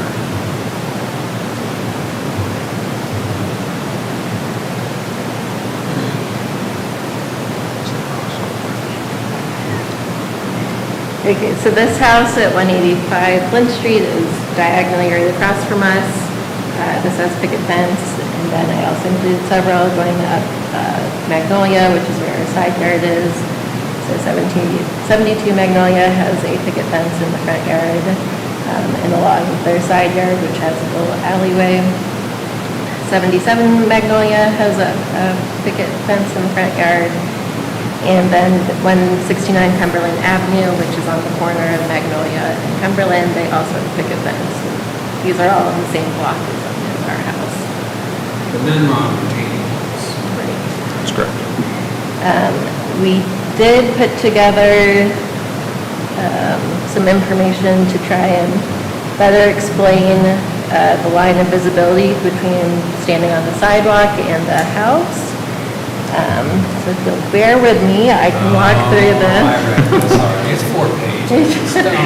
I won't go through it all, but I do base these calculations off someone who's 5 feet tall, which is significantly shorter than the average adult, and standing just 1 foot away from the retaining wall at the front of the house, which is where the retaining wall is the highest, it's 6 feet tall there. And if you use that scenario for these calculations and calculate the angle of your line of sight to the fence, you get a 31-degree angle. If you calculate your angle to the line of sight to the house, you have a 38-degree angle, so it's obviously a greater angle to the line of sight to the house. You can see it clearly. Also, I calculated what height fence would impose a visual boundary, and that ends up being 4 feet tall. Our proposed fence is 3 feet tall with 3.3 feet fence pickets. And then we also tried to put together a 2-scale. This is a amateur made by myself. I think it is 2-scale originally, but then it has been kind of shrinked to be put in this PDF. But it just shows you, at least from the sidewalk. Now, this doesn't account for when you're seeing the house from further away. But it is worth noting that a 3-foot fence offset 4 feet from the retaining wall does end up, the top of it will be lower than the start of 200 Flint's front porch, like the top of 200 Flint's front porch. So when you're viewing the house from further away or even from the sidewalk, the fence isn't taking away any space from your viewing of the home. It just sits behind the retaining wall, and actually it's lower than the front porch or the foundation that the house was built on. And again, this was also a 5-foot person, so most people are. We did both of these with the 5-foot person line of sight. I'm curious if when you guys bought the house, you knew it was in the historic district, there would be some limitations and things? Yeah, we And we read all the guidelines and made our proposal to follow those. I think we had some of this drafted before we closed. We just moved We in were, January, so. yeah. I'm always curious because I'm a realtor, so, Yeah. thank you. Any other questions for the applicants? I just wonder if you had determined that you wanted a picket fence as an element, or you wanted a fence and ended up choosing picket fence because you saw those around, because there are other fencing options. I think I was going to say it was the latter. I think we wanted a fence, and we thought that picket fence would, look good. We saw that there was other picket fences around, so I think that was our consideration. Would you agree? Yeah, there's also a small section of picket fencing already on our property, which there is a picture of that. South side. Yeah. But we're open to. We're open to other, fence styles, materials. Again, I think the goal is really to just have the boundary. Yeah. you probably don't use the front yard at all without the fence in. Stay very far away from the wall. Yeah, I mean, I think we'll just get a lot more use out of it, be able to enjoy it a lot more. So, that's our goal. Harnesses.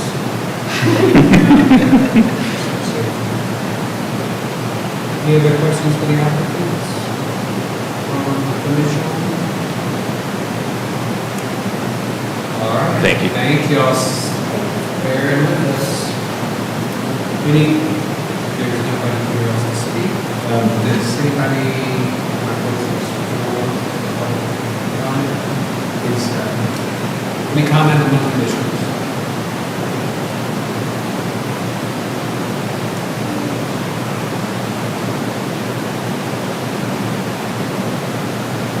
I just feel like you have a color to it, brownish.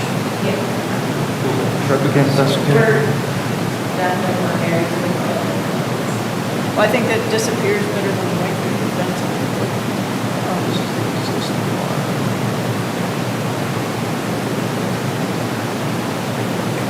That was why I asked for this, design element or just.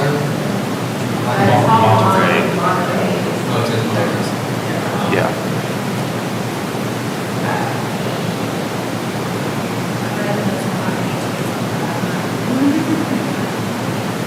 Are you a math teacher? What? Don't encourage trigonometry at the commission. Any other comments, sans math?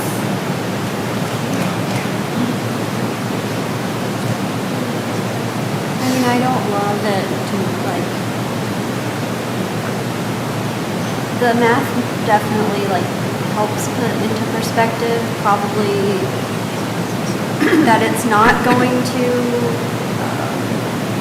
hinder the way that you see the home. It's hard to imagine that being the case, but I mean, they spelled it out, so I don't know that I can really argue against that.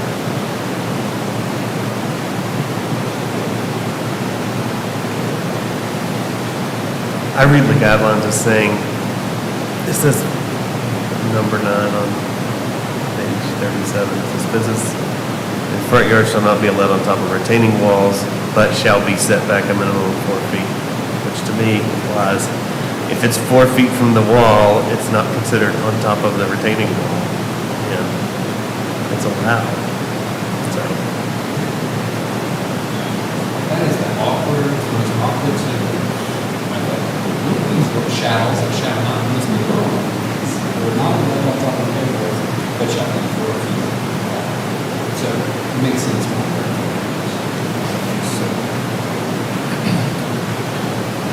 So it's not our, we don't recommend a style of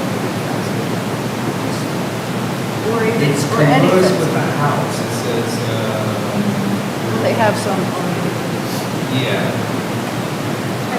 But we can bring it up.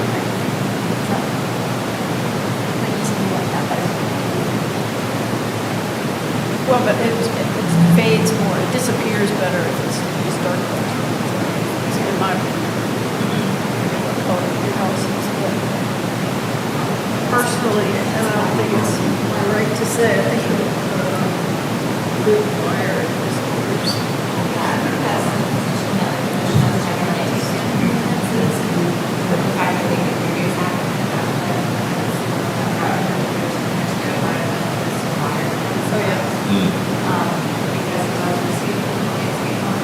So those are just posts with the blue wire, no crosswalk.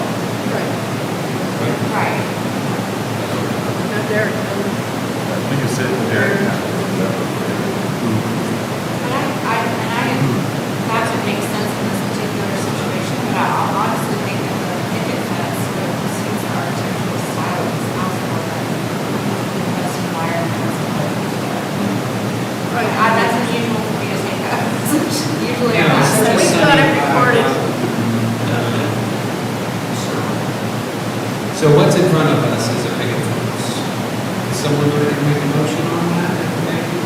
Or do we want to talk about this?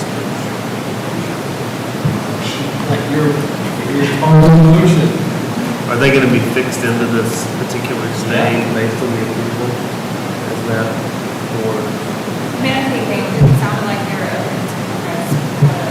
I just wondered if like this approval was specific. I mean, I think it is in It's about terms of like how it relates to the architectural style of the house and being white. I think it might be more appropriate personally for the style of this house, but not die much. If they wanted to change the color, they could just come to you as a minor. We don't even, we would need to review it, which is a silly thing, but obviously what you guys would advocate. Color palette. They already have some white picket fence on the property, so maybe we should just go with white if they're okay with it. Is the intention of Monterey Mahogany for making it fade back to the background? Not making it stand out, or is that the color you like? Wanted? I personally think it didn't stand out as much as white. But if you think that it might need to be better. I didn't mean to express an opinion, I was just asking about the procedure, like, so kind of for their benefit, like, after we approve this, if we approve it just as it's proposed, if they made some just minor design, tweak. You can say Thank you. stain or paint. Okay. Yeah, Alex can approve a lot of stuff at the staff level, like certain. If it doesn't choices. matter to But Alex the is saying commission, she you doesn't can even say have to either approve or. if they want to change I think it. it just says that in the standards, that it says that the materials, I believe that the materials will be finished. It just has All to be materials, finished. all materials must be finished, is what it says.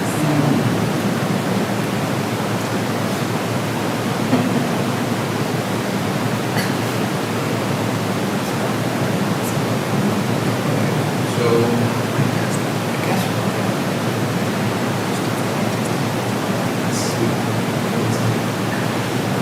Based upon the evidence presented to this commission, relating to the application pages, including restrictions and examples of exhibit C, photographs, and descriptions, for sale, justifications, and the scale drawing of the pages are seen in the report. One of the files is the and the commission's actual inspection of the areas and this commission approved this report is based on the following. That the application is for construction of the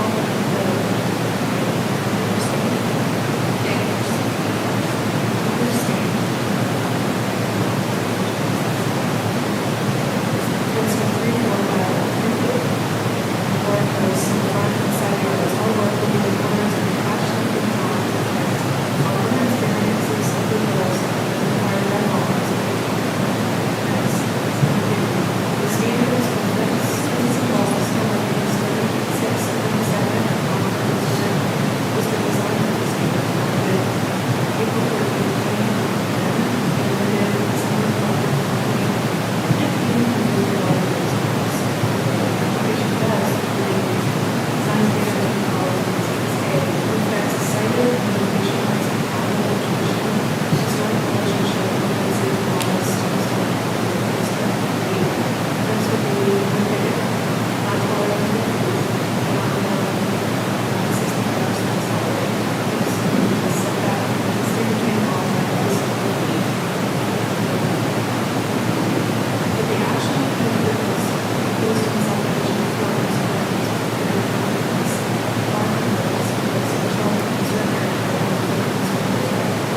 Is there a second? Second. All in favor? Any opposed?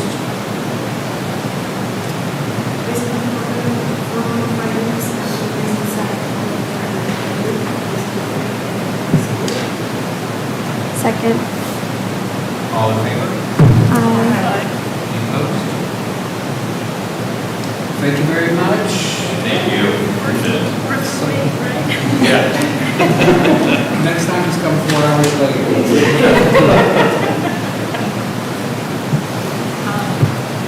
Okay, we just have a couple of really quick, yeah, how about we spend another hour together? Just a couple of really quick other business items. And one being the flood variance information. I know this will probably be, we didn't talk about this at your new commissioner training, so this will probably be new information, but under the National Flood Insurance Program, there are exemptions for eligible historic structures from our flood protection regulations. And so we are starting to route a fair amount of those through for review, especially in Biltmore Village as people are starting to redevelop. And through that process, they have to get a variance from our Board of Adjustment. Most of those you probably won't see because they'll probably just be minor work review because it will be, building envelope related as far as elevating, mechanical, electrical, and things that we don't normally bring to you. But I do want to kind of keep you guys apprised of the influx of kind of an increase in minor work traffic based on the redevelopment work we're seeing related to variance requests. So I don't have a number right now because we've only routed one so far, and it's not in a local district. There are some eligible structures in the Riverside National Register District, which you would look at ordinarily. And then there's also the tannery, Heinz Reese Tannery, which is where the Foundy is. That property is also eligible for variances for those structures. So we've seen one in Riverside National Register, and then we've got 6 on the Board of Adjustment agenda for Biltmore Village for later this month. We haven't seen the plans for those yet, so can't tell you what that looks like, but I know that there's going to be a lot of work involved, so we'll keep you all posted on the number of those we're seeing, probably in maybe 3 or 4 months. I'll come back to you all with an update. But do you guys have any questions about that, or? Just those are all commercial? Yeah, all commercial rehabs. So. And then they'll have architects and yeah. There will be some that, some people are trying to lump other things in that we really can't consider as part of the variance process. So we're trying to get people to separate those out because it's really just going to slow down their review on our end if we have to look at I want to put a deck on the back of my building, versus just I need to do X to meet your flood protection ordinance. So we're trying to simplify it for them on that front.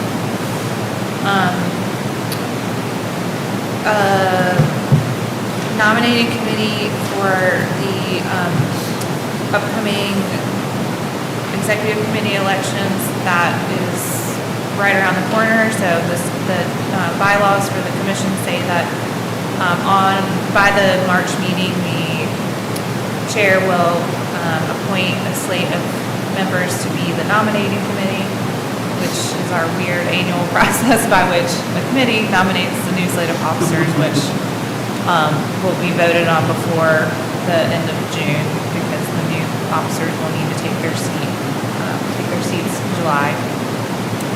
So stay tuned on that.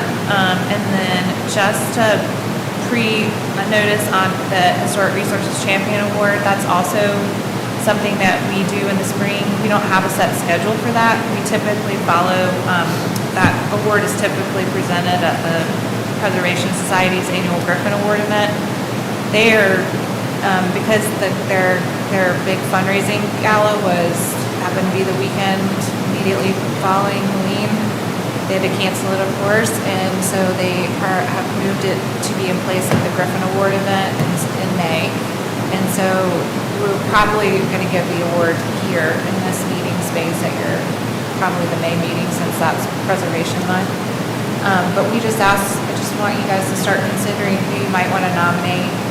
It's just a person, and I'll send out the info sheet that has the description of the award and who the past awardees are. I think the commission's been giving this award since 1988, something like that. So it's basically just a person in the community who has contributed to preserving our history in some form or fashion, and that has been documentary photography, it has been preservation professionals, it has been just regular people who have been prominent figures who have rehabbed rehab properties, et cetera. So I'll share that info out with you, so we can get going on that. Spring is a busy time for the commission, so that's all that I had to share with you. Speaking of our former HRC board member is having her a second part of her photo show, and I went to the Asheville History Museum, created a photos, photography, and I went to the first round as it was closing. It's really great. It's picture can't see all over town, and East End Valley Street. But the opening is at the Asheville History Museum? It's open, yes, it was tonight. Okay. Where is the Asheville History? It's the Smith McDowell House. Oh, okay. Formerly known as the Smith McDowell House. Oh, okay. I'm like, I've never been there, and I like history. But I haven't been to the Smith McDowell House either. You have never been No, there? It I've was a never house been. museum, and honestly, I know. I'm just like not a house museum person, so, I mean, sometimes I guess, every once in a while. But I feel like they're kind of rebranding seems interesting to me, and maybe drawing some people. They've got good displays, good, it's like a little museum, micro museum. It's really They great. had an Ellington display for John Ely is coming up with a writer in April, 2014. They're doing a great job. We just close these or log out or let somebody in. All new commissioners get Acer back. I figured there were a lot of major financial benefits. I feel like every time we have new commission members, we have really long meetings. I don't remember how long your meeting was. 8:36. Thanks, everyone. That's right. You may not have come back. Ticket, my brother.